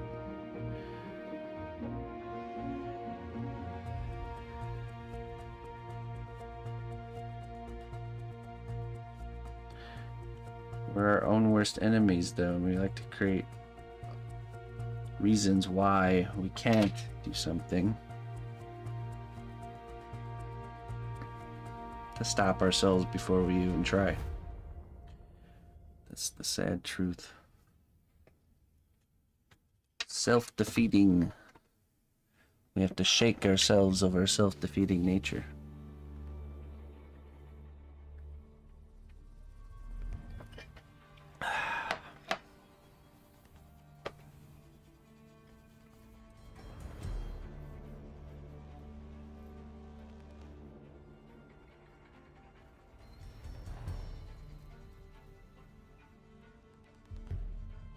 Yep. You know, it's that desire to get to the level you want to be at is what kind of keeps you pushing forward. You know, it's one of the things. I even see that with like Emma, where she's either not satisfied with the work she's done or she's desiring it to be. You have a vision of what you want, like a drawing or sculpture or something to look like, and then you go to execute it and it does not meet that vision. And that's frustrating. But it's that the fact that it's not meeting up, it's what pushes you to keep growing, so you can eventually get to the point where you can have an idea and regurgitate it fairly close to how you intend it to. It's never perfect. I find that the ideas develop even more during the creation process, and it's good to let that happen.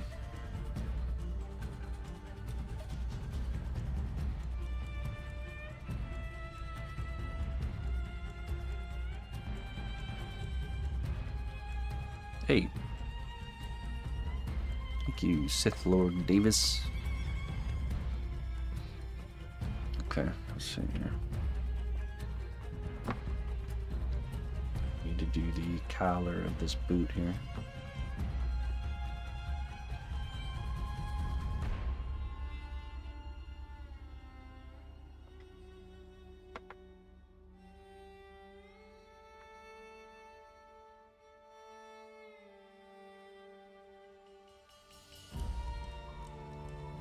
Hey, there you go.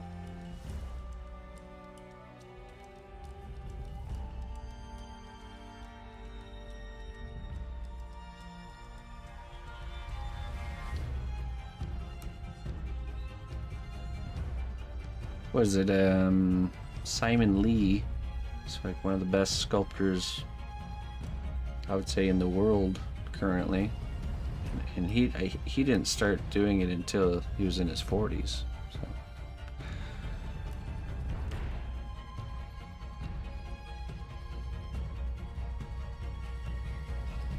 Never too late to start something new.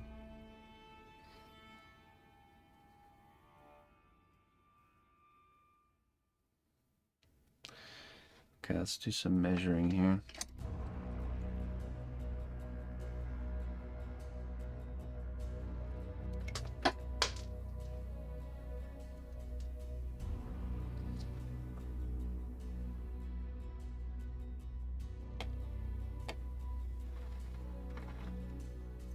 All right there.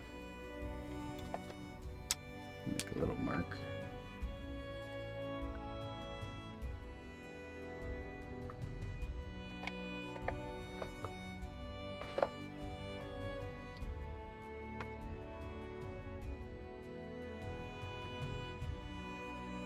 There's always the question of, okay, I have these thoughts where it's like, well, how come we see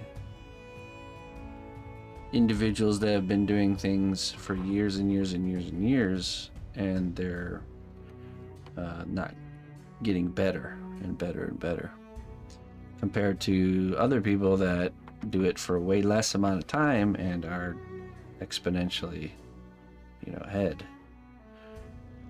Why does that happen? And it's because there's certain things, if we don't have the right mindset, the right mentality, you can really hinder your growth. If you're focused on the wrong things, or you're not being honest with yourself. If you don't have a student-like mentality. There's a lot of things we can do where we plateau. We don't improve anymore. Because you have to push yourself to improve. So if you stop pushing yourself, if you hit a certain level that you're happy with and then you stay there, then you'll stay there no matter if you spend 20 years doing it or 5 years, 1 year. So you always have to have a steady push, just a steady push to improve. Not huge leaps, but, you know, steady progress over a long period of time adds up.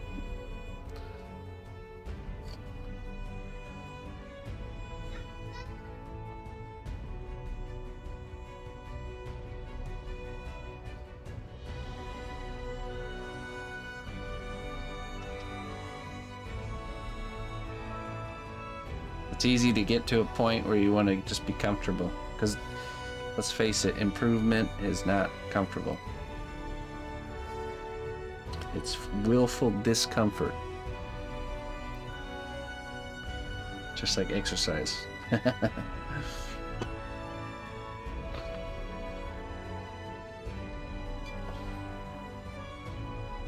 you do it because you know the benefits.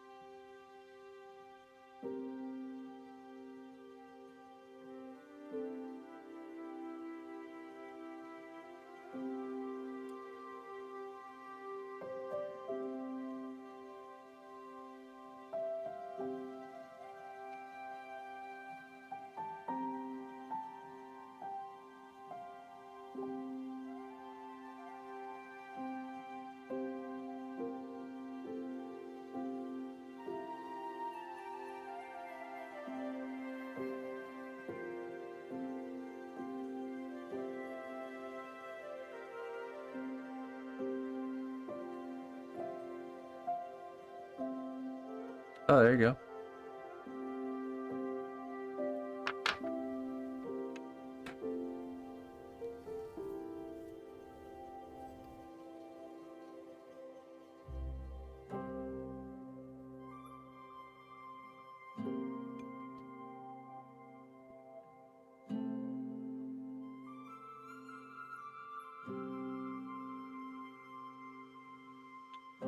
Shoe sculpting day. I always like shoe sculpting day. It's one of my favorite parts of the kind of equipment to create.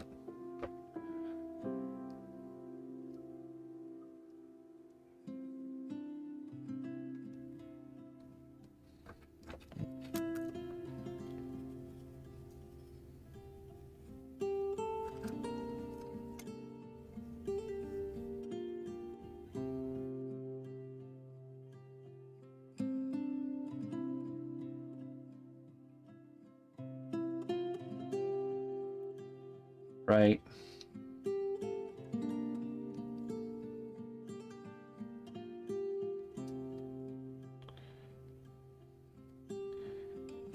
Well, you also have to step outside of your norm, so to discover something new.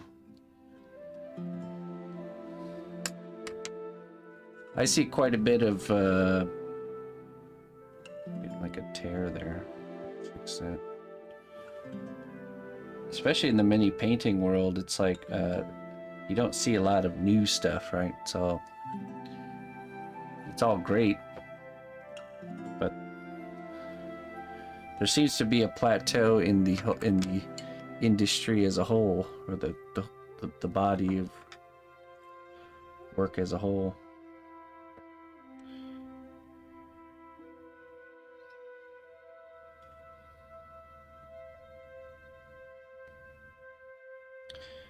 Actually, there's definitely people that push the limits, for sure.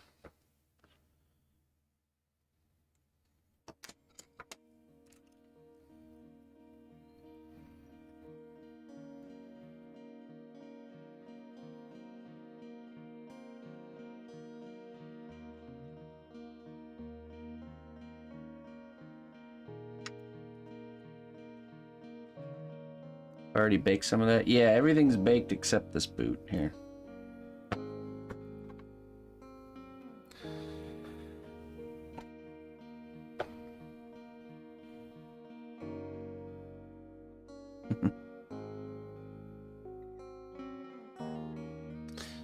Right, I mean, we're talking about an art form that's a limited canvas scenario, right? The limitations are in the already built into the craft, right? Because you're painting a miniature, you know, and there's only so many different ways and different things you can do when painting a miniature. Probably the maximum I've ever seen somebody push that, in my opinion, is Miniature's Den. I'm sure there's other ones out there, but as far as what I've seen, Miniature's Den just pushes so far past the ceiling, you know. I don't know if you can go further than that. What else can you do? You know what I mean? It's like, I don't know if you've seen his work. It's like, geez.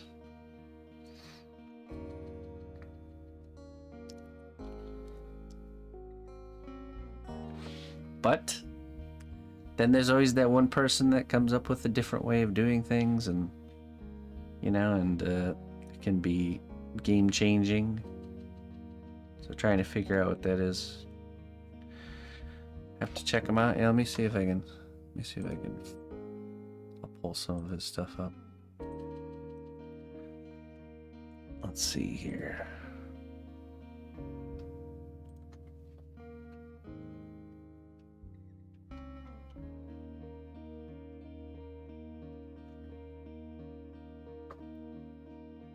Let's go to his Instagram.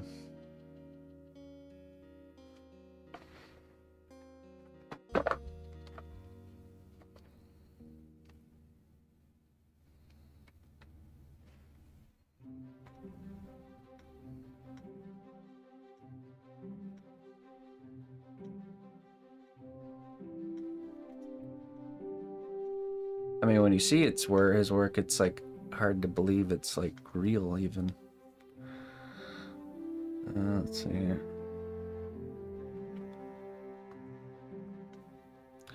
Let's take a look at this one here. Look at that. Isn't that insane? It's like, it's absolutely surreal. Like looks computer generated. It does.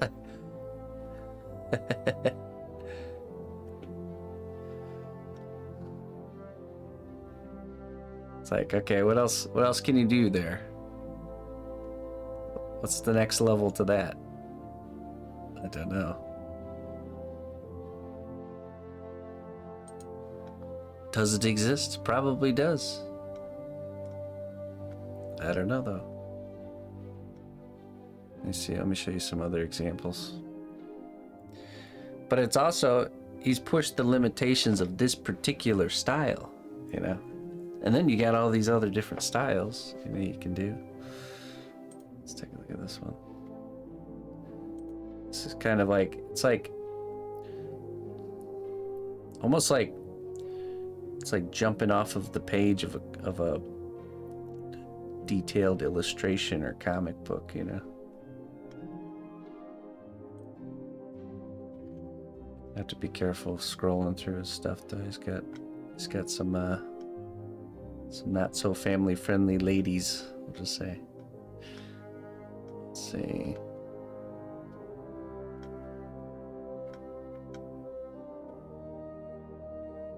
Oh yeah, this is the one I seen.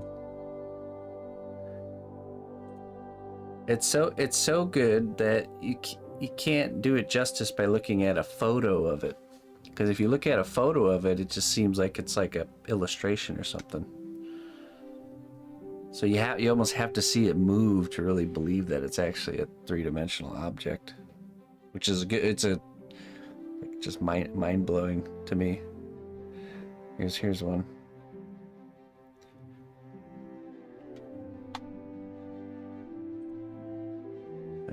You have to see it move.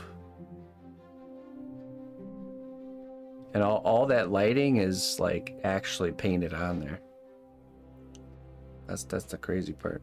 It's like a moving painting.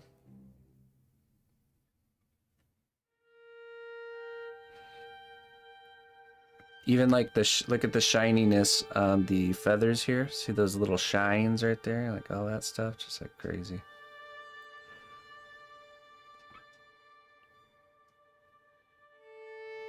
Miniatures Den, he streams on Twitch.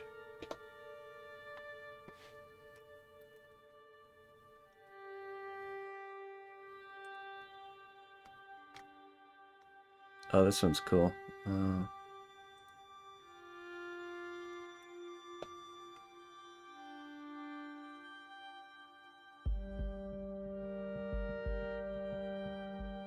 That's not metallic paint, by the way. It's all just colors. Oh, and then here's the mind-blowing thing. So one of these, see these this face on his belt and on his shield? One of them is sculpted, and the other one isn't even sculpted there. He painted it. It's completely painted onto like a half-sphere surface. Can you tell which one it is? It's either the belt or the one on the shield.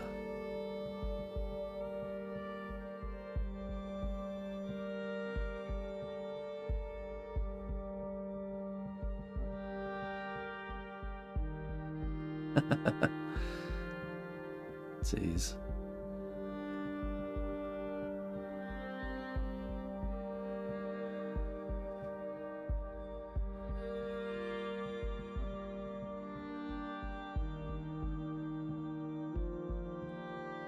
I think it's the one on his shield, actually.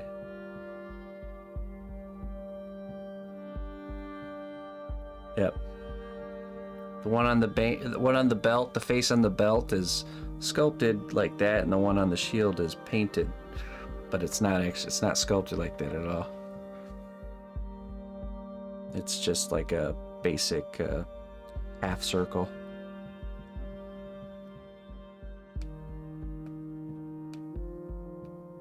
Yeah, good stuff. Go check them out.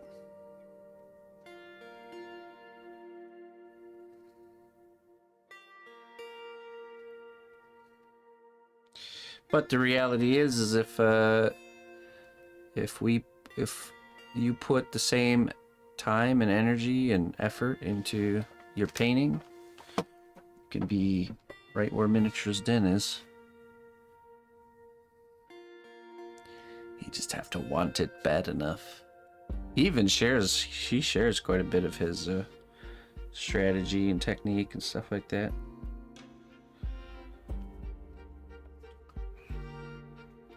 I mean, we're probably talking, I don't know how long he's been doing it. I wouldn't be surprised if he hasn't been doing it over a decade, I would imagine.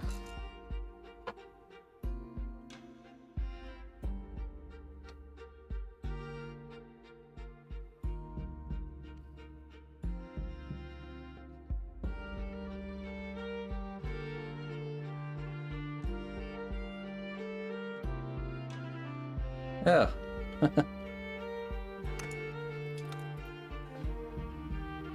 popular today, am I?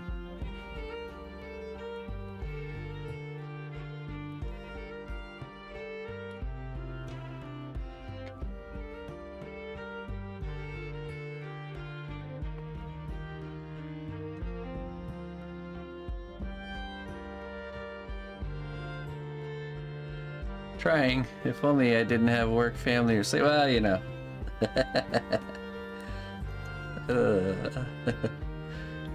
The reality is there's just not enough time in this world and this life to do it all, you know.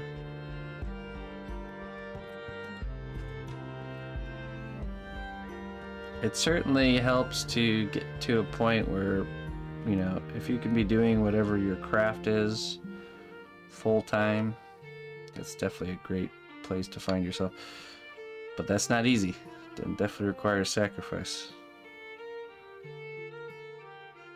I know that firsthand. It's a chaotic way of life, I'll say.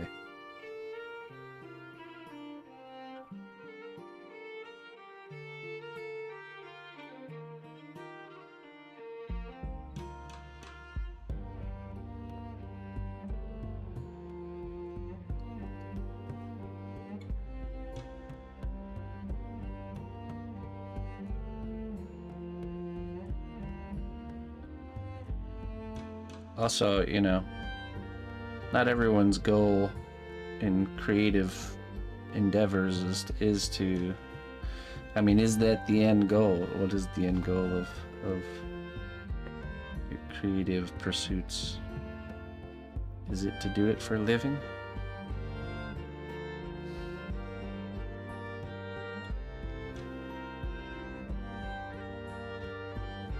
All right, Colleen, we'll catch you later. I'd say for most people, it's not to do it for a living.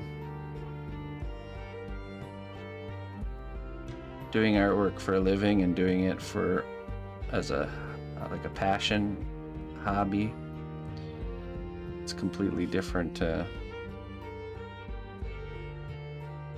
It's just a completely different thing.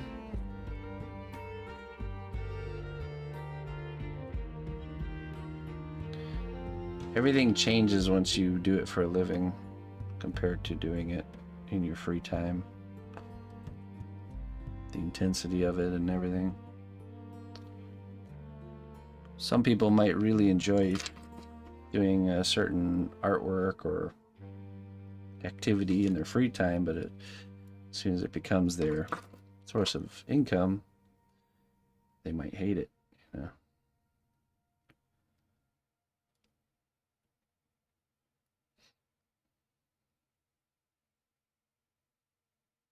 I think a lot of artists that get into the industry, working for game companies and stuff, realize that, or it can sap the passion out of it for you if you're not careful.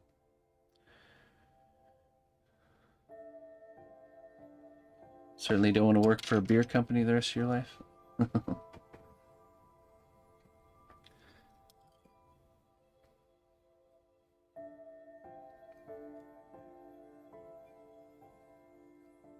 I know, for example, I really enjoy gardening and growing my own food and doing all that stuff.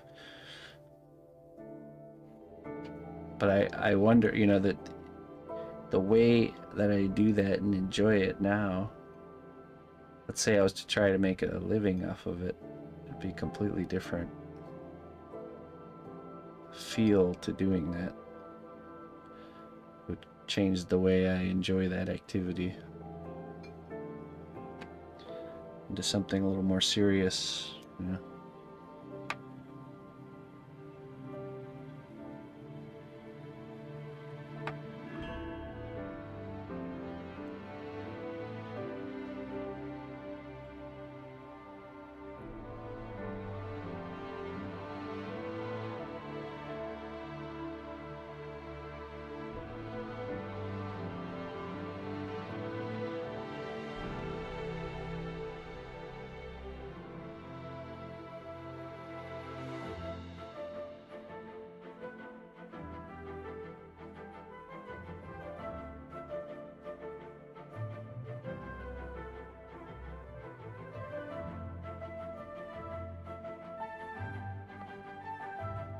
enjoy it and it's relaxing.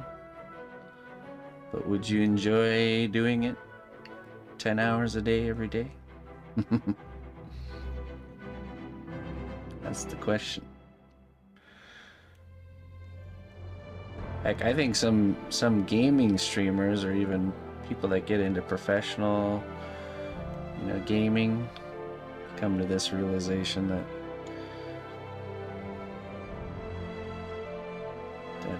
just because you enjoy playing the game doesn't mean you would enjoy doing it for a living.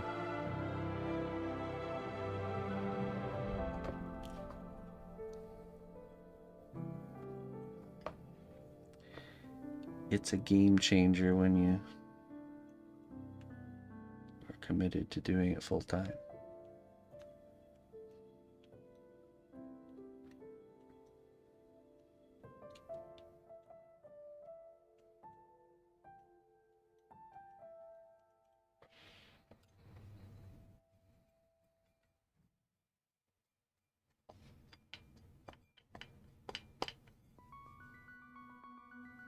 All right, Clayton. We'll catch you later.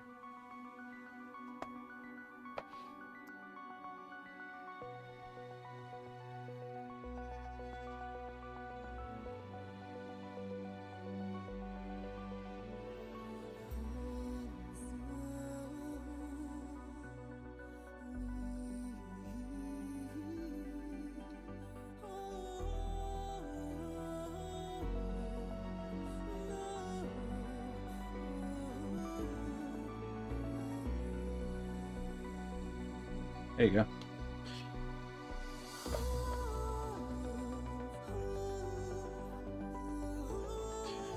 Yeah, those are all questions you gotta answer for yourself. Nobody can give you the answer.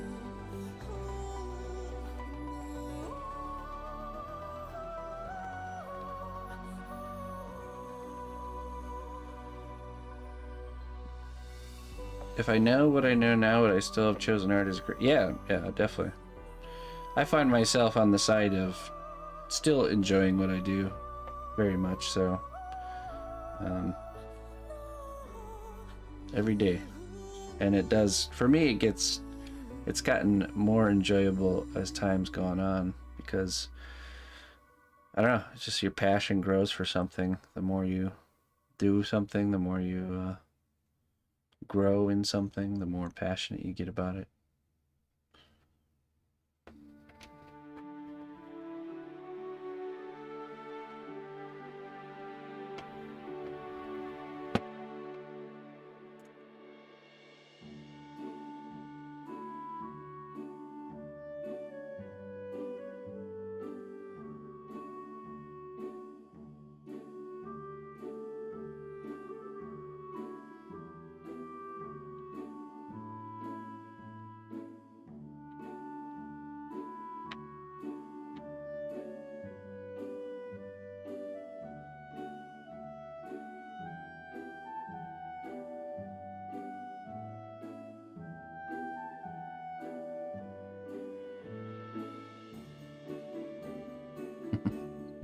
It's the old Billy Goat's gruff tale.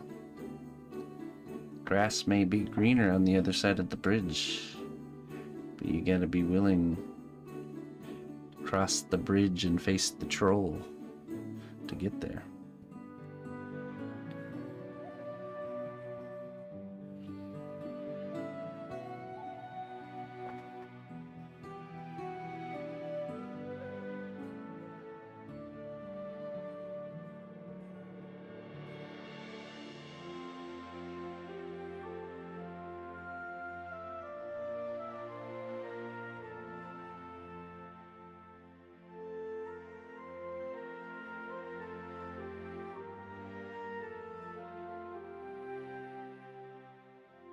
Right.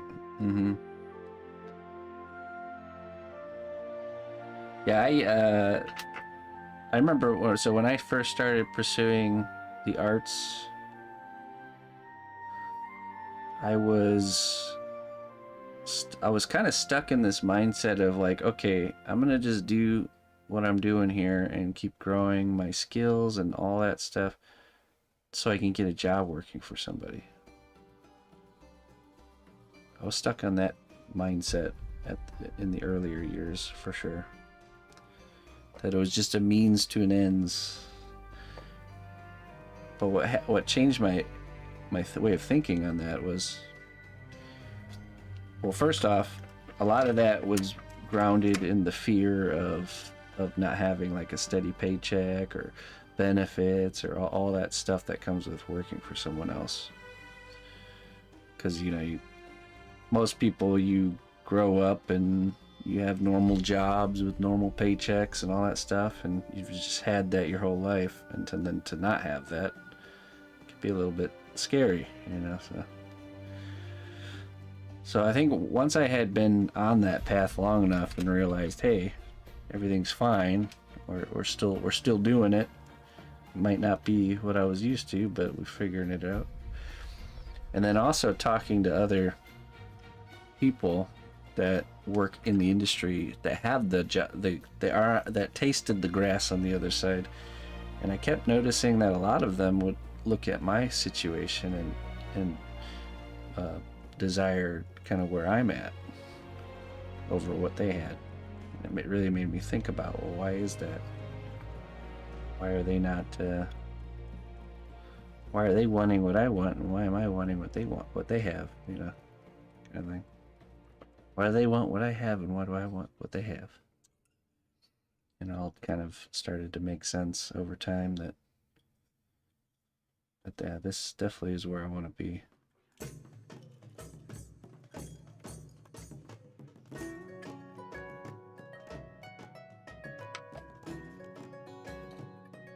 Yeah, there's definitely certainly a lot of mental games and hurdles to overcome.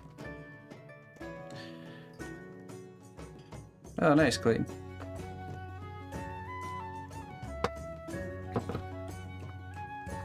Welcome back. Let's see here.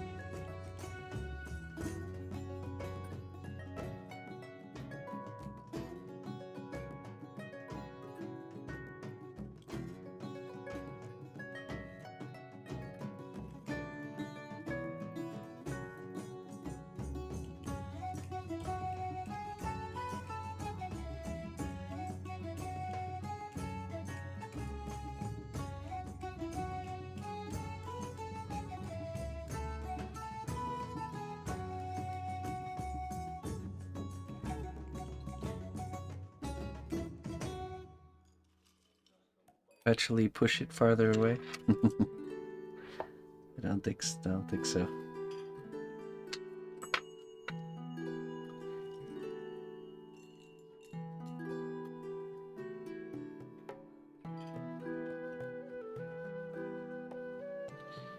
We'll just let future Clayton deal with that. Screw that guy.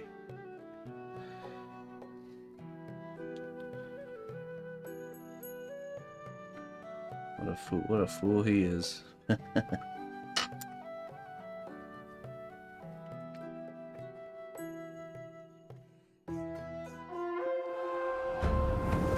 The strength of the cnotbusch kingdom lies not in our walls, but in our people. March to war. Mr. Sims, hey, thank you very much for the raid, man. I appreciate that. Hope you've been doing well there, brother. Come on in, everybody.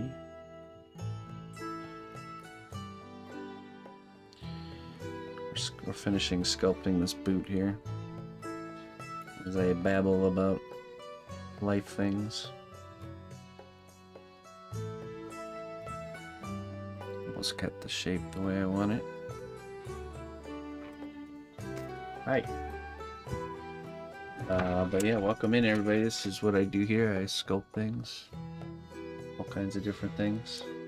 There's a dragon we're working on earlier. Good dragon. What else we got here? We got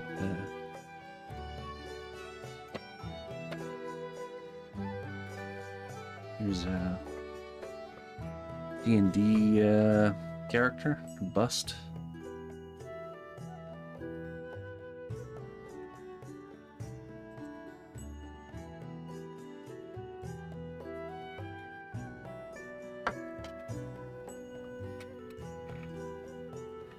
All kinds of things.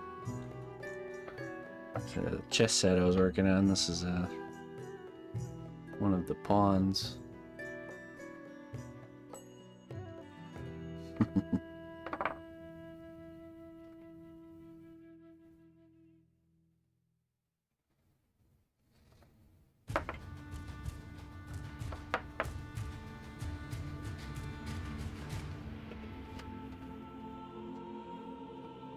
All kinds of things. But for now, we're sculpting a boot to this pirate named Captain Sabretooth. Hey, what's up, B at Easel? How you doing?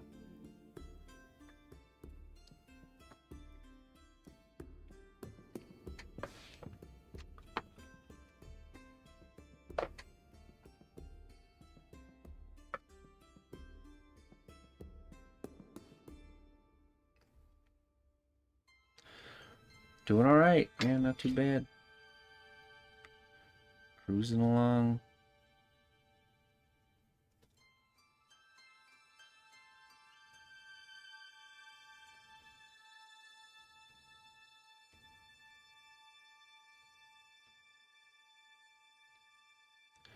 I'm gonna move this crease line to right here.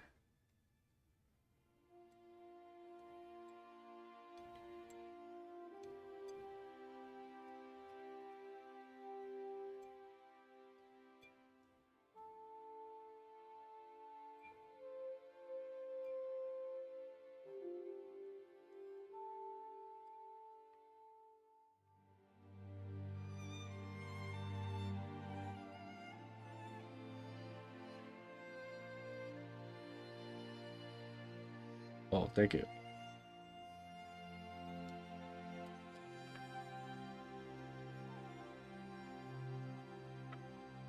Okay, I have to cut.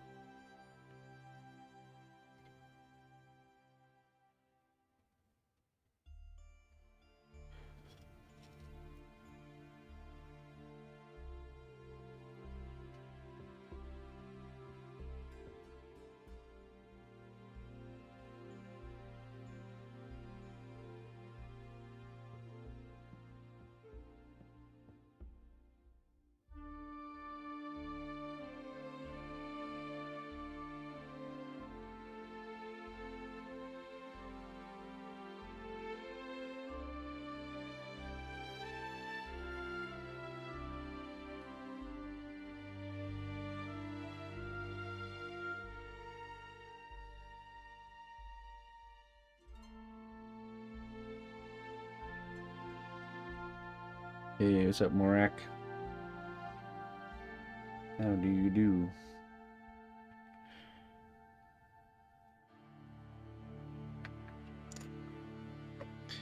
Yep. Yeah, I can't, evening connection is bad, so we can't stream in the evening. So we need to do extended morning streams until we, till the situation's resolved. Here's my hopes. Here's my great hope. This evening, when I go to check at 5 p.m., I go to check the connection, and everything's working again, just like magic. Then I do have to call them. And then we live happily ever after. That's the scenario we're shooting for. Here's how it'll probably happen. 5 p.m. rolls around, I run a test stream. Connections in the red. call tech support, deal with the person on the phone for probably about an hour, 30 minutes to an hour. Walk away with an appointment for a tech to come out. Then 2 days before the tech comes out, the connection clears up and everything's fine. So I cancel the appointment. Then the problem comes back 2 days after the appointment's canceled. Then we go round and round till eventually the technician finally does come. Tries convincing me that there actually isn't a problem. It's all in me head.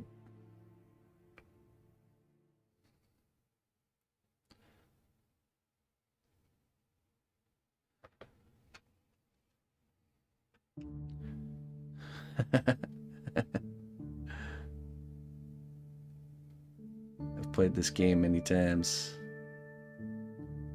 It's a throttling conspiracy. I think it's tied to the seasonal change somehow. I think it has something to do with the environment. It's environmentally caused, either by the sun or. Colleen had a theory of maybe the moisture from snowmelt or something like that.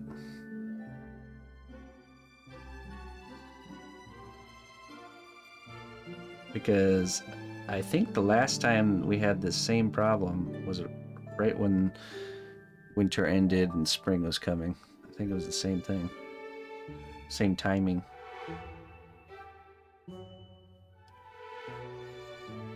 The groundhog. All my cables are in the air, so that's not the groundhog.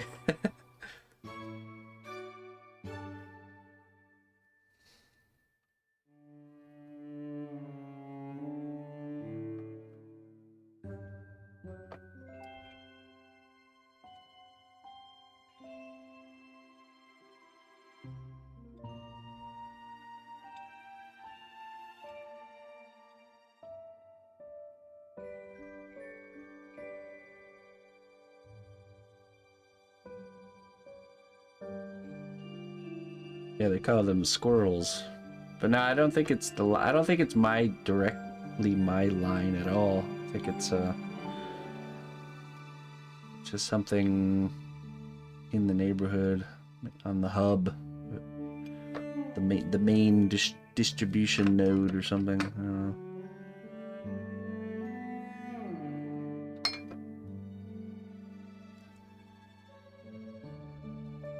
Exactly, something like that.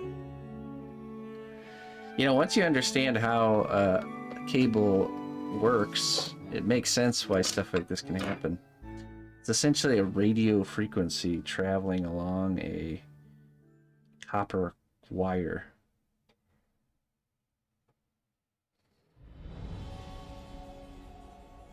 So any little gap or any little inconsistency along that path, because we're surrounded by radio frequencies, can infect the signal and cause problems. Could literally just be like one loose component somewhere between me and Twitch, or not even Twitch, it's me and their main hub.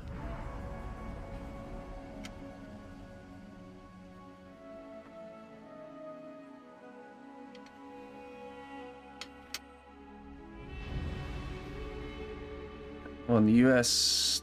companies keep overselling their service loops, and in cold weather, the capacity gets strained. Yeah, but that's what I'm saying. We haven't had any problems all winter, so it's not. I don't think that's it. It's when it gets nice out again. That's when the problem happens.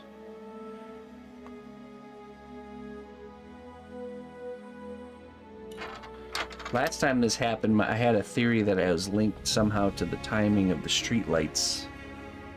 That the street lights were causing it. Oh, actually, But no, I'll have to see what time it actually starts happening today.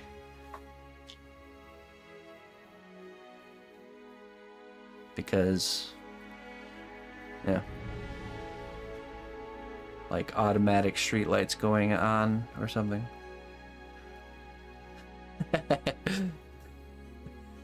Oh no. We got slingshots for a reason there, Sarah. You get timed out when it's happening? No, it only affects the upload. Only it's whatever happens during this time. It starts around 5 p.m.-ish, ends at 4 a.m. That's why I don't know if it's streetlights, because I'm pretty sure they were still on at 4 a.m. I know, I was up at 4 a.m. this morning. They're still on.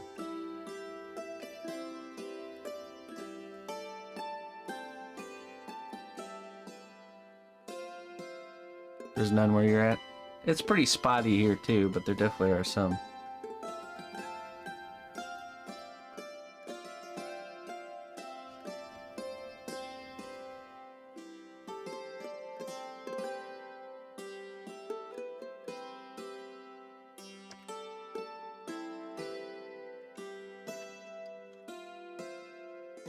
It's on tinfoil hat.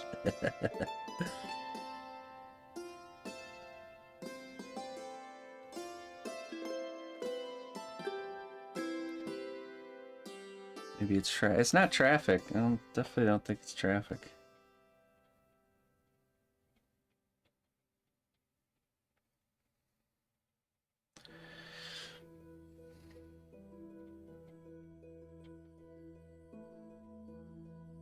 Because it's not affecting download at all. It's just upload. It's just an inconsistency in the upload stream.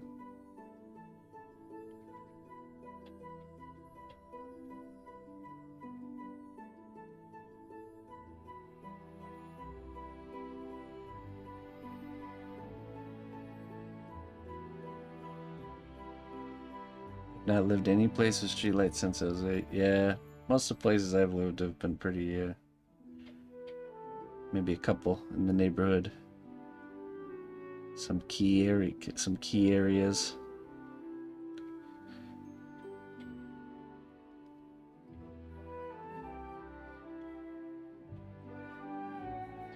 Speaking of baked, what was the one sculpt you had to do the most bake cycles in? I have no idea. But I'm sure I've had some that were up in the 15 to 20 bake cycles.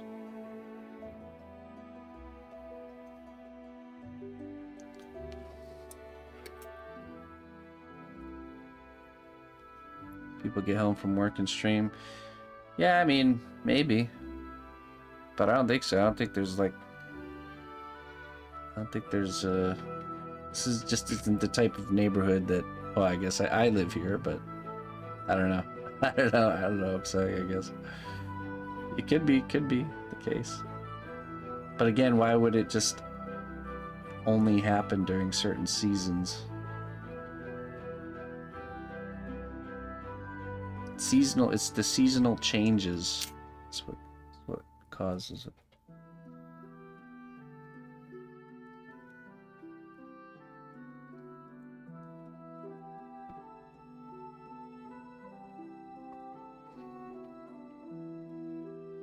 We may never know.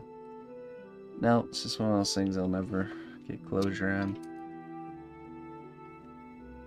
It'll be a problem that I'll probably have to battle the internet company about.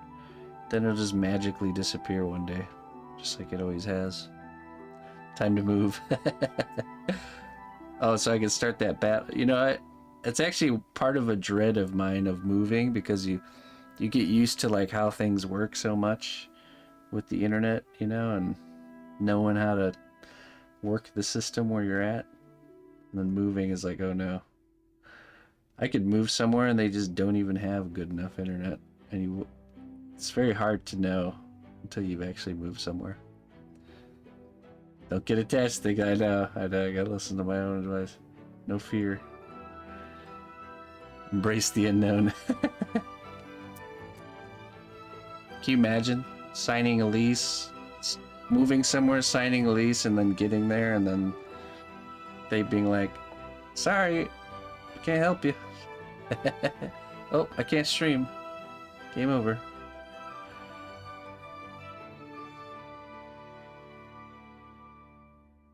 Go live from mom and dad's house. I'm moving in, mom and dad. Moving back in.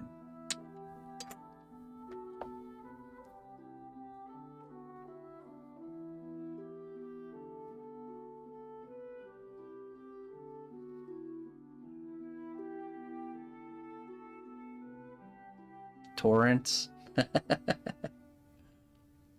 Yeah, this is the birthplace of LimeWire. We like to torrent it up over here still. LimeWire. People still do that? Torrenting and stuff.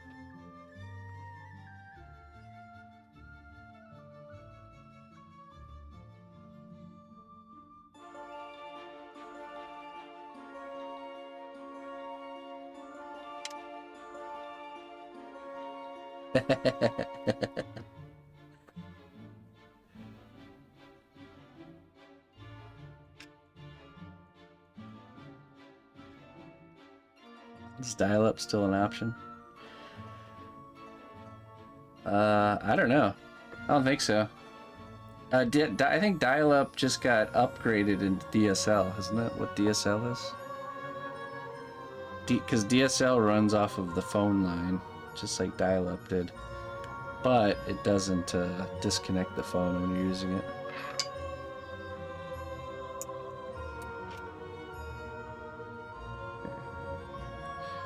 I have to add the wrinkles.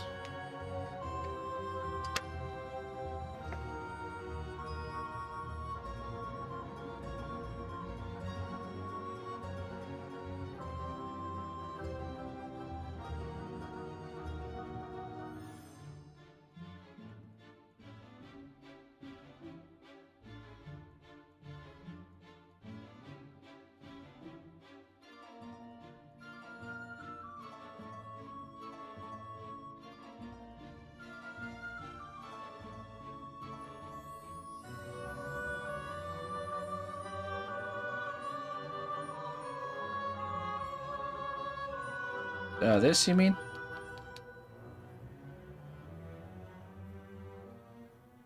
You've got mail.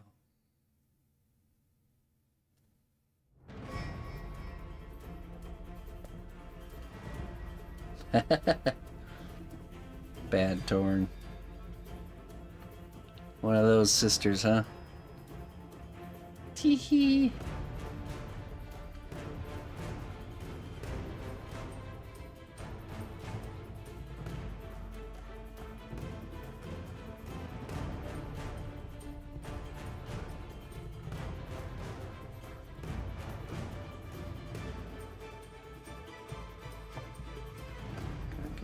Z wrinkle.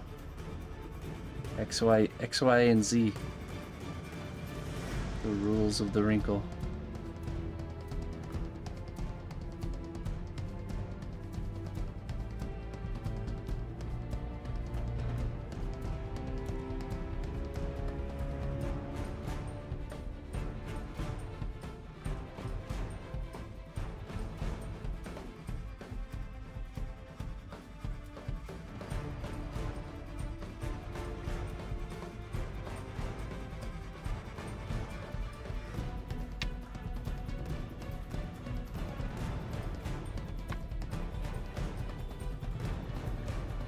Yeah, right. I just make sure that wherever I move to at least has cable. And a good backup is to have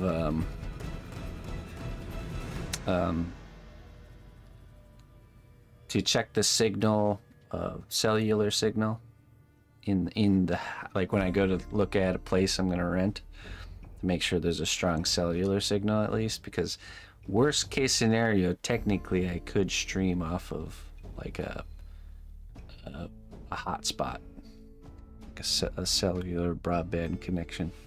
Definitely not ideal, but I have had that work in the past, so it's always a good backup.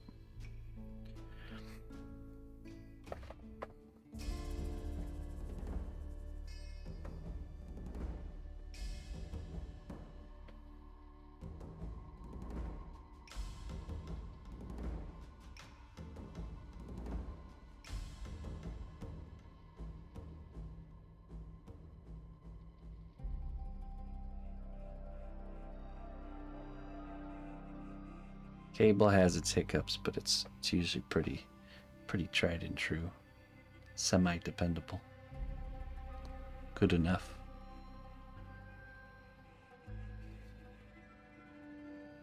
It's so funny to me that my wife's village in Germany has fiber, though. It's literally a town of like 400 people. That's what I gotta find. I gotta find the town of 400 people with fiber in America. That's where we're moving.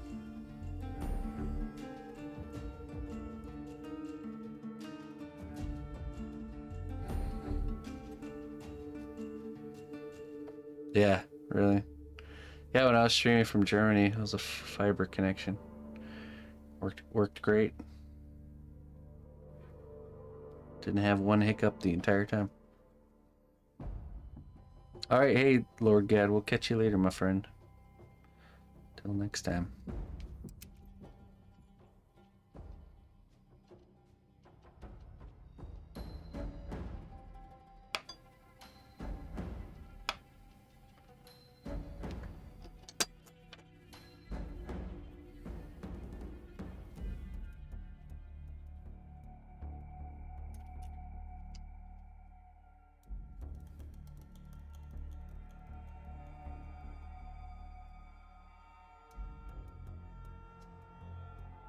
Oh, yeah?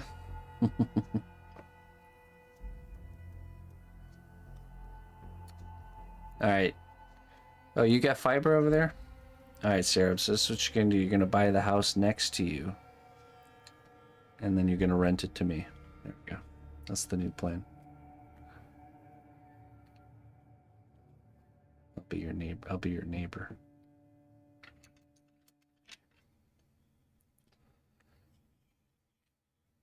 Deal.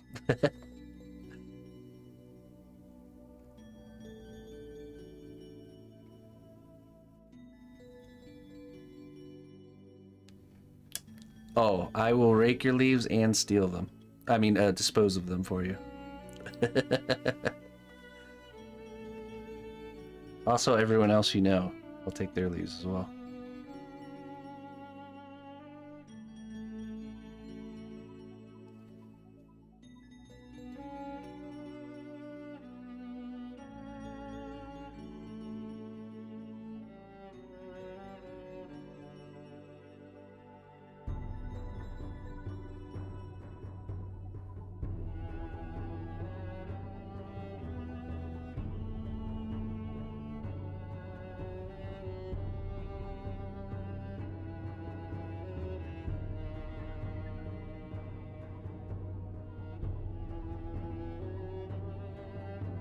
Zero escaped? What does that mean? Just empty lots?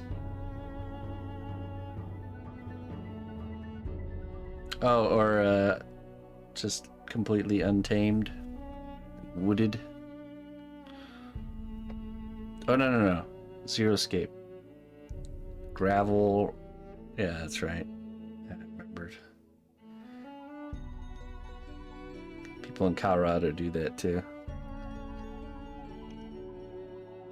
Just rocks. What a terrible idea.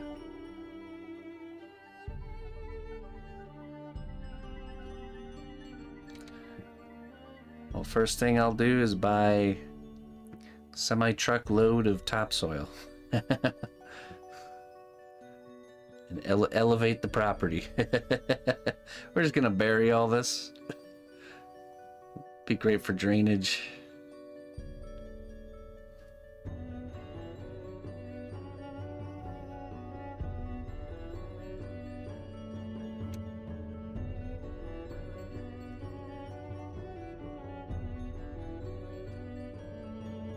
Yard work is great, alright? It's a great way to keep consistent exercise, alright?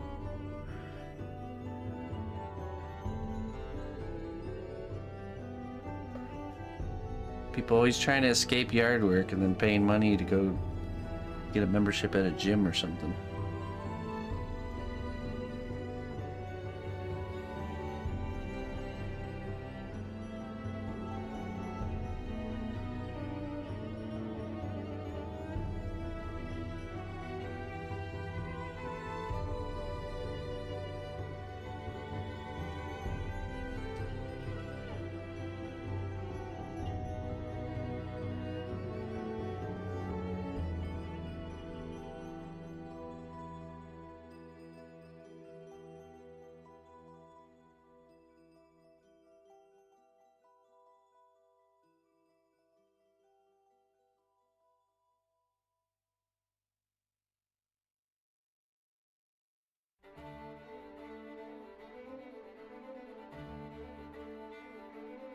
Sculpt on the treadmill.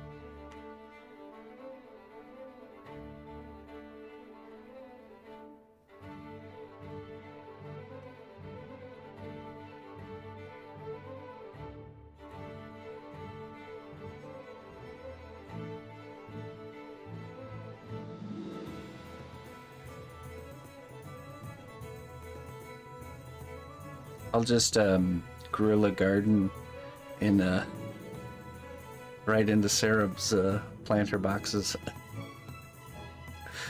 All of a sudden, Sarab goes to check on his crops and he's just got giant bamboo plants coming out of nowhere. Couple like three to 4 weeks after I move in. Yeah, I don't know what happened, man. Wasn't me.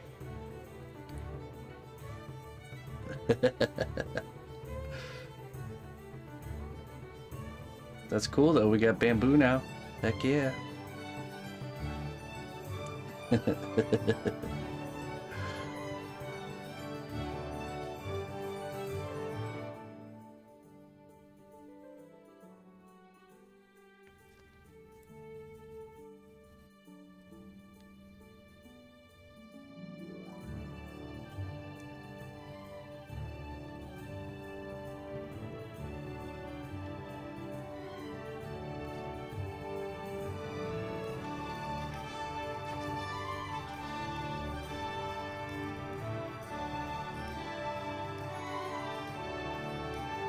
Oh, that would be cool.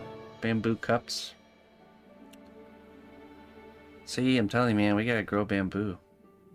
Make all kinds of cool stuff out of bamboo. I would just build everything in the garden out of my own homegrown bamboo. Have like a bamboo shed, you know.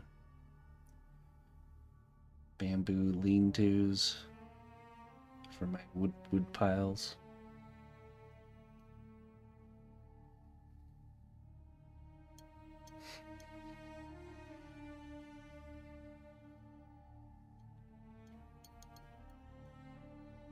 It's a shame that the larger species are the ones that spread out so fast. There's other varieties of bamboo that don't invade, kind of just stay in one spot. But they tend to be the smaller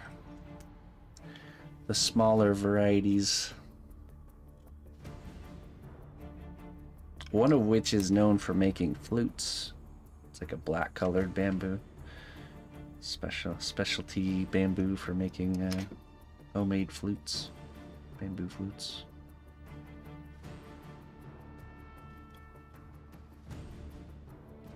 Alright, let's I want to settle down these wrinkles with brushing.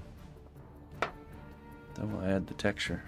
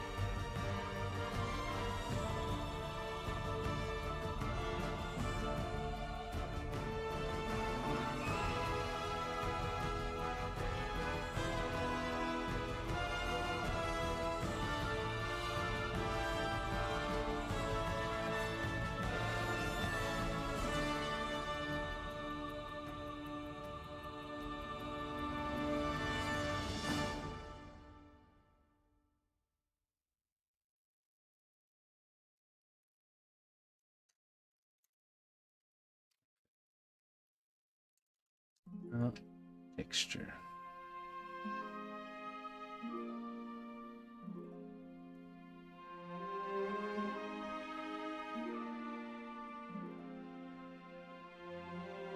Looks like I did a little bit of cross hatching here on this one.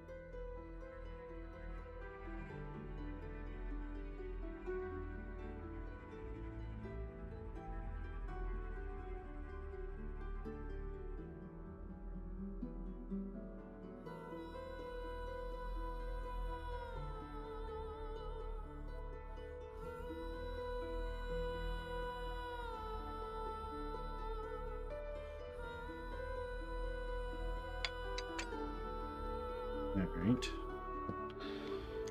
Brush that down, and then we can add the laces.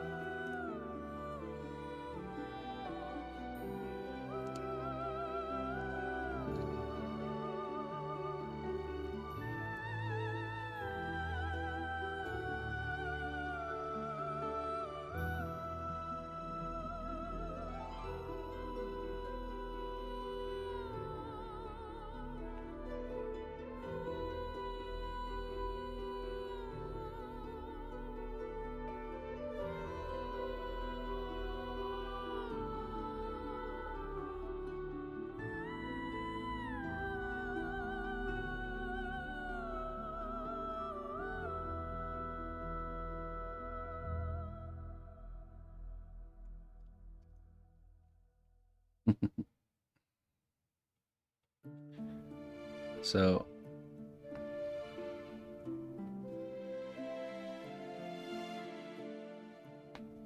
oh, did it not work?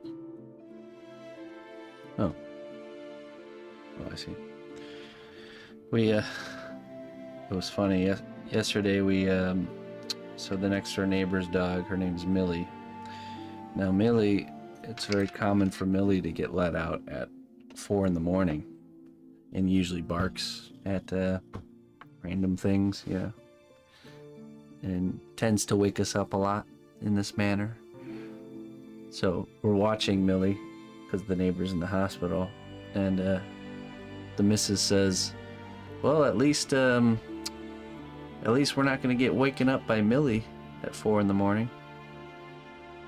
And then I thought about it for a second more. I'm like, wait a minute.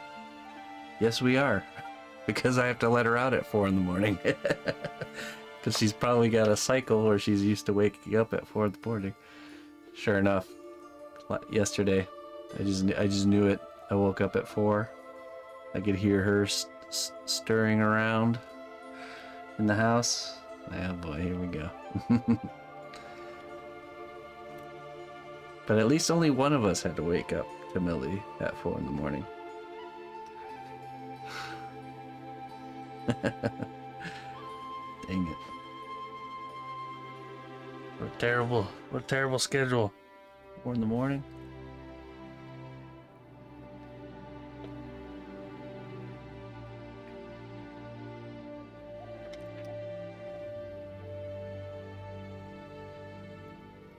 Yeah, exactly. I was thinking the same thing. I could definitely shift her schedule. Not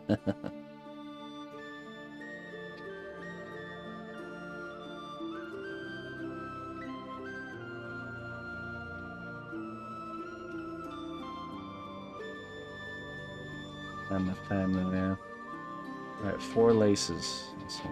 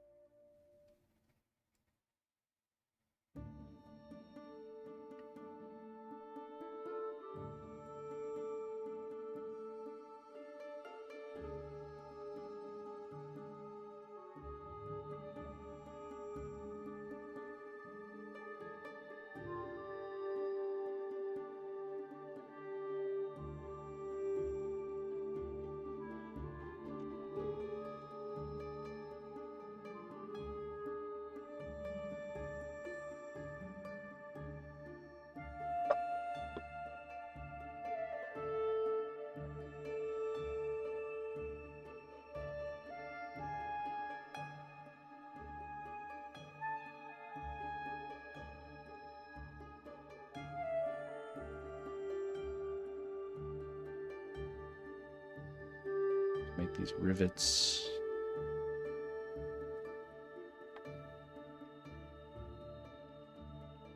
That's probably the right size.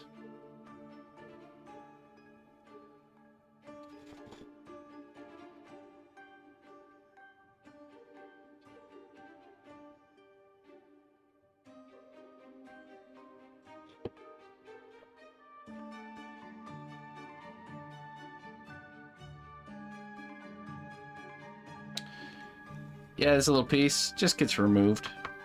Yep.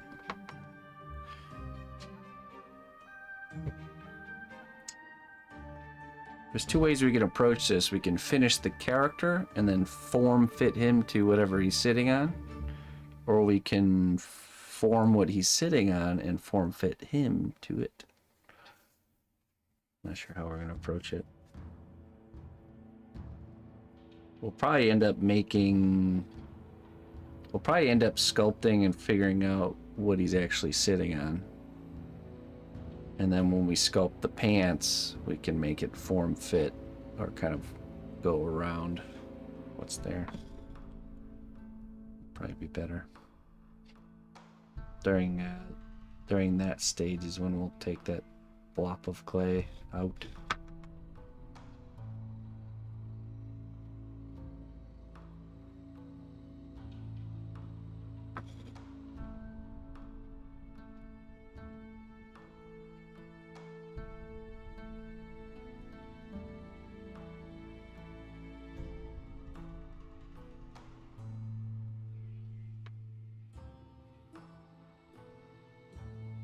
On a barrel.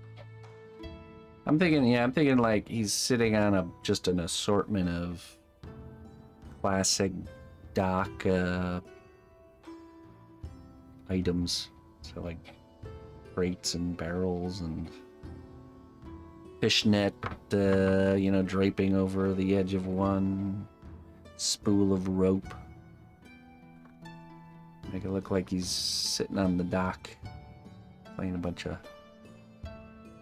playing poker, playing some cards. Something of that sort.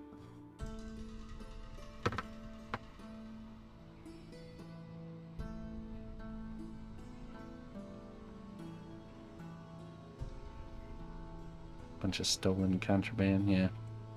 He's brought it all to the port to trade in for wealth. Talk about bringing goods into ports and selling it for wealth. You guys remember the game Sid Meier's Pirates? It's actually a really, like, you can play it nowadays and still enjoy the heck out of it. It's really aged well. What a great game that is.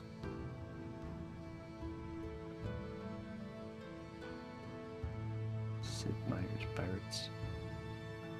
If you've never played it, I recommend it. Probably one of the best pirate games they ever made.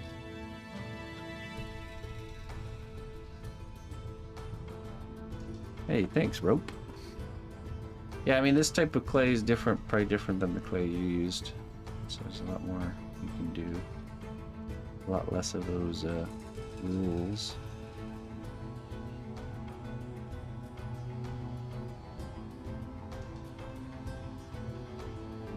Those pesky rules.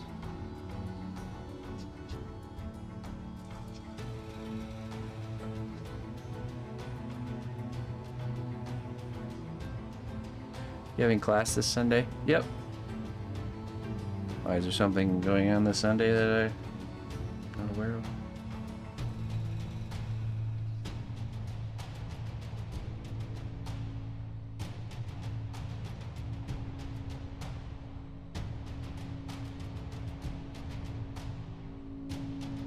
Oh.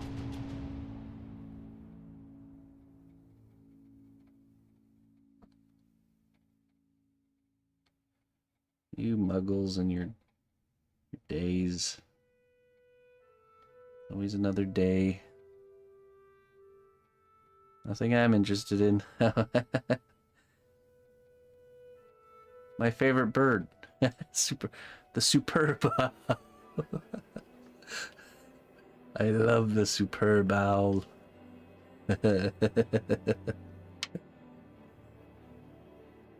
Perfect.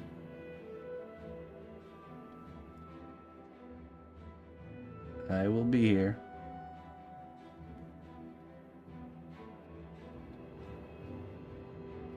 Sports ball.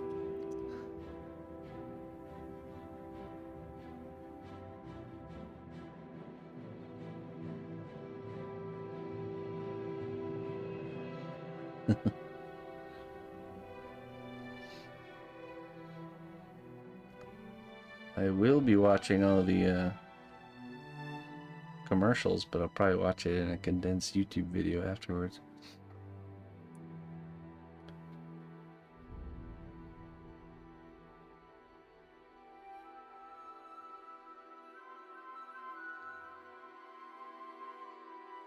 See what the muggles are pushing these days.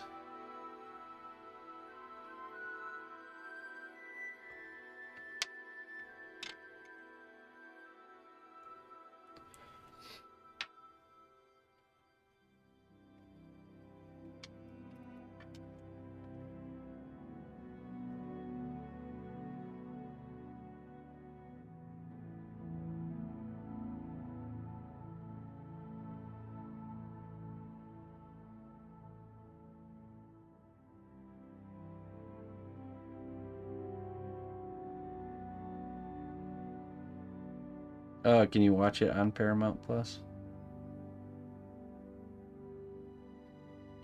I think we do have that.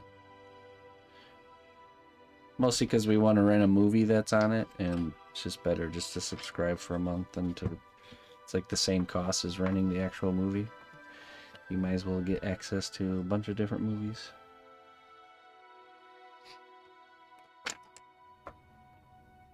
Just have to remember to turn it off.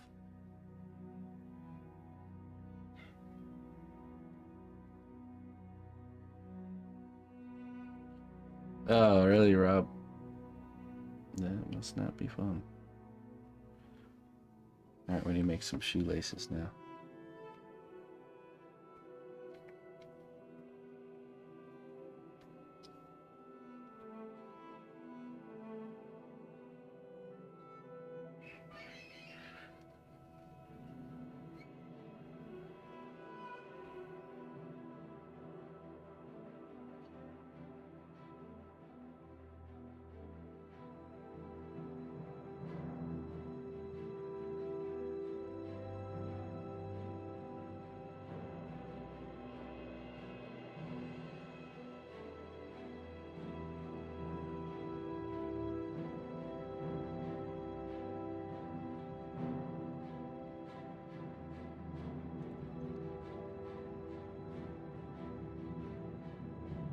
Of course they wouldn't add that. You know how much money they make off of people not forgetting to unsubscribe? I think that's the main driver for why they're even pushing subscription models, is so many people just forget to unsubscribe all the time. So they just get more business that way. It's a feature, not a bug.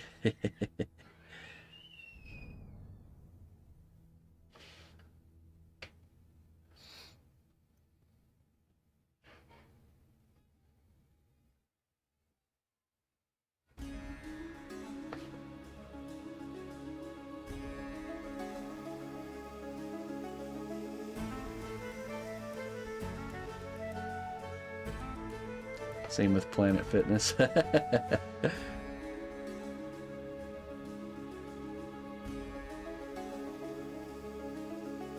Yeah, they caught on early.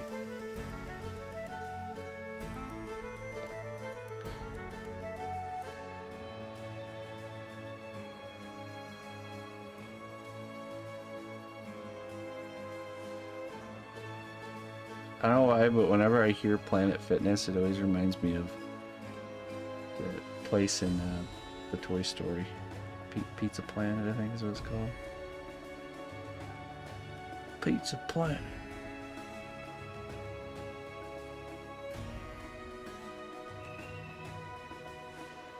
I think they should totally do like the 90s retro sci-fi theme at Planet Fitness. I'll totally go there.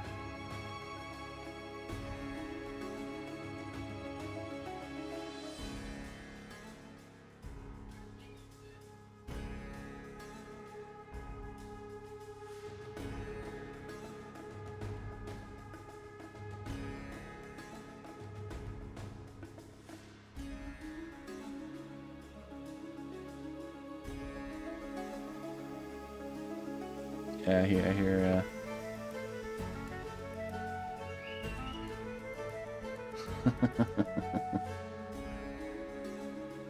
they're getting rambunctious. So they need their outside times coming soon.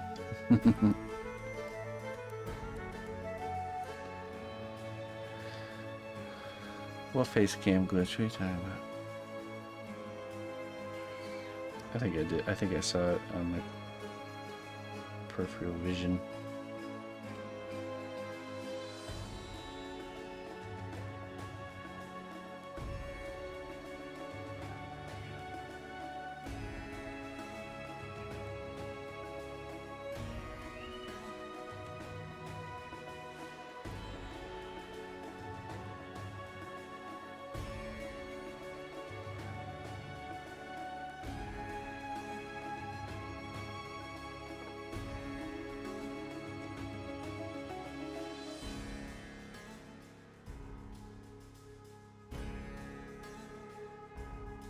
Oh no.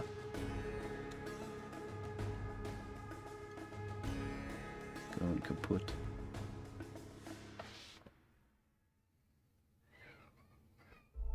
Oop.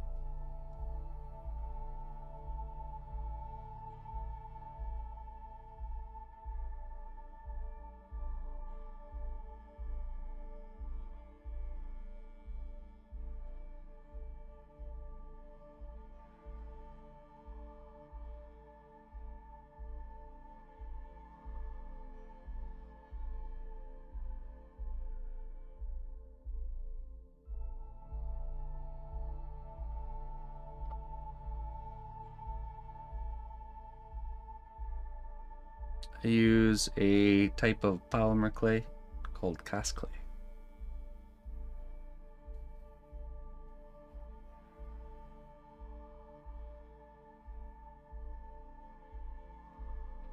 Yeah, geez.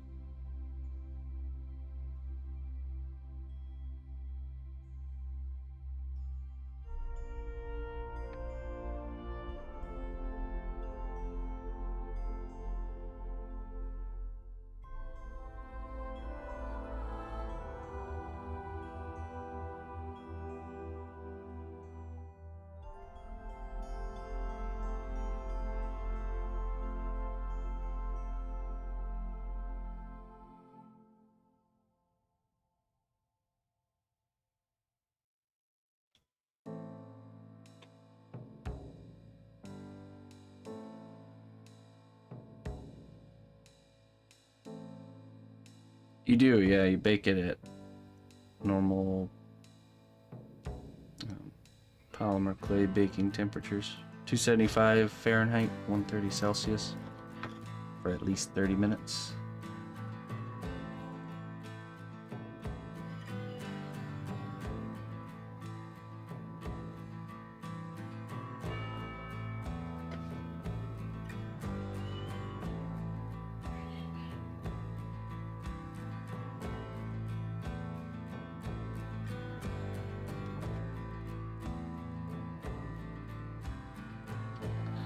Low and slow. Actually pretty quick.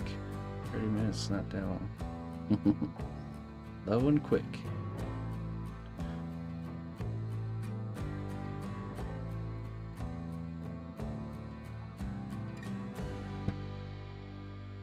Comic book artists, you want to try sculpting? Do it. I say go for it. Check out, I have a free class available. You can check out the videos from that and learn my methods if you'd like.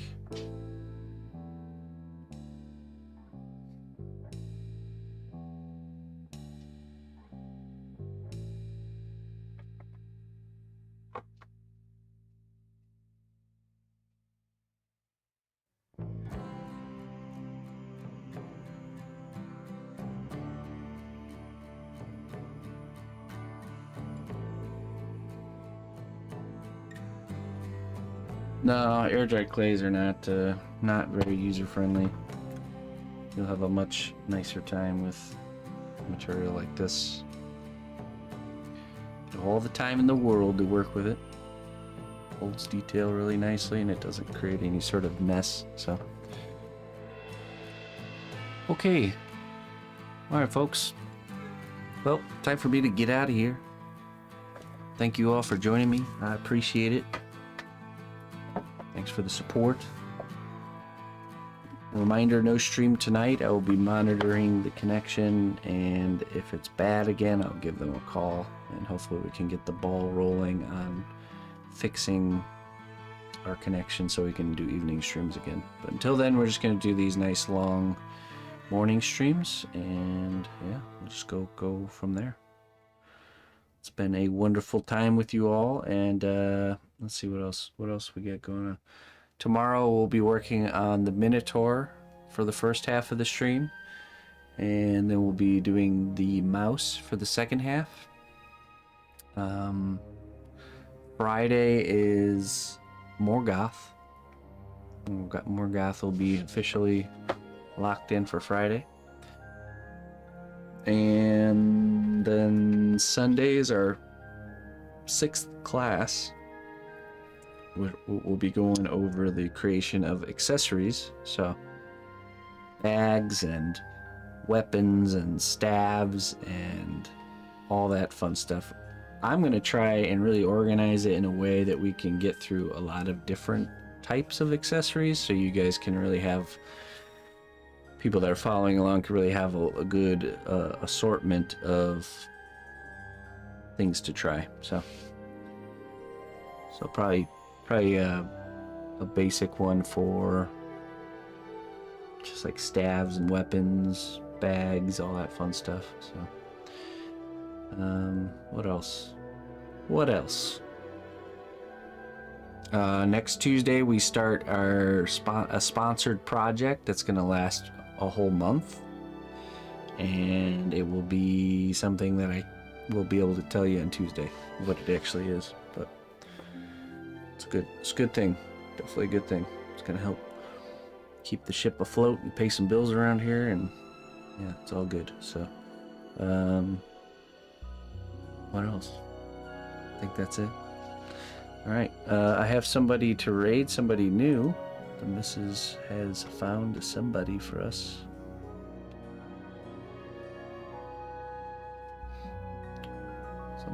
Something new. Looks like illustration. Let's find out. Monster Paizo. Let's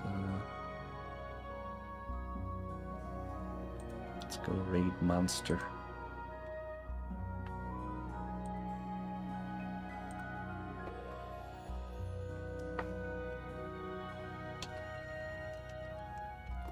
Monster Paizo. All right, everybody. See you tomorrow. Bye-bye.